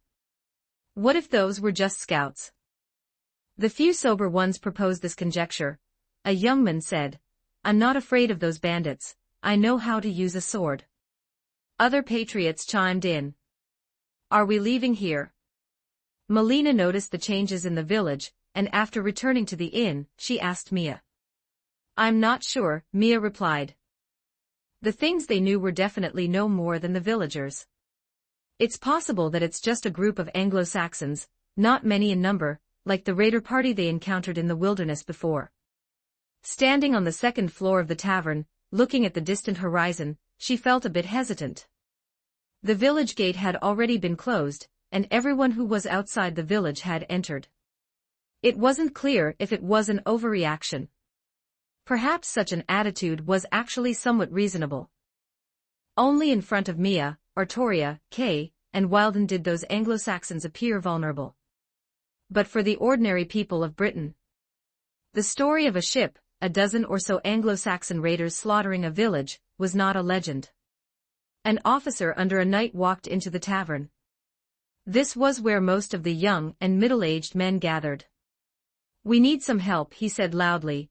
Is there anyone who can help us maintain order? People looked at him. Are the Anglo-Saxons coming? Someone who was still holding a wine glass shouted. That is exactly right, the officer answered, resting his hand on the hilt of his sword. We need some capable men who have never committed a crime. To fight them, the people in the tavern cheered. They seemed to have already seen the scene of the men in the village holding weapons, standing on the city walls, together repelling the Anglo-Saxon invasion. They protect their own land, gaining victory under the protection of the goddess of Britannia, and of course, the Lord. The officer's voice coldly shattered their fantasy. No, it's to ensure your neighbors don't cause trouble while packing up. We must hurry and leave here. Chapter 115, What do you mean by that? Someone slammed their cup onto the table and asked indignantly. This is the order of Sir Egg. The officer raised his voice, facing those who were clearly unwilling to obey. We must leave our homes, folks.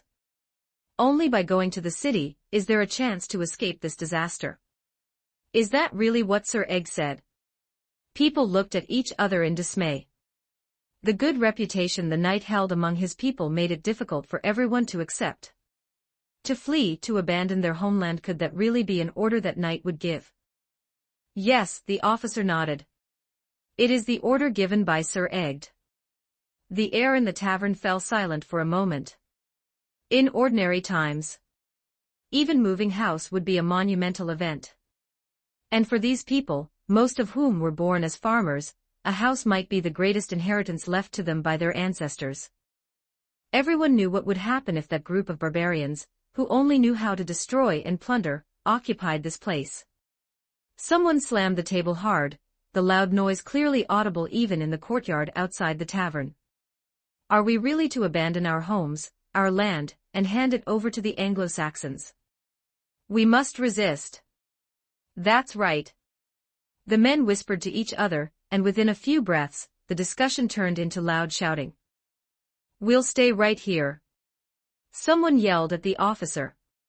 You lot of soldiers and the Lord, and whatever other messy folks there are, leave if you want. The Anglo-Saxons can't drive us off our land. Clang, the officer drew his sword. With a thud, he plunged it into the ground. The Anglo-Saxons have 1,500 men. If you think you can deal with them, then go ahead. He stared at the heckling crowd before him with eyes hidden in anger. The farmers, who had just been clamoring for a fight, couldn't say a word. How many? An old man with a graying beard asked tremblingly. 1,500, the officer replied. I grew up with you all in this village, I am just like you.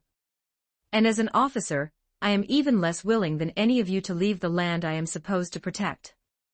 But this is for your own good, because this is the only way to save everyone. Sir Egd must report this bad news to the king. Only when we join forces with the king, and gather all our strength in one place will we have a chance to strike back. The officer scanned the crowd, over and over again. People looked at him, listening intently to what he had to say. Do you understand? The officer asked. Not many people replied, but no one talked back anymore. Very well. Is anyone willing to volunteer to help the bailiffs maintain order? Those willing need only report to the barracks to receive a reward. The officer had finally returned to the original topic. A muffled voice sounded, and a man raised his hand. He had expected others to echo him, but as it turned out, he was the only one in the tavern with his hand raised alone. This made him shrink back a little. Then it will be you. The officer didn't wait for him to lower his hand before selecting him. Hey, another soldier spoke up. Judging by his accent, he was not a local. He was wearing a green tunic and carrying a sword. I heard you have a reward. Do you need mercenaries? The man said. That will do. The officer nodded. The mercenary with the sword walked over. We still need more help. Is anyone else willing to do this? The officer asked again. Even with the reward, no one responded.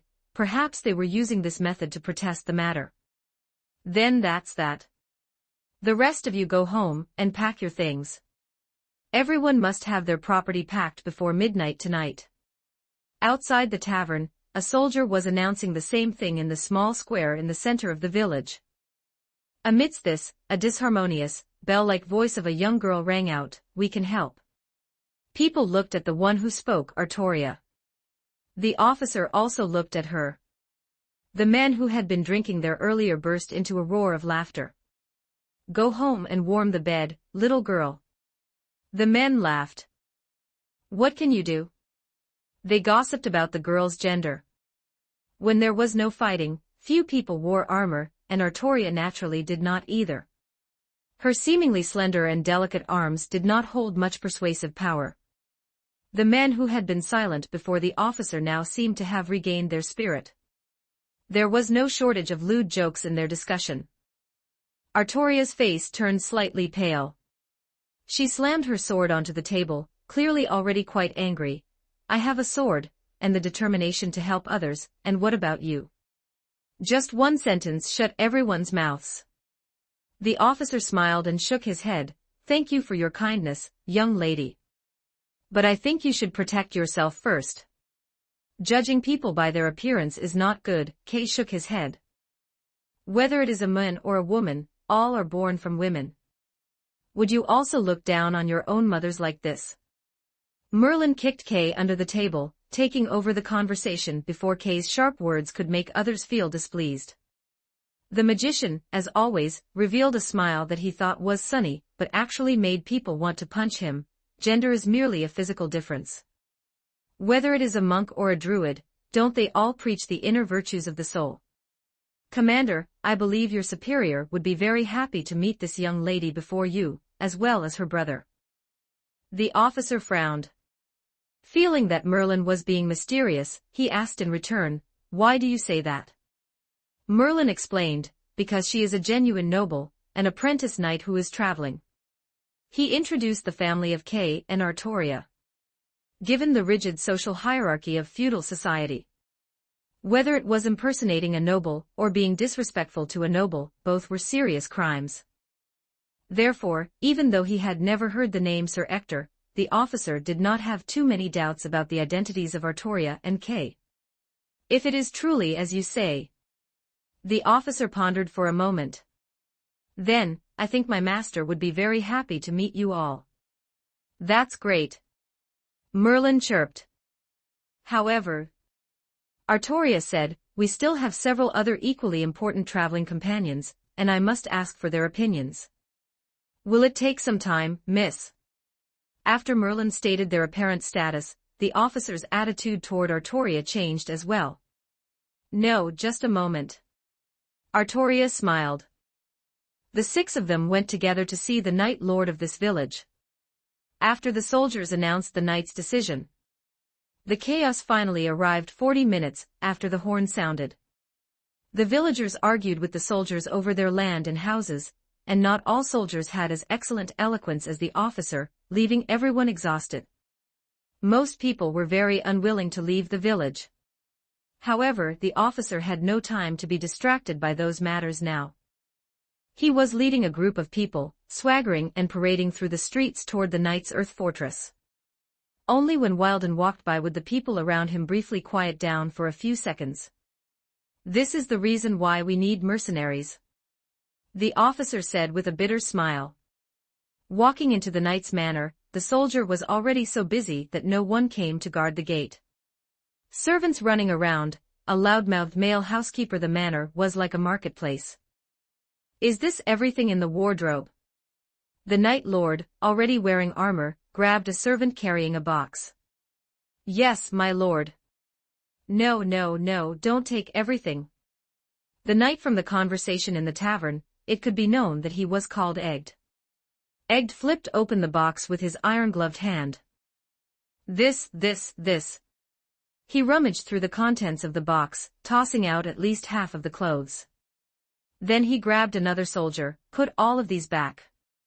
"My lord, these are the most expensive clothes." "That's why you put them back," the knight explained. "We cannot take everything. Only by leaving behind some valuable things can we delay those Anglo-Saxon raiders." After saying this, he grabbed a servant who happened to pass by. "What are you holding?" "My lady's jewelry box, my lord." "Let me see." "But my lady, she..." "Who do you think is in charge in this house?" "You, my lord," the servant said in fear. "You gave me work, so please take a look." Egged rummaged through the jewelry box and picked out a few items. Lord Egged. 116 Section 116. Chapter 116. The knight's officer walked in through the doorway. Egged paused what he was doing and let out a sigh. "I hope you can bring me some good news, my friend." "I think this should count." The officer saluted. "Several traveling knights have arrived in your territory, one of whom claims to be the son of Sir Ector." "Sir Ector?" The knight tried to recall the name from his memory. He seemed to have some impression of it. Britain is not large, and the circle of nobility is naturally not large either. Coupled with the Anglo-Saxons' constant encroachment on the land, there are not many settlements left that can serve as fiefs. Perhaps for commoners who do not understand the nobility, the only nobles they know in their lifetime are their own lord and the king, but for a noble who has studied heraldry, remembering the names of all the nobles on this island is not impossible. Even as a knight, Egged of this village might have heard of names he had encountered before. However, that was as far as it went. "Let them in." After the officer withdrew, Kay walked in at the front of the line.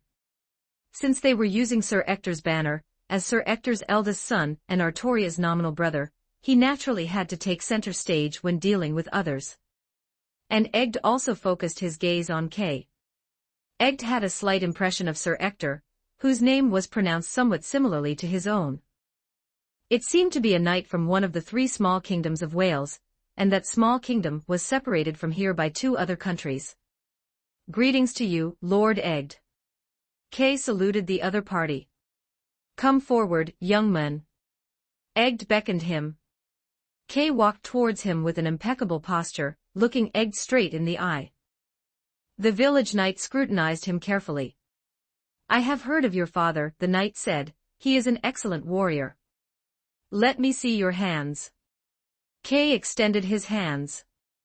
Egd gripped Kay's hands tightly. Even without looking, he could feel it. Those hands were not exactly rough, but they were definitely not the hands of a pampered young master, nor were they the hands of a farmer. Instead, they were the hands of someone who had wielded a sword for many years and had maintained them well. The knight pulled Kay closer, his sharp eyes staring at Kay's face. Kay was a bit confused. "Weren't you going to look at my hands?" The air went quiet for a moment, and then, Egg suddenly burst into laughter.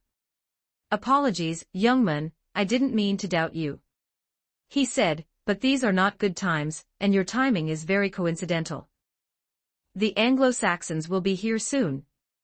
With guests arriving at such a time, it is inevitable that one would suspect the possibility of spies or assassins. Knights would indeed uphold their virtues, but the Anglo-Saxons would not." Kay realized this only then. "No, it's fine. I can understand your caution." "That's good, child. As long as you forgive me for not being able to host you with the etiquette befitting a knight." "On the contrary, we are not here to seek shelter while traveling," Kay said politely. "We hope to offer our help." Upon hearing Kay's reply, Knight Egg first widened his eyes in surprise, about to say something. But then he furrowed his brows. It was clear that this proposal made him somewhat conflicted. The village was naturally very short on manpower. At a time like this, every extra soldier was a glimmer of hope. The knight shook his head and said, "This village appreciates your kindness, but I think it would be better for you to leave as soon as possible." Kay spread his hands in confusion. "But you need help.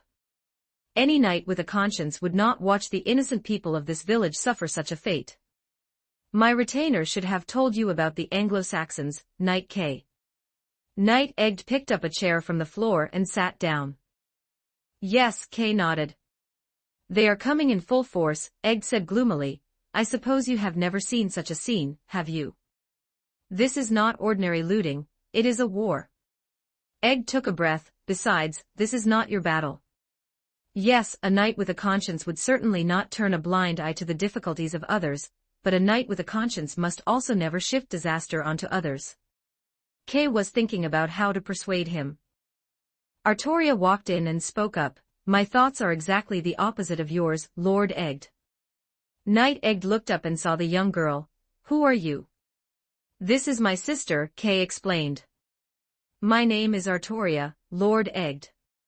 Artoria lifted her dress with not-so-practiced movements. Without waiting for the other party to say anything, Artoria said, "My thoughts are the opposite of yours." Egg nodded and raised a hand towards her, signaling her to continue. "This is the battle of all of us," Artoria said seriously. "Every step the Anglo-Saxons take on this island is closely related to all of us Britons." The knight's fingers tapped on the table. "The Anglo-Saxons are encroaching on our Britain's land step by step precisely because we cannot unite. After King Uther died, Britannia split into a multitude of small kingdoms fighting each other, which undoubtedly gave them the opportunity to defeat us one by one." Knight Egg nodded. "Go on, little girl." Artoria paused. "We must reunite, unite as one, and concentrate our strength." "You have high ideals," Knight Egg smiled. "If you were giving this speech before the noble council or the throne room, I would acknowledge you, but at the moment, this does not help the situation at all. What I mean is," Artoria said loudly and urgently, "unity must start from the small things, Lord Egg. Although I am only a squire, I have neither a fief nor soldiers, but I will have them sooner or later.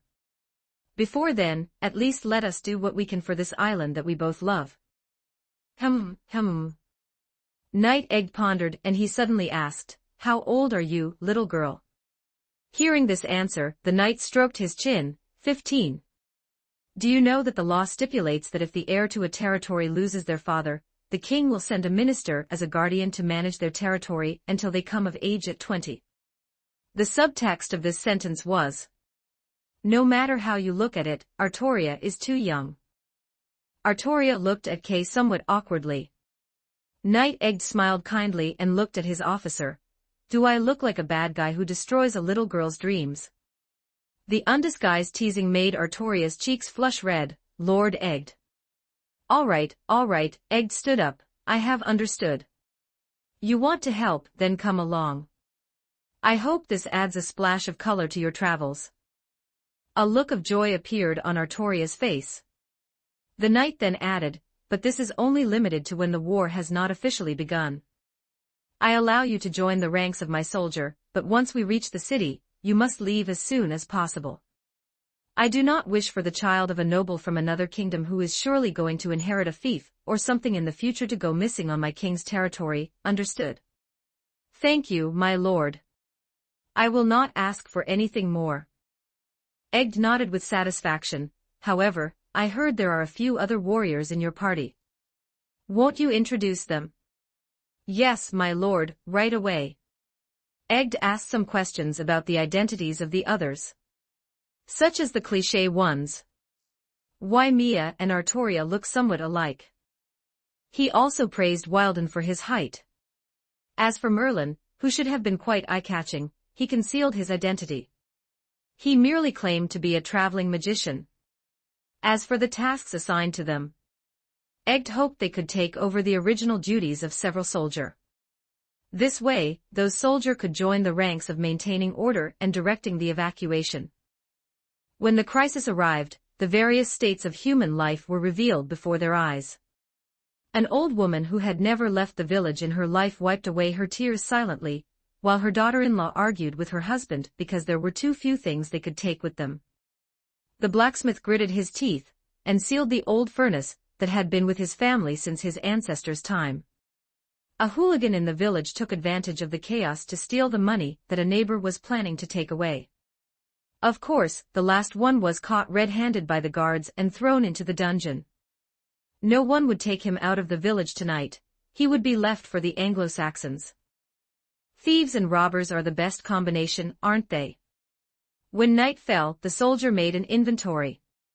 Most of the villagers were ready. Night Egg's prestige among his people played a major role. At least, the vast majority of people understood that the knight was doing it for their own good. Mia lent her carriage to the villagers, and she did not have to abandon anything for it. Everything that was originally on the carriage could just be stuffed into the storage space. Just as the knight had expected.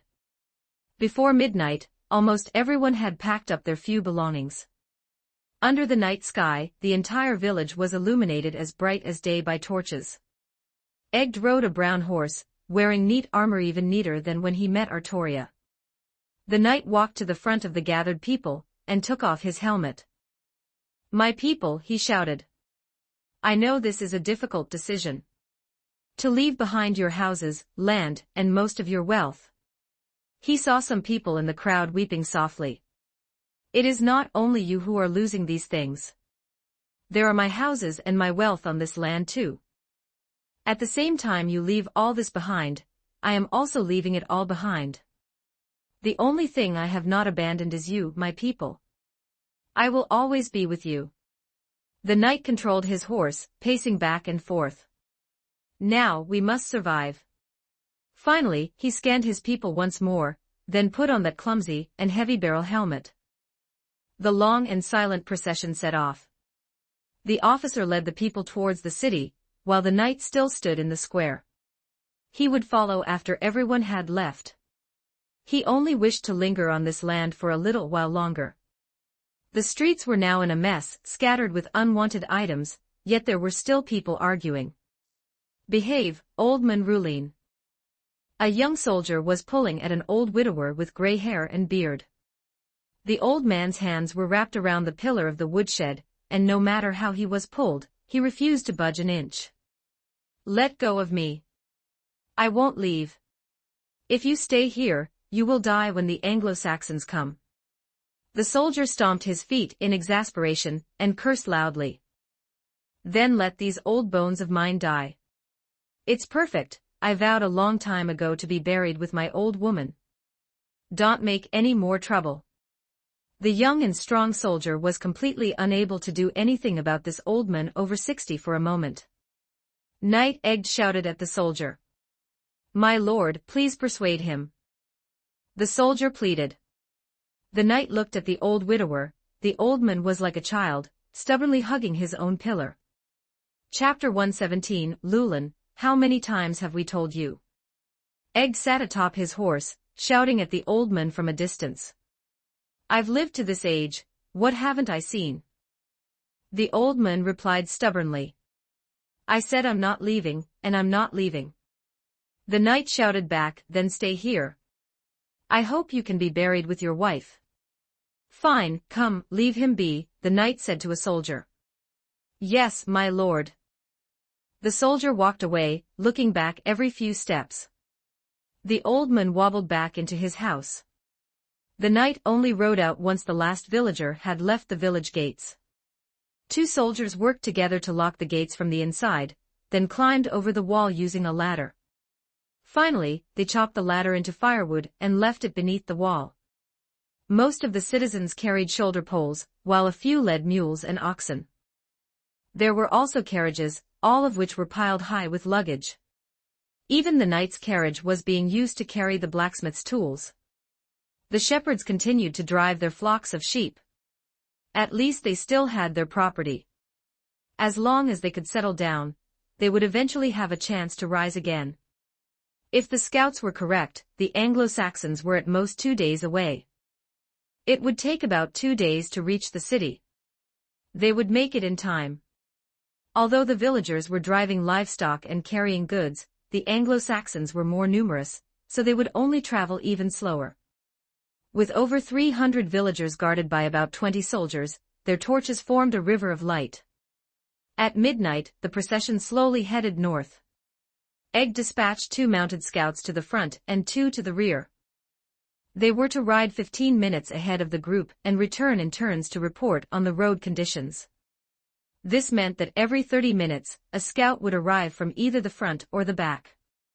The group of hundreds was very quiet in the night.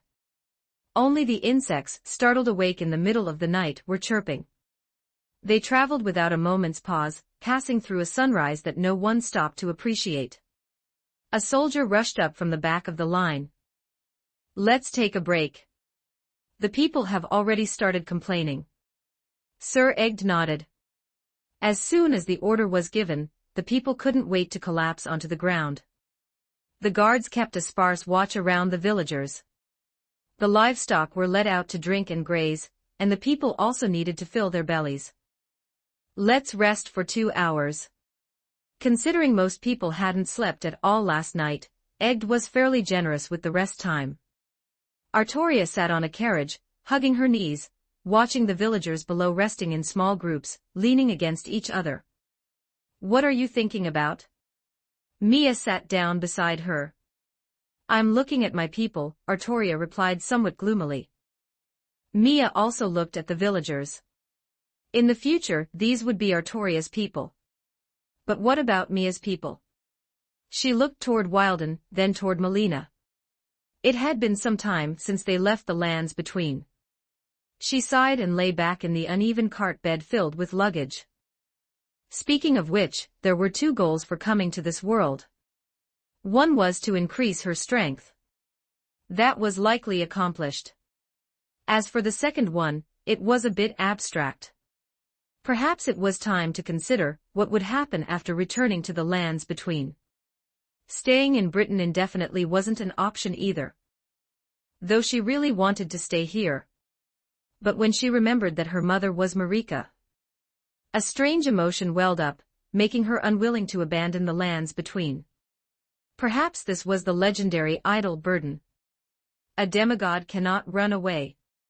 She was just planning to rest for a while in the uncomfortable cart bed. Suddenly, a tragic scream came from nearby.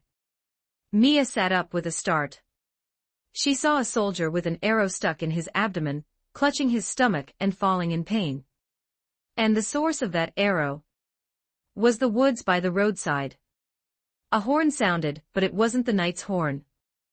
Sheets of arrows flew out from the woods, raining down upon the defenseless villagers. Enemy attack. A guard shrieked at the top of his lungs. Anglo-Saxons wielding spears and axes charged out of the woods with howling cries. Chapter 87, The Anglo-Saxon Invasion 3. I didn't update yesterday, but I'm feeling better now. There's another update coming today. The Anglo-Saxons charged out from the woods. Arrows, throwing axes, and javelins. Everything descended mercilessly upon the unarmed villagers. Even after walking for 7 or 8 hours straight, the people fled frantically in all directions under the threat of death. Hold your ground. Hold your ground. The knight was on his horse, but even he was being buffeted about. It wasn't just people, there were livestock too. Whether it was oxen or sheep, these animals had a herd mentality. Once the people panicked, all the animals panicked as well. Under these conditions, the Anglo-Saxons charged into the crowd. And Egd couldn't even manage to gather his few troops. The 20-odd soldiers were spread too thin. To protect over 300 villagers and the massive perimeter formed by countless livestock, the soldiers had been distributed evenly around the outskirts. Originally, this was a precautionary measure so that anyone approaching from any direction would be spotted. But in the face of a sudden ambush, this instead became the greatest obstacle to gathering their strength. When encountering danger, whether humans, animals, or even insects without complex thought, all know to move away. Consequently, the soldiers at the other end of the line were immediately swallowed up by the fleeing crowd. How many Anglo-Saxons were there? How was their equipment? Were they strong? Even Egd, mounted on his horse, could not tell. Soldiers! Protect the civilians, he shouted, but in the chaos, he received no response. The Anglo-Saxons plunged into the throng, howling as they hacked at the crowded, trampling mass of people. Whether the soldier before them was a warrior or not, none could escape their axe blades. Artoria wanted to jump off the carriage, but a group of people were hunching down and crawling under it, completely blocking the area around the carriage. The young girl was anxious and frantic. She leaped forcefully over the crowd blocking the carriage, falling clumsily to the ground and nearly being trampled by a panicked ox. Mia stood on the carriage, looking down from her high vantage point. The Anglo-Saxons had already closed in, mixed among the bobbing heads of the villagers, only their rising and falling helmets made them distinguishable. She knocked down a raider with a glintstone crystal, but the scene was far too chaotic. It was difficult to tell where the enemies were. Damn it! The girl cursed under her breath, drew her longsword, and jumped off the carriage as well. Then she realized this was a terrible decision. Because of her height, Mia could see even less within the crowd. Originally, she could still pick out that flash of white in the crowd, but now she could see nothing but terrified people and livestock. She shouted. She tried her best to stand on her tiptoes, looking around. A raider charging at her from the crowd was run through from behind by a dagger. Melina appeared by Mia's side. However, Mia had also been startled by that raider. Lady Mia. The taller Melina grabbed Mia and pulled her close to protect her. Wilden was not yet in sight, but his voice could be heard. Scatter. Don't all run in the same direction. The shouts of the large and loud-voiced Wilden actually managed to drown out the screams of the people, and the war cries of the Anglo-Saxons. He pushed through the crowd like a farmer parting ripe wheat. He even nearly tripped over a sheep because he couldn't see his feet. Don't act rashly, Wilden said, clearly more experienced, once he had regrouped with the two girls. Wait for the crowd to thin out a bit. If we do that, it'll be too late. This was a massacre. Perhaps every second delayed would cost a life. Then follow me, Wilden replied. He was tall and could see more clearly. He could spot the Anglo-Saxons from his height. Lord Egg was also shouting. His horse neighed in the crowd as the knight took the lead in charging into the Anglo-Saxons, hacking at the enemy with his longsword. The sharp sword sliced into the unprotected area between an enemy's helmet and chainmail, and the raider fell. The horse gave a startled cry as more people approached from the other side. Egg turned and raised his longsword high. 118 Section 118 Chapter 118 A woman was sitting on the ground, staring in sheer terror at the horse that had knocked her over. The knight reacted. "Get up quickly and run outside," he shouted. A spear thrust toward his waist from the other side. His armor blocked it, but it made the knight sway. Another two-handed axe severed the hoof of Egg's mount. The horse neighed miserably, collapsing to the ground along with the knight. Lord Egg. Artoria witnessed that heartbreaking moment. Without thinking twice, she rushed in that direction. Kay followed closely behind, and even Merlin held his sword, joining the two. The three were blocked by Anglo-Saxons. Most of the enemies ahead were Anglo-Saxons. The field of vision gradually cleared. The surviving villagers had finally run a sufficient distance, and Artoria raised her sword with both hands, hacking angrily at the enemy before her. After the three defeated a small squad of raiders that had suddenly appeared, Mia arrived late. She shouted, "Leave this to me, and go clear out those Anglo-Saxons who are still chasing the villagers."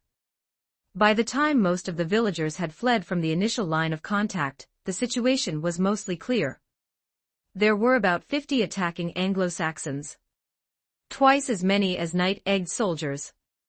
Some of those Anglo-Saxons, born for raiding, had stopped their pursuit, and were looting the belongings the villagers had left behind. Right next to the corpses of the slaughtered innocent civilians and the fallen soldiers.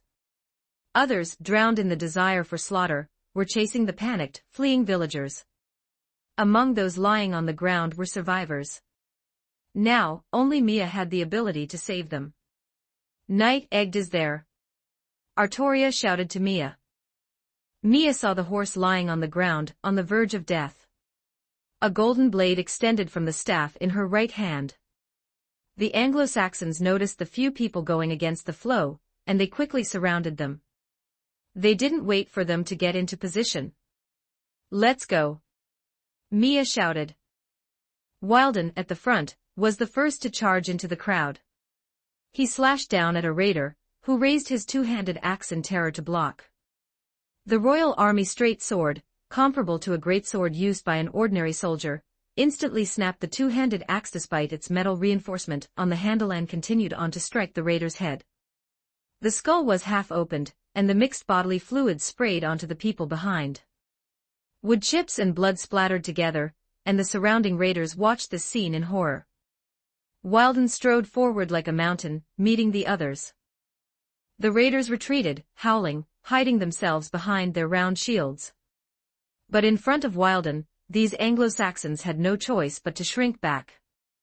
Mia and Melina headed toward the direction where Egg had fallen.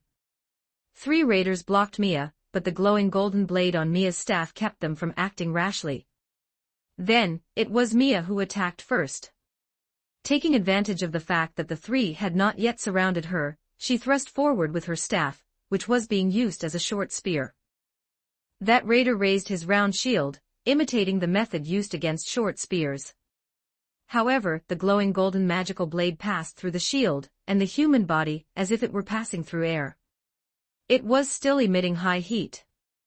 It hissed within the flesh, and the place where the wooden shield made contact with the blade instantly began to smoke. The raider widened his eyes in disbelief, and as the magical blade was withdrawn, the life faded from his pupils. The magical blade then swept horizontally, forcing back the other 2. They saw the golden blade pass through their companion's shield, armor, and body as if they were nothing. This was an attack method akin to sorcery, and in their dismay, the raiders dared not approach rashly, even with their numerical advantage. Mia saw the enemy's shoulders heaving with breath. The next instant, both roared and charged forward. One on the left, one on the right.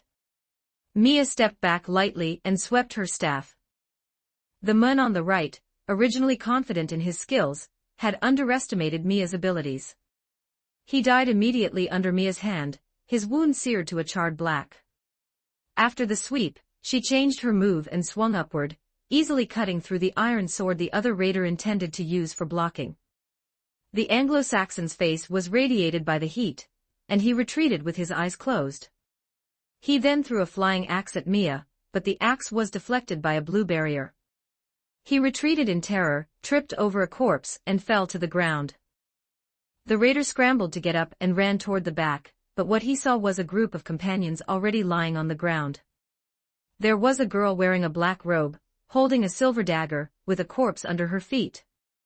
When she saw another raider, Melina looked up. That eye looked at him, as if hell's right hand had gripped his heart. The raider screamed instinctively and charged in another direction. An arrow flew over, and Melina turned her body to dodge it. The Anglo-Saxons scattered across the battlefield were gathering here. Wilden, help hold them off. Mia shouted, running toward the horse that was on the verge of death. Night-Egged looked as if he were already dead, pinned under the horse. This was the first time Mia had used a prayer to heal a creature other than a human. She pressed her hands on the horse's body. Amidst the golden light, the hoof, which had been almost completely severed with only flesh connecting it, healed. The girl felt the sturdy creature's breathing gradually steady. Battle cries and screams came from beside her. Wilden was already fighting with the other raiders. Valhalla is opening for us, the leader among the Anglo-Saxons roared, holding his battle axe and shield high. Just like tribesmen hunting mammoths in ancient times, the Anglo-Saxons surrounded Wilden. They probed with javelins and spears. Good boy, get up. Mia patted the lying horse. The horse gasped and staggered to its feet. The knight lay on the ground with his helmet fallen to the side. His face was twisted in pain, his lips and eyes tightly shut. But fortunately, he was still alive. Mia healed him. Egged opened his eyes and looked blankly at Mia before him, his memory still stuck at the moment his horse's leg was severed. Get up, Night-Egged, let's drive the Anglo-Saxons away. A javelin was thrown at Wilden. In the instant he turned to the side, he reached out, grabbed the javelin that flew past him, and threw it back with great force. The speed at which the javelin flew was like a giant arrow shot from a ballista.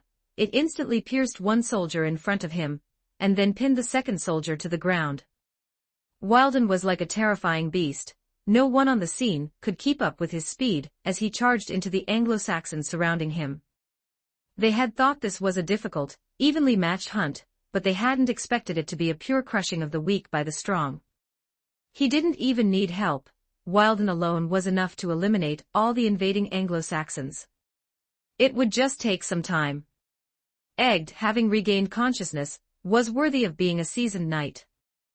He got up, mounted his horse again, and immediately resumed his command. The remaining soldiers had arrived, and the officer accompanied Egged by his side. The knight assembled the remaining dozen or so men. Although they could not launch a fierce counterattack like Wilden in the face of numerical inferiority, they were more than capable of self-protection. Protect our mage. Egged raised his sword, and the Briton soldiers formed a formation. A spear wall composed of a dozen people was enough to.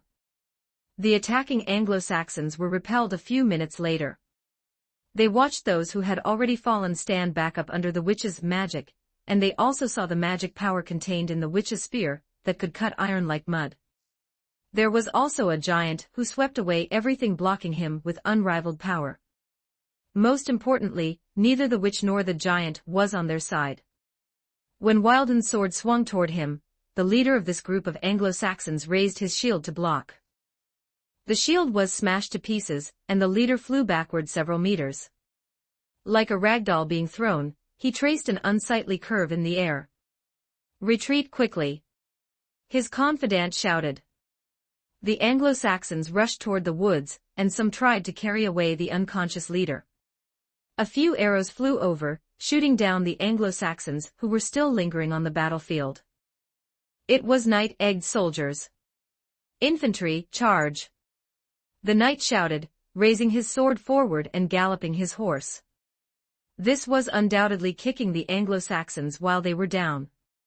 Egg was filled with rage toward the enemy. His brown steed swept past a soldier, and his longsword brought up a spray of blood. No one cared about the leader whose life or death was still uncertain. Without a doubt, they had failed.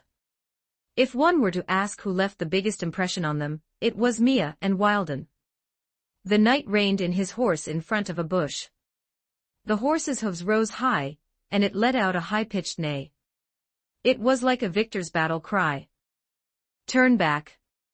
The knight held his sword high, pulled hard on the reins, and galloped in another direction.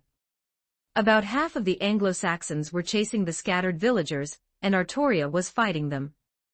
Reinforcements arrived a few minutes later. Those Anglo-Saxons turned back, only to find that their companions who should have been behind them were nowhere to be seen. Instead, Britain soldiers had regrouped and were attacking from here. The knight wielded his sword with one hand, slashing all around. He parried a spear-tip thrust at his face. The Anglo-Saxon, vicious and gnashing his teeth like a wolf, thrust at him relentlessly. With a crack, a wood-chopping axe swung from behind him into his neck. The raider's body stiffened, and he knelt to the ground. A young boy gripped the axe handle with both hands and pulled the axe, which was stuck in the bone, out with force. With the nervousness of killing for the first time, the boy panted and looked up at the towering knight. A golden, illusory holy tree appeared behind the knight. Egg turned back in surprise. It was Mia. The Anglo-Saxons had already left the clearing where she was standing. So she boldly used a group healing prayer. The gods are with us. The knight shouted, declaring loudly with his back to the golden light. Chapter 119, Drive these heathens out of our land, leave none behind. Chapter 88. Interrogation can't stay up late anymore, sob sob. PSHA head flew up in front of Artoria. Perhaps such a scene was a bit too violent for a young girl in a white dress. But that's war. Bloodshed and death are unavoidable. As long as the enemy is dealt with cleanly, there is no such thing as cruelty. This is the last one. Merlin was also holding a sword. Though he was a magus. Clearly, he was better at eliminating troublesome enemies through physical means. Artoria's white dress was stained with the blood of enemies. She wiped an itchy spot on her face, leaving a streak of red on her palm. She casually wiped it off on her clothes. Aside from the corpses, there was only an empty expanse around them. A sheep stepped over the corpse of an Anglo-Saxon, wandering across the grass. The knight sat on his horse not far away. With bloodshot eyes, he scanned the fields before him. Then he blew the horn signaling the end of the battle. Just like what people occasionally heard in the village, it followed a unique pattern. Anyone who had heard this sound before would likely be drawn to it. Mia had already gathered a group of survivors where she was. "Are you an angel?" a young girl asked Mia, who was comforting her. The girl sat on the ground, her clothes stained with crimson blood. "I'm just a magus," Mia said truthfully. It was quiet after the battle. The soldiers were gathering the remains of the victims. The civilians who had survived the ordeal watched from a distance. Aside from the relatives and friends of the deceased, not many people were crying. Perhaps it was because Mia had previously shown her abilities as a magus, giving some people unrealistic expectations of her. "Can you save my dog?" a herdsman asked with a mournful face, holding a sheepdog that had been dead for quite some time. The loyal sheepdog had shielded its master when he was attacked, sacrificing its own life. Mia didn't know how to face such a request. It wasn't that the villagers were greedy. Mia had saved many of their lives, but some still wanted more. Rather, these people had nothing left to lose. Livestock losses were heavy in this raid. Most had run into the wilderness or woods in their fright. Before long, the soldiers had compiled statistics on the casualties. Among those Mia couldn't save were 4 soldiers and 21 villagers. Other losses were countless: property taken by fleeing Anglo-Saxons, livestock that couldn't be found anywhere, and so on. The only good news was that after Egg blew the horn 3 times, all the survivors had returned. No one was missing due to the raid.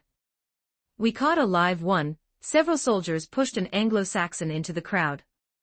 People looked at him with rage, wishing they could eat him alive. It was the Anglo-Saxon leader, who had been sent flying by Wilden earlier. He was held up by 2 soldiers, his mouth covered in blood. Knight Egg had long since dismounted. He sat on a crate, looking at the Anglo-Saxon who was brought before him and kicked to his knees. The Anglo-Saxon mumbled something, and then spat a mouthful of bloody saliva onto the ground. "Does anyone speak the Anglo-Saxon language?" Egg asked loudly. "I'll do it." Mia had been watching the Anglo-Saxon for a while. She knew very well why these villagers were fleeing, and also knew Egg's thoughts. "You and your companions have truly been a great help to us, Miss Mia," Egg said, shaking his head slightly. He sighed with emotion. These travelers from elsewhere had left a deep impression on him. Without Mia, Artoria, and the others, this raid, where the Anglo-Saxons had the numerical advantage, would surely have ended in the defeat of the Britons. And more than that, it would have been a true massacre. "It's fine," Mia smiled. "I never feel like I've done too much when people are thanking me." "What do you want to ask?" Knight Egg. Egg pondered for a moment. "Ask him why he's here, and when their main force will arrive." Mia nodded and relayed Egg's questions to the Anglo-Saxon. The Anglo-Saxon wasn't surprised that he could understand Mia's words. He actually spoke the British tongue as well. The Anglo-Saxon cursed in the British tongue. No translation from Mia was needed, everyone heard it. Egg's face darkened. "I'll ask again, why are you here, and where is your main force?" The Anglo-Saxon had a tooth knocked out. With his hands tied behind his back, he had no way to resist. "You're all going to die soon, Christians.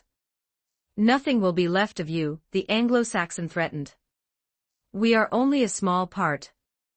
All the clans are gathered under our king's command. He will lead us to crush you." "Your king?" Egg frowned and leaned forward. "Tui," the Anglo-Saxon spat blood in Egg's face. The knight's face instantly turned black with rage. He stood up furiously and kicked the Anglo-Saxon to the ground. The Anglo-Saxon laughed loudly on the ground. "The king of Anglia, Vortigern. He will soon crush you like grains of sand. You can wail and beg for mercy all you want, but death is certain. You're a bunch of cowards, Christians." The Anglo-Saxon struggled to crawl back up and knelt on the ground. "A warrior's axe will split your skulls, and we shall find glory in battle. The Anglo-Saxons are the chosen kings of this land." Smack! The Anglo-Saxons' shouting was interrupted by a crisp slap. It was Artoria. "Is your so-called glory invading others' lands and massacring their people? Twist it however you want with your talk of cowards and losers," the Anglo-Saxon glared at Artoria. "If I agree with even a single word you say, let Hela drag me down to the deepest abyss of Helheim." Egg stood up. "Hang him, then string up his corpse." The soldiers who had been suppressing their anger for a long time stepped forward. Somewhat surprisingly, the Anglo-Saxon, who had been so arrogant and acted ready to die, began to struggle violently. "Have the guts to fight me. Kill me in battle." He kicked his legs desperately as the soldiers dragged him further away. People scrambled to crowd around, wanting to see the last moments of this Anglo-Saxon bandit leader. "Those heathens," Egg said, looking toward where the crowd had gathered. "They believe only those who die in battle can go to heaven. Truly a bunch of savages." The knight made the sign of the cross on his chest. The Anglo-Saxon was hanged from a tree. Acknowledgements Chapter 1. Haven't been feeling well these past few days, and I haven't thanked everyone for the tickets. I'll open a special chapter to make up for it. First, thanks to Reader 107 for the tip. Then, thanks to Readers, Yane009 for the 5 monthly tickets. Grand Captain Taisher Shulon for the 3 monthly tickets. Red Butterfly Fantasy Dream Shook 684648838858 for the monthly tickets. Thanks to Reader's Grand Captain Taisher Shulon for the 6 blades. Accident occurs. Great Emperor Bain Hidu for the blades. Chapter 89. Vortigern is coming amidst the curses of the villagers. The Anglo-Saxon was hanged from a tree. This was no place to linger. Not all the attacking Anglo-Saxons had been killed. Those who escaped would surely report what happened here to their leader, a greater leader, a more authoritative leader. According to what the hanged Anglo-Saxon had said, their leader was Vortigern. He was the younger brother of the former king of Britannia, Uther, but also the traitor who led the foreigners to invade Britain. Having seized half of Britain's land with the military might of the Anglo-Saxons, he was known by the Britons as the Low King.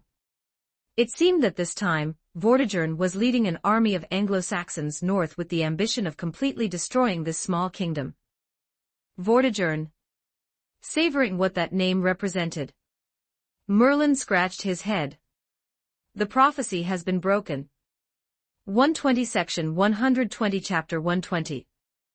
According to the initial speculation, Artoria should not have encountered Vortigern here. Was it because of the variable of Mia inserted midway?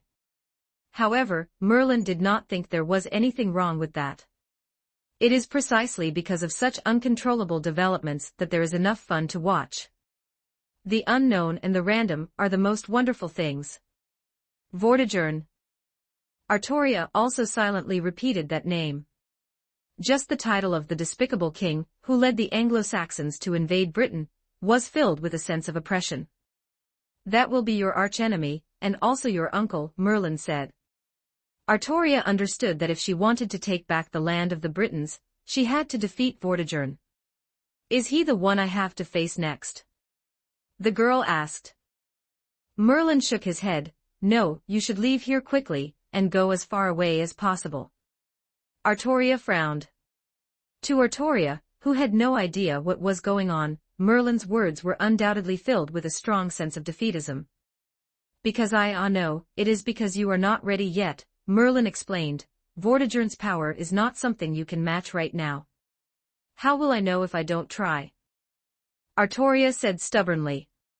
If you want to confront Vortigern, you must at least liberate the power of the sword in the stone. This point struck a sore spot for Artoria. Since leaving the Isle of Anglesey, the sword in the stone in her hand had never emitted golden light again. What kept people awake at night, even more than having no hope, was that little bit of hope that seemed within reach but was actually untouchable. Then I cannot run either.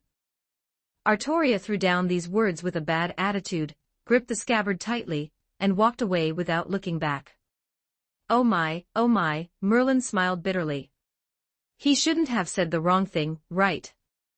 Artoria clearly wasn't like this before. Merlin stroked his chin, thinking about the reason. He missed the little Artoria from before who had no temper. Ah no, at that time, she was still presenting herself under the name Artorius, and was Kay's younger brother and attendant. Is that the reason? Now that Artoria is a girl knight, has the femininity in her heart awakened? Oh my, if this continues, she will only become an ordinary girl, and won't be able to become a rational king. While Merlin was scratching his head, the people around him were not idle. By hanging the Anglo-Saxons, Egd restored order among the people. Under his command, the survivors hastily buried the victims.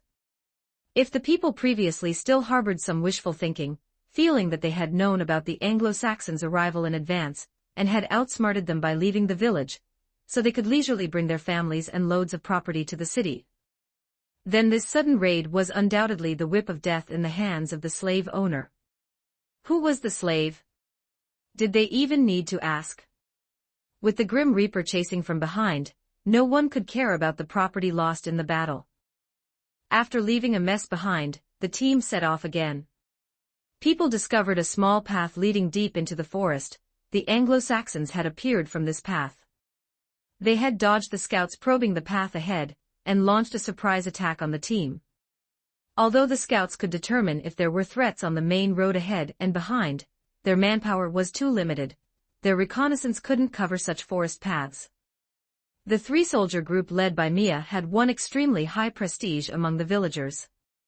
Of course, as a main force in resisting the Anglo-Saxons, Artoria had not been treated unfairly either. It was just that the commotion Artoria and the others made was not as big as Mia's. She did not claim to be an angel to appease the public as she did on the Isle of Anglesey. She was always explaining that she was not some Catholic angel, but just a mage, but she couldn't stop people from coming to ask incessantly. It was as if all 300 people had to come over and ask once. These were people who wanted to have close contact with Mia, who were traveling with her day and night for several days.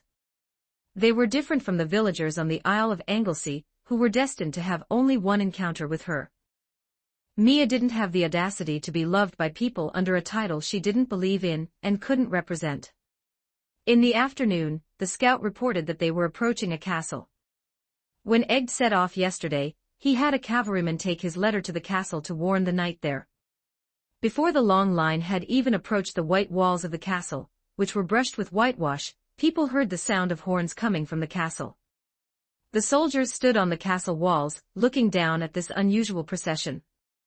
"There is someone I know in there," the soldiers whispered to each other. "He is the groom who often comes here to deliver grain." The fat knight guarding the castle, with white whiskers, was not wearing armor and appeared on the castle wall with his hands on his hips, leaning out half his body to look. "God bless, Master Egg. I am so happy to see you are okay. Your messenger told me everything." Egg reined in his horse, stood in front of the city gate and shouted, "Good afternoon, Lord Adlin. Seeing you in such good spirits, I am sincerely happy for you. Speaking of my messenger, did he tell you that the invading force is Vortigern's army?" "Vortigern?" The knight Adlin inside the castle changed his expression. "Your letter didn't mention this." "The letter sent out last night, of course, could not possibly contain intelligence that was only known this morning. Look at my people, my lord. If it weren't for the surprise attack by the Anglo-Saxon raiding party on the way, they wouldn't be so dejected," Egg explained. "We learned this news from the captives." "Oh, Adlin's whiskers trembled, and his lips, hidden under his white beard, moved. Who didn't know the prestige of Vortigern? The High King Uther died in the decisive battle against him. Adlin's voice retreated from the wall. His soldiers watched him pacing anxiously. A moment later he poked his head out again. "Then do you still want to come in and rest?" Egg waved from far below the castle wall. "I am going to the city. Only the king has the ability to organize a defense." Adlin said, "All right then, good luck." "Thank you for your kindness, Lord Adlin." Egg bowed slightly while on his horse, pressed his hand to his chest, and offered a salute. The castle was not large. As a purely military facility, the size of the castle could not compare to a village. "When I see His Majesty, I will definitely do my best to secure reinforcements for you." The knight of the castle was not the same as the knight of the village. Castles were mostly located in important strategic positions, like the one in front of them. With dense forests on both sides, this castle was situated on a natural hill, guarding the main road leading to the capital of the small kingdom. Therefore they could not abandon their fiefs, and lead the people to escape like the knight of the village. The knight in this position was undoubtedly a trusted confidant highly valued by the king. In an era when the feudal system had not yet been perfected, the European system of 5 ranks of nobility had not yet formed. As knights with fiefs, they had to serve the king for generations. And the difference in positions in the army or the court was the only division of knightly rank. For example, the knight Adlin in the castle was ordered to guard the castle as an officer, commanding an elite standing army for the king. And what about Sir Egg? He did not have as many soldiers under his command as Adlin. He managed a village and the garrison within the village in the capacity of an administrator. "Lord Adlin, those Anglo-Saxons are very barbaric. If you do not wait for reinforcements, at least you must protect yourself. You must leave yourself a way out. There is always a seat for you at the king's round table." "I understand, Master Egg." Adlin waved from the tower. "Take care." Egg bid farewell to Adlin. The team continued on their way. Thanks to reader Qinchuanren for the 4 monthly tickets. Thanks to reader Tsudong Daoguanggu for the 3 monthly tickets. Monthly tickets from passing by Jeliza, Shuain Kelasi, Minsui Tian Y Yenjuan Yanshu, Tsudong Daoguanggu, Shihuan Lemi de Kexwagia, Qingfu Luoli Tue, Wazui Shihuan Jiuxiao Daran, Wushir Xing Shuan Yu 1, Mianchi Weimian, Shuxum, Xingsuan, QAQ, pi_pi. Thanks to reader Qingfu Luoli Tue for the 5 blades, QAQ, pi_pi for the 3 blades, Xingsuan for the 3 blades. Thanks to reader NAHC03, Wushir Xing Shuan Yu 1 for the blades. Chapter 90. Regarding the strange misunderstanding caused by the sword in the stone, the city was named Lancaster. The name of this city came from a combination of Celtic and Latin, meaning castle by the river. Unlike Bangor, Lancaster was already a sizable settlement when the Romans still ruled Britain. It had towering rock and concrete walls and towers of the same material. The Romans liked white and red. White was the color of marble, and red represented Rome. Therefore, the cities they built were mostly white walls and red tiles. Even without marble, the Romans would brush the walls of houses with white lime. The Britons inherited the legacy left by the Romans. This island had been ruled by the Romans for 300 years. Although the Romans also treated this place as Roman land, what was different from the Anglo-Saxons was they brought more than just conquest. In the era when polytheism was still prevalent, the Romans worshipped the gods of Britain, the Romans turned the villages of the Britons into cities, and the Romans built the Great Wall to resist the northern Picts. And on the 2-sided gold coins, one side was the Roman emperor, and the other side was the goddess of Britain.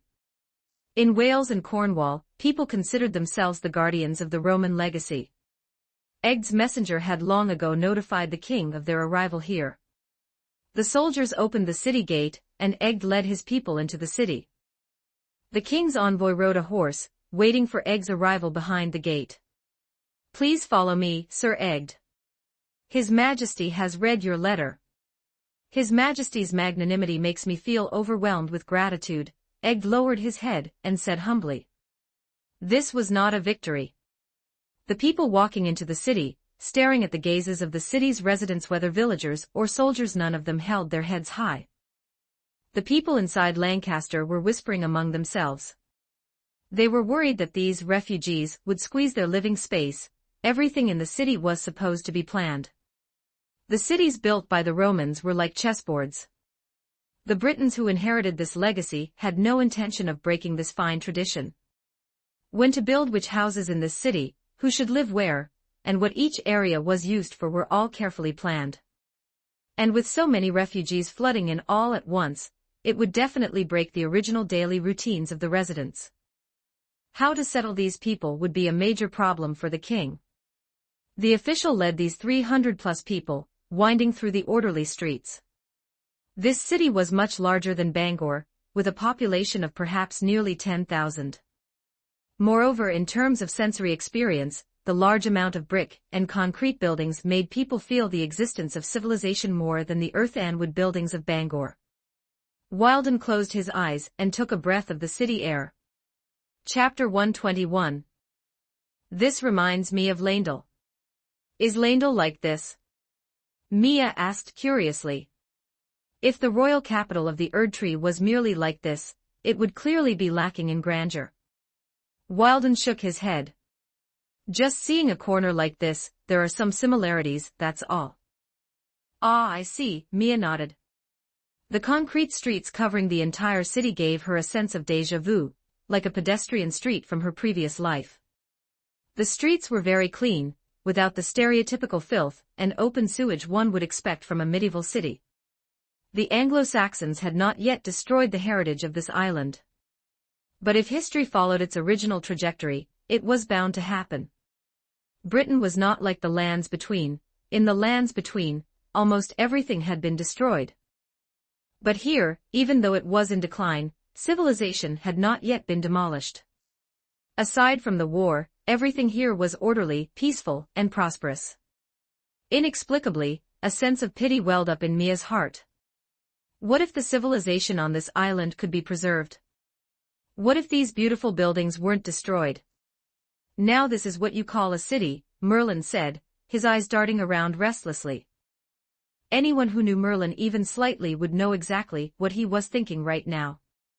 There was a 50% chance he was thinking about young girls, and the other 50% chance he was thinking about women. In short, given his usual philandering nature, the moment he dropped Artoria off, he would likely rush into the gentle embrace of the big city's pleasures. Mia also liked cities. Although she wasn't very fond of active socializing, even just watching the people coming and going in a city was much better than the endless wilderness. The place designated for the villagers was an oval arena. Britons did not have the custom of watching gladiatorial combat, so this oval building, filled with decorative columns, was used as a tournament ground for knights. But now was not the time for a tournament. The king had ordered his soldier to clear the open space in the arena to house the refugees from the village. There are no ready-made dwellings in the city, so I must ask you and your people to settle here for the time being. Sir Egd quickly thanked him sincerely.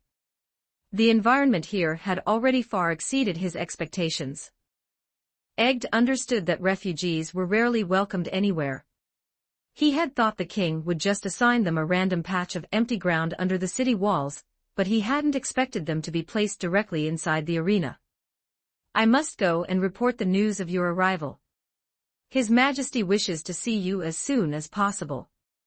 The official finished speaking and left. Egd gave a short speech to the villagers, announcing that the hardest times were over and that under the king's leadership, they would surely reclaim their homes. The effect of the speech was somewhat weak.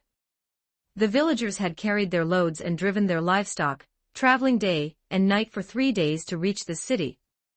Most people's only wish was to get a good night's sleep, whether they had a bed or not.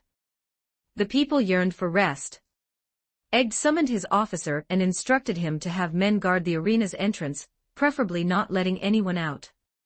If someone wanted to go out to buy supplies or something else, they had to submit an application to the officer, who would then select a representative to make the purchases on their behalf. Under no circumstances could these villagers be allowed to disrupt the order of the city. Egd was well aware that they were guests.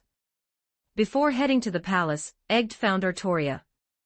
Lord Egd, Artoria quickly stood up and gave a polite nod. We will be leaving here soon.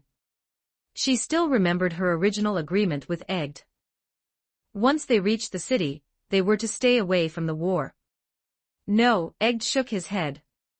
I'm not here to drive you away. On the contrary, I think I owe you an apology. I judged you by your appearance back then. The knight said.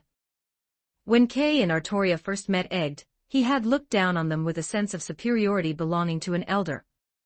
But in the subsequent battles, both Kay and Artoria had demonstrated strength that was not inferior to that of a mature warrior. The two wanted to say something polite, but Egd didn't want his apology to seem insignificant. He immediately followed up, I think you can come with me to see the king. But the king doesn't seem to have summoned us. Kay said. Indeed he hasn't, but I feel that if I can introduce you to my majesty, it will also be my honor. Naturally, there was also Mia. Egd specifically found Mia later. Considering her abilities, it was clear that Mia was much more important than anyone else. Mia agreed, she would take Wilden and Melina with her to the palace. It wasn't a bad thing to meet a ruler of another world. Maybe I shouldn't go. Merlin suddenly chimed in before they set off. No, you must go, Kay said firmly. As Artoria's teacher, how can you shrink away when she meets a sovereign king for the first time? But I'm not of much use anyway, Merlin said coyly. It was as if going to see this king was a terrible thing. Merlin even went so far as to admit he was useless. Kay straightened his expression and coughed. Now then, Mr. Merlin, you wouldn't want the news of Artoria making a fool of herself in front of a sovereign king to become common knowledge, would you? Ah, no, Merlin waved his hands. I believe Artoria can handle this matter just fine. Are you going or not? In the end, through a mix of persuasion and coercion, Merlin wrapped himself in his hood, didn't even bring his staff, and followed the group to the palace reluctantly, looking like an assassin. The king lived in a palace within the inner city. There were 2 city walls here, both solid walls made of stone bricks and concrete. In the throne room, with guards standing on both sides, they saw the ruler, the sovereign king of Lancaster. He was a lean old man with a goatee, his eyes not at all clouded by the passage of time. He sat on the throne wearing a crown that had little decoration, more like a gilded circlet than a traditional crown. "Stop there," the king reached out a hand. Because the group had not surrendered their weapons to the soldiers when entering the throne room, the king had them stop 10 paces away. Upon seeing the king, Sir Egg knelt on one knee in greeting. "Your Majesty Braden." King Braden gazed sternly at the knight before him. "Egg, my tribune. I granted your family the honor of managing land for me. Why have you abandoned your fief? Please forgive me." The situation was urgent at the time, and it was the most prudent decision I could make in those circumstances. King Braden sighed. He couldn't really blame the knight for such a thing. Anyone lacking soldiers and defensive facilities would have made the same judgment. "Please rise, Sir Egg." King Braden reached out a hand and gestured upward. "Thank you, Your Majesty," he said as he stood up. Mia noticed that the king's left hand was hidden beneath his robe. "I summoned you for another important matter." King Braden looked at the people following behind Egg, "but I suppose you have something to say as well. Why don't you begin?" "Yes, Your Majesty." Egg kept his head bowed throughout. He was just about to introduce someone to the king. Suddenly, he heard the king raise his voice. "However, what I am more curious about," the king said, "is why the magician Merlin, who once served the High King, would appear in my court." "Oh dear. I suppose saying you're looking for magician Merlin, what does that have to do with me? Magus Merlin won't let me slip away, will it?" Merlin helplessly pulled back his hood. "I was recognized after all. If I'd known, I would have been more firm and refused to come no matter what." Kay shot him a glance.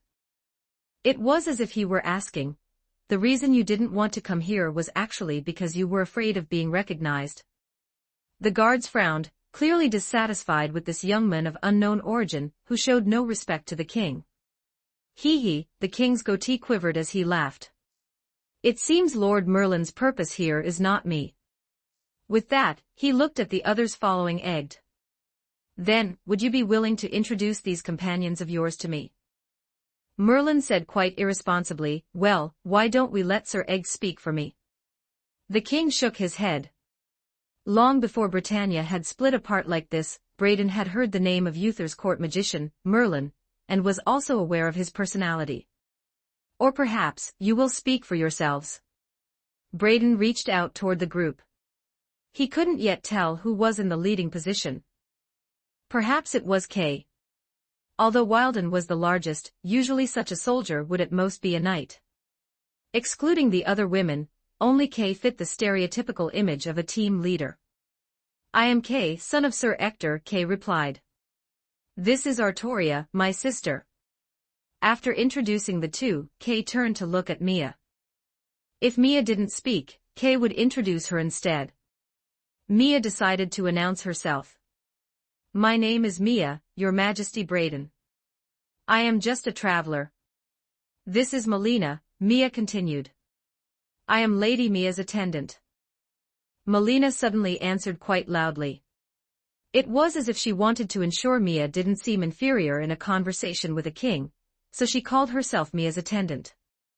Mia paused for a moment, feeling somewhat awkward for some reason. "This is Wilden, a knight," she introduced last. The king was one of the few people who didn't immediately marvel at Wilden's physique. He was contemplating something. "Ector," he murmured. After a moment, he leaned forward and asked with an expectant look, "Is your ancestral home in Wales?" "Yes," Kay nodded. "Then, was your father once the knight commander in the High King's Legion?" "Yes," Kay nodded again. King Braden took a deep breath. He suddenly stood up, his left sleeve hanging empty. "Merlin, oh Merlin. Though I do not know the full story of the past, since you have already brought such a young knight before me, why do you still think of deceiving me?" he murmured, moving swiftly, and in an instant, he was in front of Kay. "Come, young man, let me see your sword." "Your Majesty." The guards, seeing their king make a dangerous move, hastily tried to intervene. "It's all right," Braden shook his head, signaling the guards to step back, then looked at Kay with a face full of smiles. "Young man, quick, draw your sword before me and let me see it." 122 Section 122 Chapter 122 This. Kay was utterly confused. He didn't quite understand why King Braden would make such a request. Kay swallowed hard. He stepped back, knelt on one knee, and drew his sword in a posture that would not be considered presumptuous. Well, that one-handed sword, and then presented it with both hands. Braden leaned over, carefully scrutinizing the sword. "I thought it would be longer and inlaid with gold," he muttered, a look of slight dissatisfaction appearing on his face. The petty king of Lancaster, Braden, straightened his back and glared at Merlin, shouting, "Merlin, can you swear to the former king that this is the sword in the stone?" Merlin blinked innocently. Braden glared back at him. Kay felt speechless, as if he had been set up. The atmosphere instantly fell into an awkward silence. A few seconds later, Merlin, Mia, Kay, and even Vilda all turned their heads in unison to look at Artoria. The young girl subconsciously took a half-step back. Then she immediately realized that she shouldn't shrink back at this moment. So, following the momentum of her backward step, she unhooked the sheathed sword from her waist. "Your Majesty Braden, this is the true sword in the stone." Pulled an all-nighter. "It's a bit hard to write, even painful. I want to finish this plot quickly, but it just gets harder to write as I go on. I can't seem to fit in the original character development and highlights, it feels like it's becoming a mere chronicle. So much pressure, I have a stomach cramp." Chapter 91. Scolding Merlin the Scammer. Artoria displayed the sword in the stone in her hand. Just like in the rumors, it was a longsword worthy of the noble status of the High King. When the sword was presented before King Braden, its dazzling radiance made him submit. If such a knight were to stand before him, holding such a sword and bearing a prophecy, King Braden would choose to submit, just as he did to King Uther over a decade ago. He was the first vassal to answer King Uther's call and pledge his loyalty to him, and today, over a decade later, he was just as willing to be the first again. Everything would be so natural. But the only problem is, did you pull this sword out? The king looked at Artoria. Yes, Artoria replied. Braden didn't quite believe it and stared at Merlin again, wanting an answer. Merlin's answer was naturally no different from Artoria's. "I swear by the Holy Spirit of King Uther," Merlin said, uncharacteristically serious, "Artoria Pendragon is indeed the descendant of King Uther, and she is the one who pulled out the sword in the stone." Braden stared at Merlin for a moment. Then he turned around and sat back on his throne without a word. "Guards, leave this place." He waved his hand, dismissing the guards, leaving space for the few of them to be alone. Silence reigned for a long while. He felt that Merlin would not lie to him. Then, Braden spoke. "So, King Uther had no son?" "That is indeed the case," Merlin replied. "But I still vaguely remember that it was you who ran through the streets of Londinium, proclaiming the birth of King Uther's firstborn son." Under Braden's serious gaze, Merlin averted his eyes. Feeling very guilty, he scratched the floor with his toes. "Well, ha ha ha, actually, the queen was still in labor at that time. So you didn't correct your own mistake, but instead went along with it." Braden was worthy of being a king. Even as one of the 7 remaining vassal kings on the island of Britain, he was still a king. As the absolute ruler of his own country, even though he was missing a left hand, his gaze remained sharp. "Then why now? Can you not keep hiding it? Or are you saying you don't want to hide it anymore?" "Because the prophecy has deviated," Merlin stammered in explanation. "We weren't supposed to meet here." "Prophecy, it's always prophecy." Braden shook his head. "You are not an angel, nor are you a druid, you neither love God enough nor respect nature enough. Merlin, what kind of sweet talk did you use to deceive Uther? Perhaps, without your prophecy, he might not have been killed by Vortigern. It was just a mistake in gender, not a big problem, right? Merlin stammered in defense. Kay whispered sharply. He clearly saw that Braden's expression changed immediately after hearing Merlin's words. Not a big problem. It's fortunate that your prophecy deviated. The older king pointed at Merlin and scolded. If your prophecy had followed the correct path, no one would have discovered that King Uther had no son, right? Braden pointed at Artoria with a trembling finger. The king's anger had reached a breaking point. She is not a knight, she is the High King's daughter. Is this how you forged the identity of the High King's daughter? If your prophecy had followed the correct path, would you have revealed her true gender? Merlin said, feeling guilty but very honest. So you want a woman to become king? Do you want to proclaim this to all the people of Britain? And then what? Recruit a queen for your king.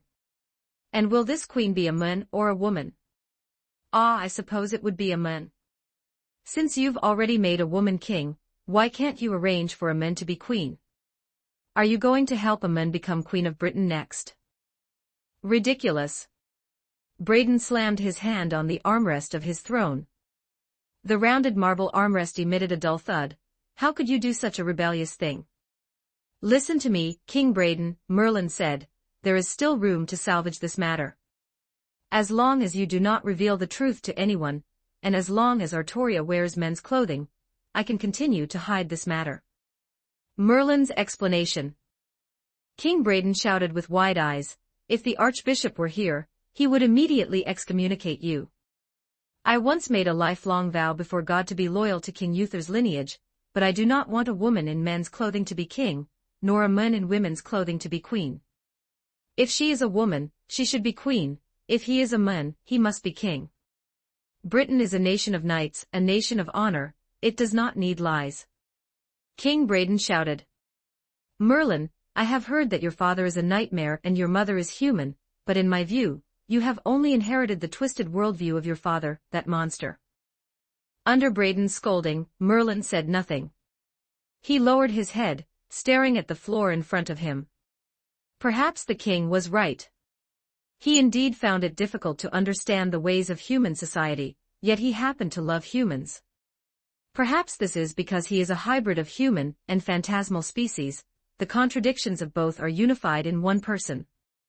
Merlin's silence was seen by Artoria. She stepped forward. King Braden, please do not be too harsh on Merlin. He is actually an excellent teacher. Apologies, Your Majesty. Merlin bowed slightly. The king closed his eyes, exhaled, and leaned back on the chair. When he opened his eyes again, he stared intently at Artoria. You are a girl, the king said. Yes, Artoria nodded generously.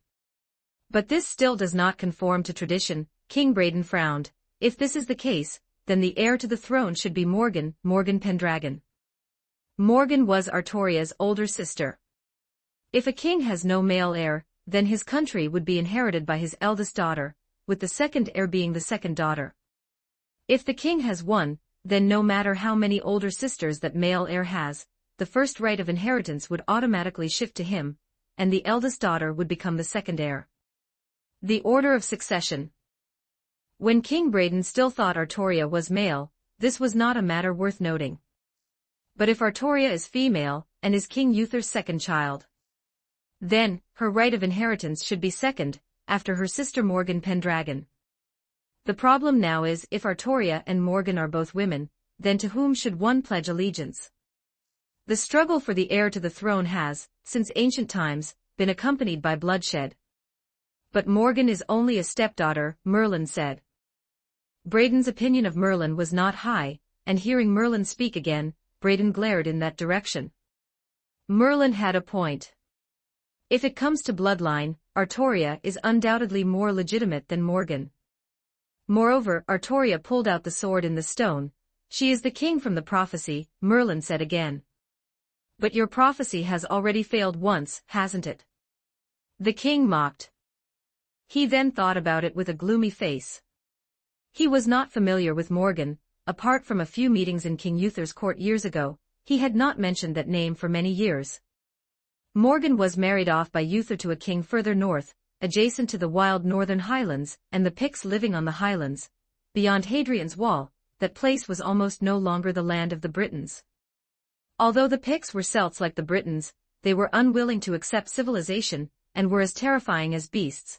Before the Romans arrived, they were already feared by the various tribes in the south. Uther marrying his stepdaughter to the border of Britain had quite a flavor of exile in it. Artoria Pendragon, Your Highness. Braden looked at the young girl. Do you know what kind of king the Britons want? Artoria nodded seriously. One who can drive the Anglo-Saxons off this island and recover our lost lands. If you were such a king, what do you think is most important? Braden asked again. Artoria thought for a moment and replied, my. Yes and no. Braden shook his head. Your Highness, let me ask you, what do you think of my city? The market is bustling, the streets are orderly, the buildings are intact, and the people live in peace and contentment. It is the best city I have ever seen. Artoria answered sincerely. Can this allow us to defeat the Anglo-Saxons? Braden asked persistently. The answer was obvious. Braden said, we are like a kingdom on sand, Your Highness. No matter how magnificent or beautiful we build our cities, it is only a matter of a giant's stomp. We need power capable of contending with Vortigern. Of course, I do not mean that ensuring the people can live and work in peace is an unimportant matter. Even if we are little people on a sandcastle, we must at least build the sandcastle high enough so that those who possess power can slap the giant in the face. Can you understand, Your Highness? I understand. Artoria nodded earnestly. Braden leaned forward and asked, I am not one of those people who blindly pursue prophecies, Your Highness. I know you pulled out the sword in the stone, but if you were to place the sword on your saddle, would your horse then be considered a wielder of the sword in the stone? Where does your power lie? You wish to witness my power. Artoria gripped her scabbard and responded with composure, I will not shy away from any knight's challenge. No, Braden shook his head, it is not my knights who will challenge you. The king paused for a moment, then spoke, Your Highness, I believe you should know what the imminent challenge facing my country is. I certainly do. Vortigern's army is coming. That is it, Braden said, I must support the castle where my knight Adlin is stationed. It is the only road from the south leading to Lancaster, and we must hold it.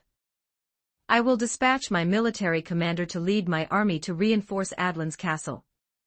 If possible, Your Highness, you can demonstrate your chosen power on the battlefield. Braden was old, but he had a clear understanding of his own capabilities. It was not his first time facing Vortigern's army.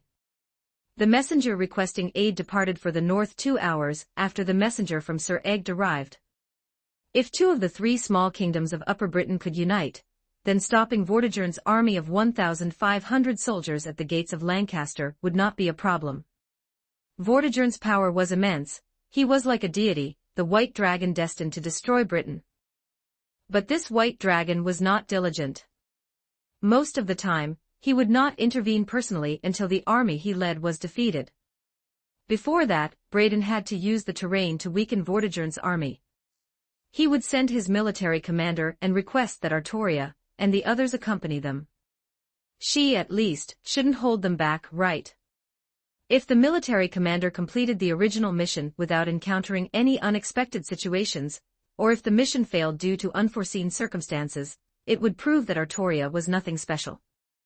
Conversely, if the mission was completed excellently, it would prove that Artoria at least possessed some ability.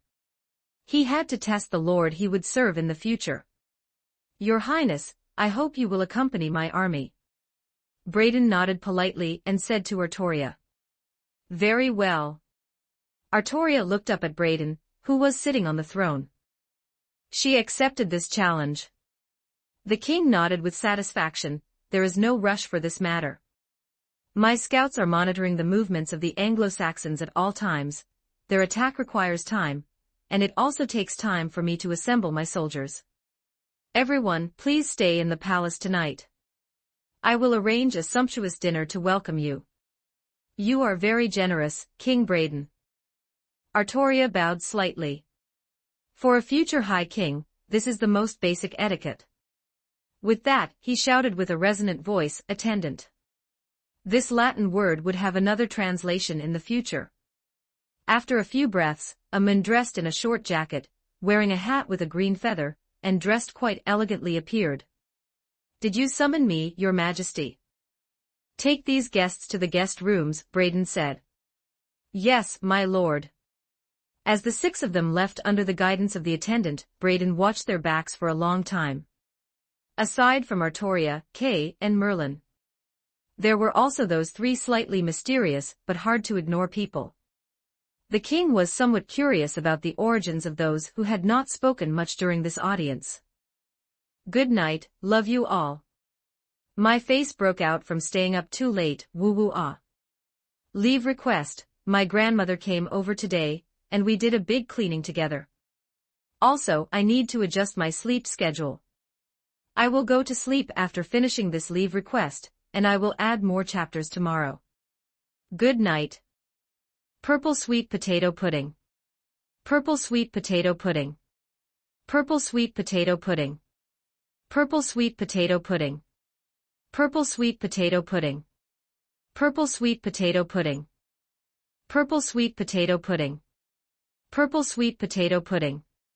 Purple sweet potato pudding. Purple sweet potato pudding. Chapter 124. Theories of Governance, Part 1. Traveling in different countries, and even different worlds, experiencing the local culture and architecture is a very interesting thing. For example, in King Braden's palace, the Roman-style decor is different from what it was back in Wales. High columns, huge arches, and spacious indoor areas. Unlike the stereotypes of later generations, there are not many pure stone structures in the buildings constructed by the Romans. Perhaps in the early days of the empire, when the population was sparse, it was possible to build pure marble structures, but as the empire's territory expanded and Roman culture spread, using marble to build all structures became too impractical. The main body is cast from concrete, or built directly from bricks, with the outer layer coated in lime plaster or covered with a thin layer of marble slabs. This not only saves costs but also maintains the original visual effect. Moreover, the combination of bricks and concrete is definitely easier to shape than heavy, large stones. What allowed Roman-style stone columns and huge arches to spread across the Mediterranean coast was not expensive marble, but lime and concrete. Besides, such monochromatic buildings do not cause aesthetic fatigue. The interior is hung with tapestries of various colors, and the exposed walls are mostly painted with murals. The beds are very interesting. Looking at that square bed, with 3 sides against the wall, integrated into the architecture, Mia thought of a word. However, there was no small hole underneath to add firewood. The Kong was covered with a wool mattress.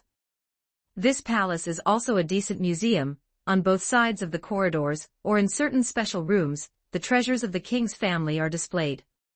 Standing on the high balcony of the palace with her hands on her hips, looking at the city, there was a feeling of I am above all others.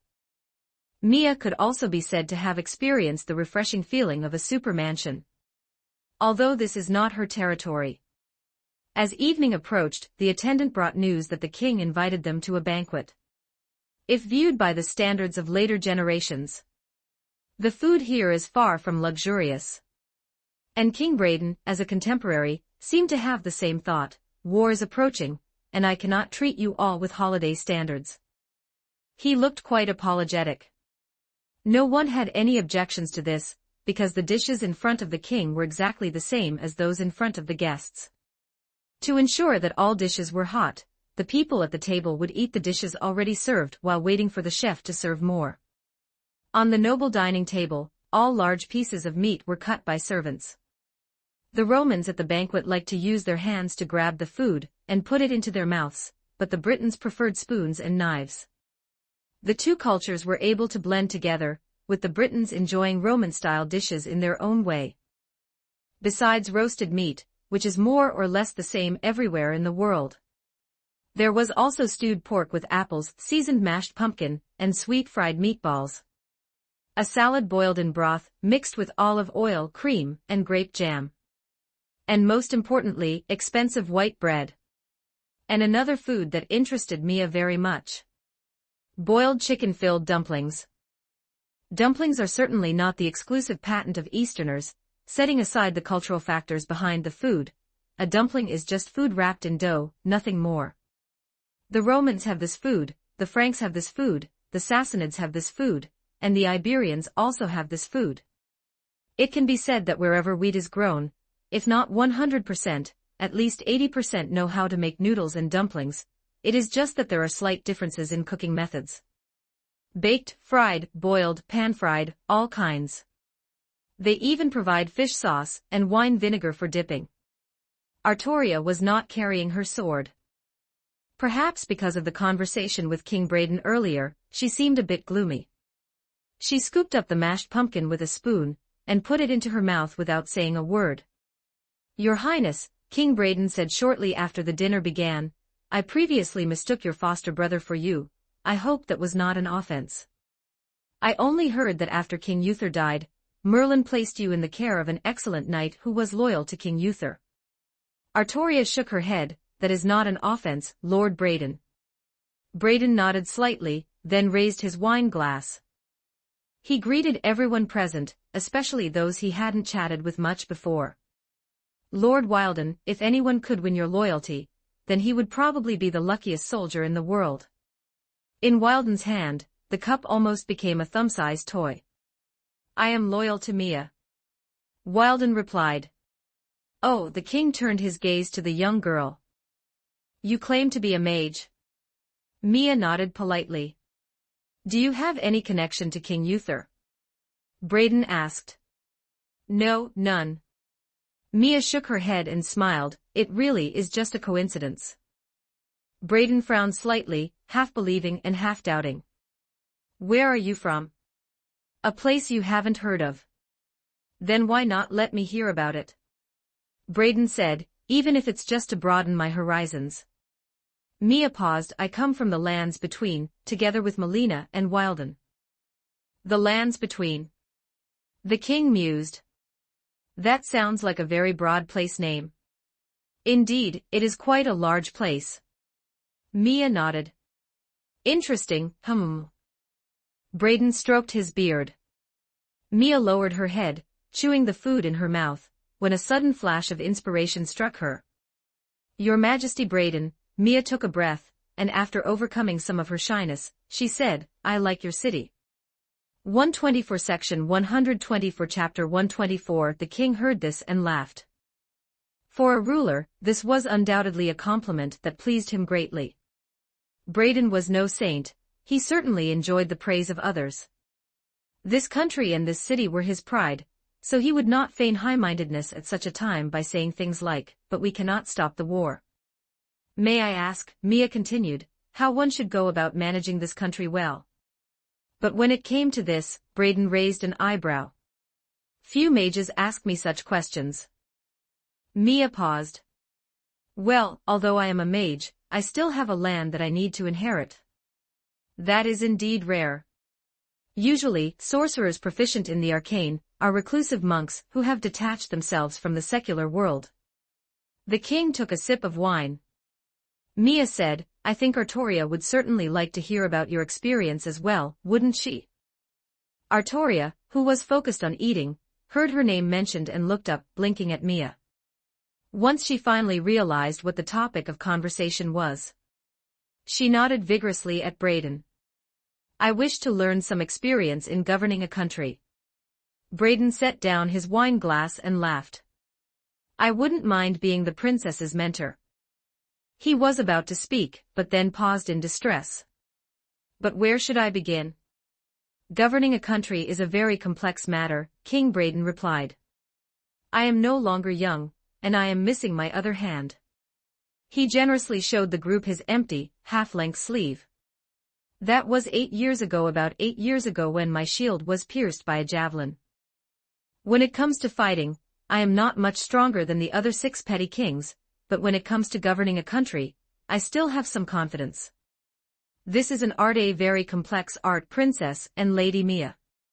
Economy, military, the needs of the people, the relationships between subordinates, and relations with other kings. Which ones do you want to hear me talk about?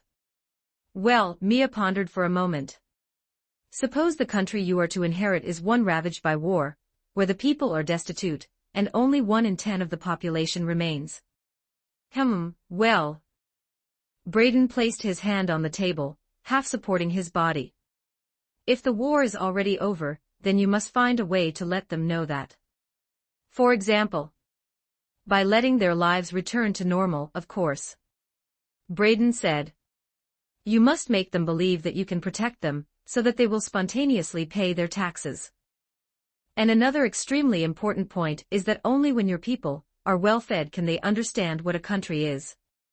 Braden raised a finger and emphasized, ruling over people is like training dogs, Princess. You must let them know your authority, that you are the master. At the same time, you must provide them with appropriate benefits so that they will fight for you. If you cannot provide them with benefits, the most basic security, food, and property, then they will turn to anyone who can give them these things, including the Anglo-Saxons.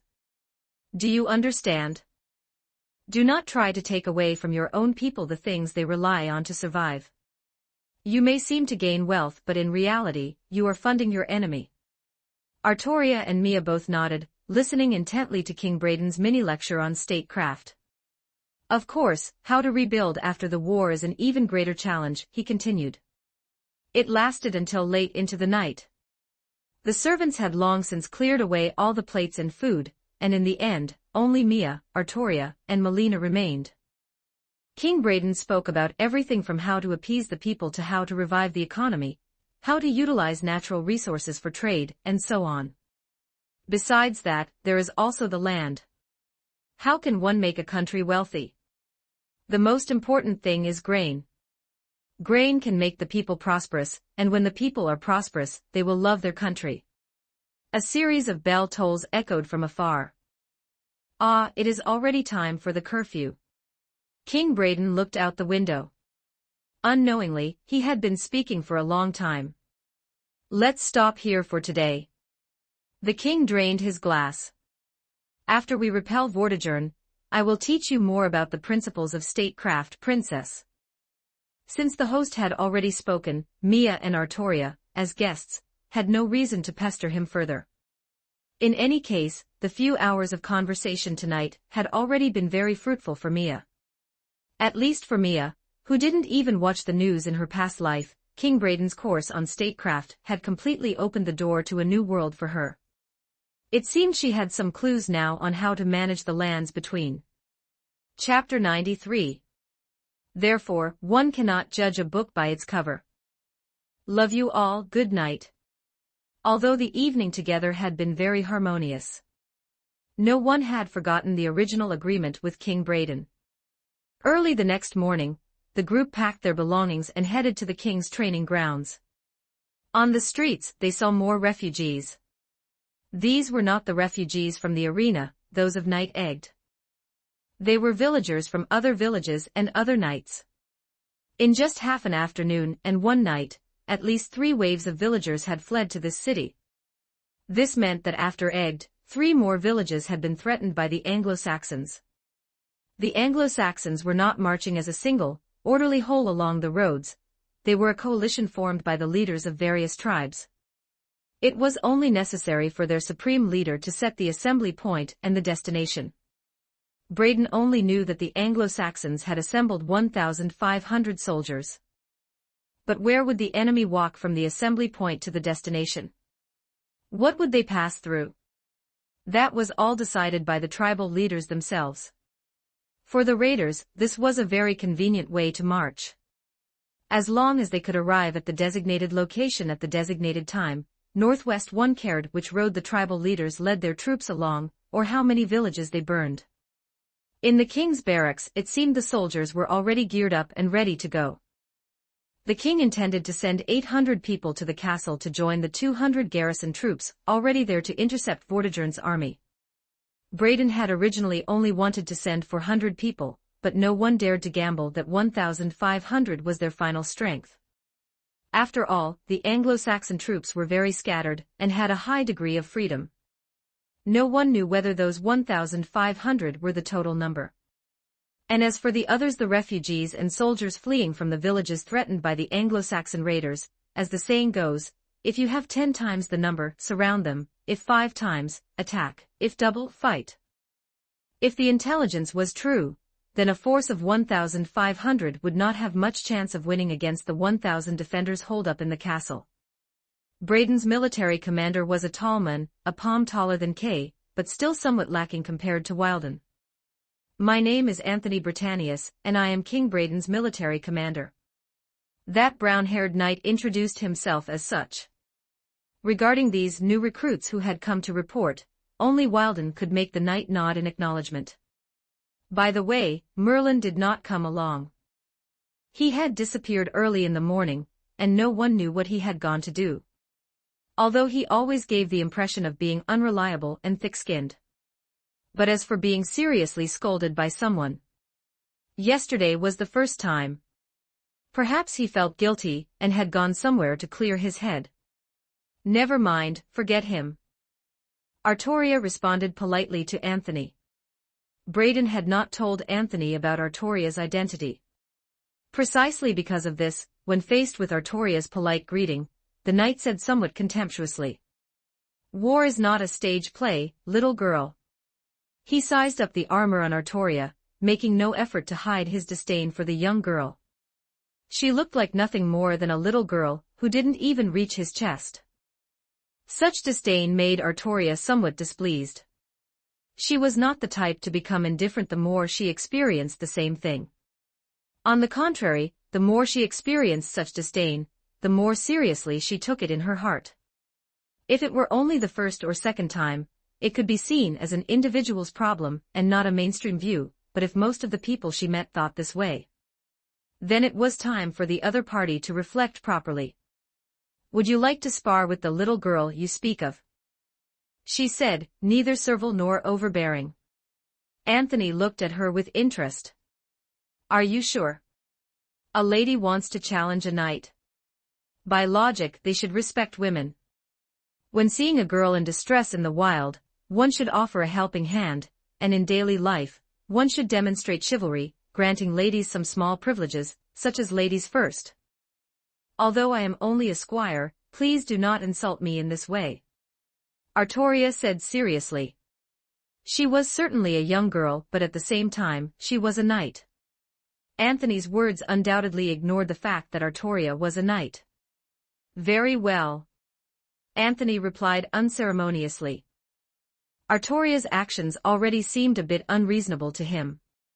Respecting women does not mean that every little fairy must be respected. The prerequisite is that only women who have sufficient etiquette, are sensible, and also respect knights are worthy of a knight's respect. And an army is an army. This is the king's professional army, not those chaotic conscripts, but a professional military that makes its living by war, enjoys the best supplies and the best equipment, and exists for the sake of war. It is not a song and dance troupe that a little girl can just walk into. If I were you, I wouldn't provoke her. Kay laughed as if gloating. Anthony frowned and glanced sideways at Kay. Just as mentioned before, he had no affection for such ignorant young people. Anthony and Artoria did not conduct the spar in public. Instead, they chose an indoor practice arena. Anthony sized up the young girl in front of him. To be honest, he felt a sense of guilt about this matter. After all, fighting against such a young girl seemed like such an unknightly act. Artoria raised her wooden sword. The stance is standard enough, Anthony thought. He was also thinking about how to dampen Artoria's arrogance without hurting this young lady, who looked pampered at first glance. Artoria's fair skin, smooth blonde hair, and slender figure, was she not a pampered young lady? Although very beautiful, she was definitely not the type that should appear on the battlefield. However, she was a girl after all, so he should show some tenderness. The chauvinistic medieval knight thought to himself. Unfortunately, he preferred muscular and burly women. The knight said, raising his sword. Chapter 125. Artoria, who had already been quite furious, immediately charged forward and then bam, bam, whack. King Braden's military commander, Anthony Britannius, was defeated. Even as the orderly army marched toward the south, Knight Anthony, riding on horseback, still wore an expression of questioning his own existence. It had only taken a single instant, he hadn't even seen it clearly. Anthony, having underestimated his opponent, was subdued by Artoria in a single move. He felt very unwilling to accept it. If only I could try again. At first he clenched his fists, but then he realized. His goal had clearly been to make this young lady retreat in the face of difficulty. He hadn't expected her to possess such strength. The addition of such a combatant should be something to be glad about, after all. Fortunately, the sight of Anthony being defeated by a young girl had not been seen by his soldiers. That was lucky enough. Anthony straightened the family crest on his chest. The orderly ranks were marching rapidly toward the castle. Wilden was riding a tall draft horse, that heavy draft horse, weighing over a ton and standing over 2 meters at the shoulder, was capable of pulling 5 tons of heavy cargo. For an average soldier, the back of a heavy draft horse is too wide and too high, forcing them to ride in an awkward posture. Furthermore, its running speed is too slow, making it unsuitable for knights who need to charge. But for infantry who can only travel on foot, the speed of a heavy draft horse is fast enough, fully capable of leaving the marching infantry behind. That Wilden knew how to ride a horse was self-evident. Although it was his first time meeting his new mount, the draft horse's gentle temperament meant it didn't do anything untoward. Wilden was able to control his new mount very smoothly. The soldiers carried their packs, the military wagons carried the armor, and they traveled light and fast, arriving at Knight Adlin's castle just after noon. Chapter 94. The army at the city walls probably won't be able to write about Britain before the 20th, sad. Having updated continuously for 3 months, I feel like I'm about to burn out. The village below the castle was already empty. With the approach of war, the villagers had already evacuated in an orderly fashion. It was just like what had happened at Night Egg's village. The villagers had orderly taken away as much of their livestock and property as possible.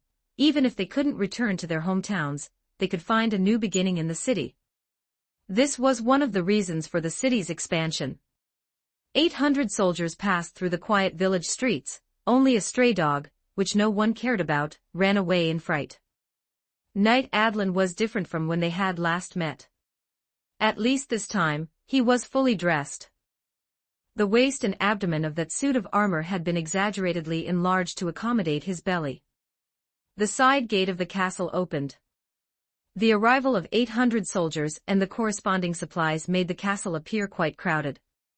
As the knight guarding the castle, Adlin reported the recent situation to the king's military commander, Anthony. He felt curious about the few companions who were clearly neither soldiers nor officers. Just like other knights in this era, which possessed widespread chauvinism, Adlin held a hint of skepticism toward the girls. Our mission is not to fight to the death with the Anglo-Saxons. Anthony alleviated Adlin's concerns from the side. How much longer until they arrive? Anthony asked. Adlin shook his head, perhaps tomorrow.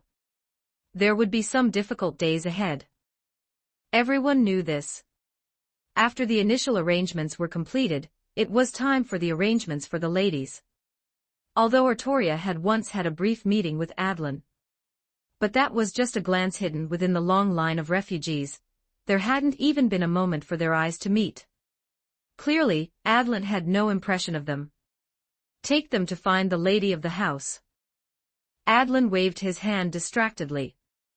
There was a sand table in front of him, and Adlin was currently working hard to plan the specific defense strategy for the castle. His wife was unwilling to flee with the subjects, and had remained in this castle, which was at the center of the whirlpool. Along with her were a few maids who were loyal to the lady of the house. They would be under protection, until the battle ended, they would be safe. We came here to fight. Artoria retorted. This is... Adlin was about to retort. Anthony rubbed his nose. She has that kind of ability. It was His Majesty who had me bring them here. The thorough defeat from not long ago still lingered in his mind. He was, after all, a military commander of a country. Although as a military commander, one's personal valor is not necessarily the strongest in the entire country, the fact that he was easily defeated by a girl who had been looked down upon. If it got out, he would probably be laughed at to death. As a knight with empathy, he didn't want this kind of thing to happen to Adlin again. Furthermore, Artoria truly has ability, that is the truth. Adlin looked up from the sand table and looked at the girl with some suspicion. Although he had Anthony's guarantee, he still had to offer a warning. This is no place for soft living, girl, Adlin said. If you want to be with the soldiers, you have to know that they are not knights. They are a bunch of stinky, filthy, and very crude men. I understand. Artoria nodded. As for Mia, she felt that there wouldn't be much difference between the rough men of the 6th century and the rough men of the 21st century. Either way, with strength and status to back her up, there was nothing to worry about. In the end, Egg gave them a separate stable as a temporary residence. But compared to the soldiers, the ladies had clearly received preferential treatment. The original garrison of this castle took up about half of its designed capacity. And this reinforcement of 800 men meant that this castle was now over capacity by a full 2.5 times. A castle that only had enough room for 400 people had been forced to hold 1,000. The excess soldiers, 2.5 times the capacity, had to choose between setting up tents in the open space or sleeping on the floor in the corridors. Fortunately, the original supplies, which were enough for 400 people for half a year, were sufficient to feed these reinforcements for 2 months. As long as the Anglo-Saxons did not cut off the supply lines, there would be a steady stream of supplies and reinforcements coming to this castle, and it was impossible for the Anglo-Saxons to surround the castle with 1,500 men while also being able to split off troops to cut the supply lines. Therefore, theoretically, the time it could hold out was infinite. Of course, that was on the premise that the Anglo-Saxons really only had 1,500. The first piece of bad news appeared that night. The Anglo-Saxons had already gathered at a place half a day's distance from the castle. From morning to afternoon, their numbers had already reached 1,000. In the second half of the night, it began to rain.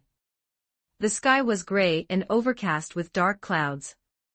Raindrops tapped against the castle towers, the tents in the open space, and the roof of the stable. Water droplets slid down the city walls. After all, it was Britain. There wasn't much good weather throughout the year. The drizzling rain not only failed to wash away the dust but instead made the entire castle feel oppressively uncomfortable. The rain fell for a night and a day. By the night of the second day, the rain was still falling. The last piece of news brought by the scout was that the number of Anglo-Saxons had reached 2,000. At the first watch of the night, the sentry suddenly sounded the alarm. The night was terrifyingly dark, and when the soldiers appeared on the walls, wearing rain capes and fully armed, they could all see countless torches flickering about 1,000 meters away. About 2,000. Adlin estimated the number of torches. At most 2,500. Anthony replied. Why don't we raid them? Artoria asked. Adlin glanced at her. Good idea. But we don't have enough manpower. If it weren't for the fact that she was someone the king had specifically placed in the army, he might not have paid her any mind. And do you see the position they chose? Adlin pointed ahead. The Anglo-Saxons were camping in an open space several kilometers away. In the rainy night, apart from the flickering torches in the distance, nothing more could be seen. Even if we had enough manpower, by the time we got there, they would immediately withdraw, and when I left, they would come right back. This was the experience of this night over many years. All right, there's nothing to see, let's go back, we need to consolidate our defenses. Adlin said, waving his hand. The ladies were not suited for the hard labor of building fortifications. Wilden was also standing on the city wall. The tree and lion surcoat he wore was clean and new, and he stood out from the crowd. Even without that surcoat, which was different from this country's, his physique was enough. I have some suggestions, my lord. He looked at the open space in the distance and said to Anthony. Anthony replied, please, go ahead. For this stern, sturdy knight, everyone also gave him their respect. We need some siege defense equipment. Wilden replied. Don't forget to like and subscribe to Novels Wonderland.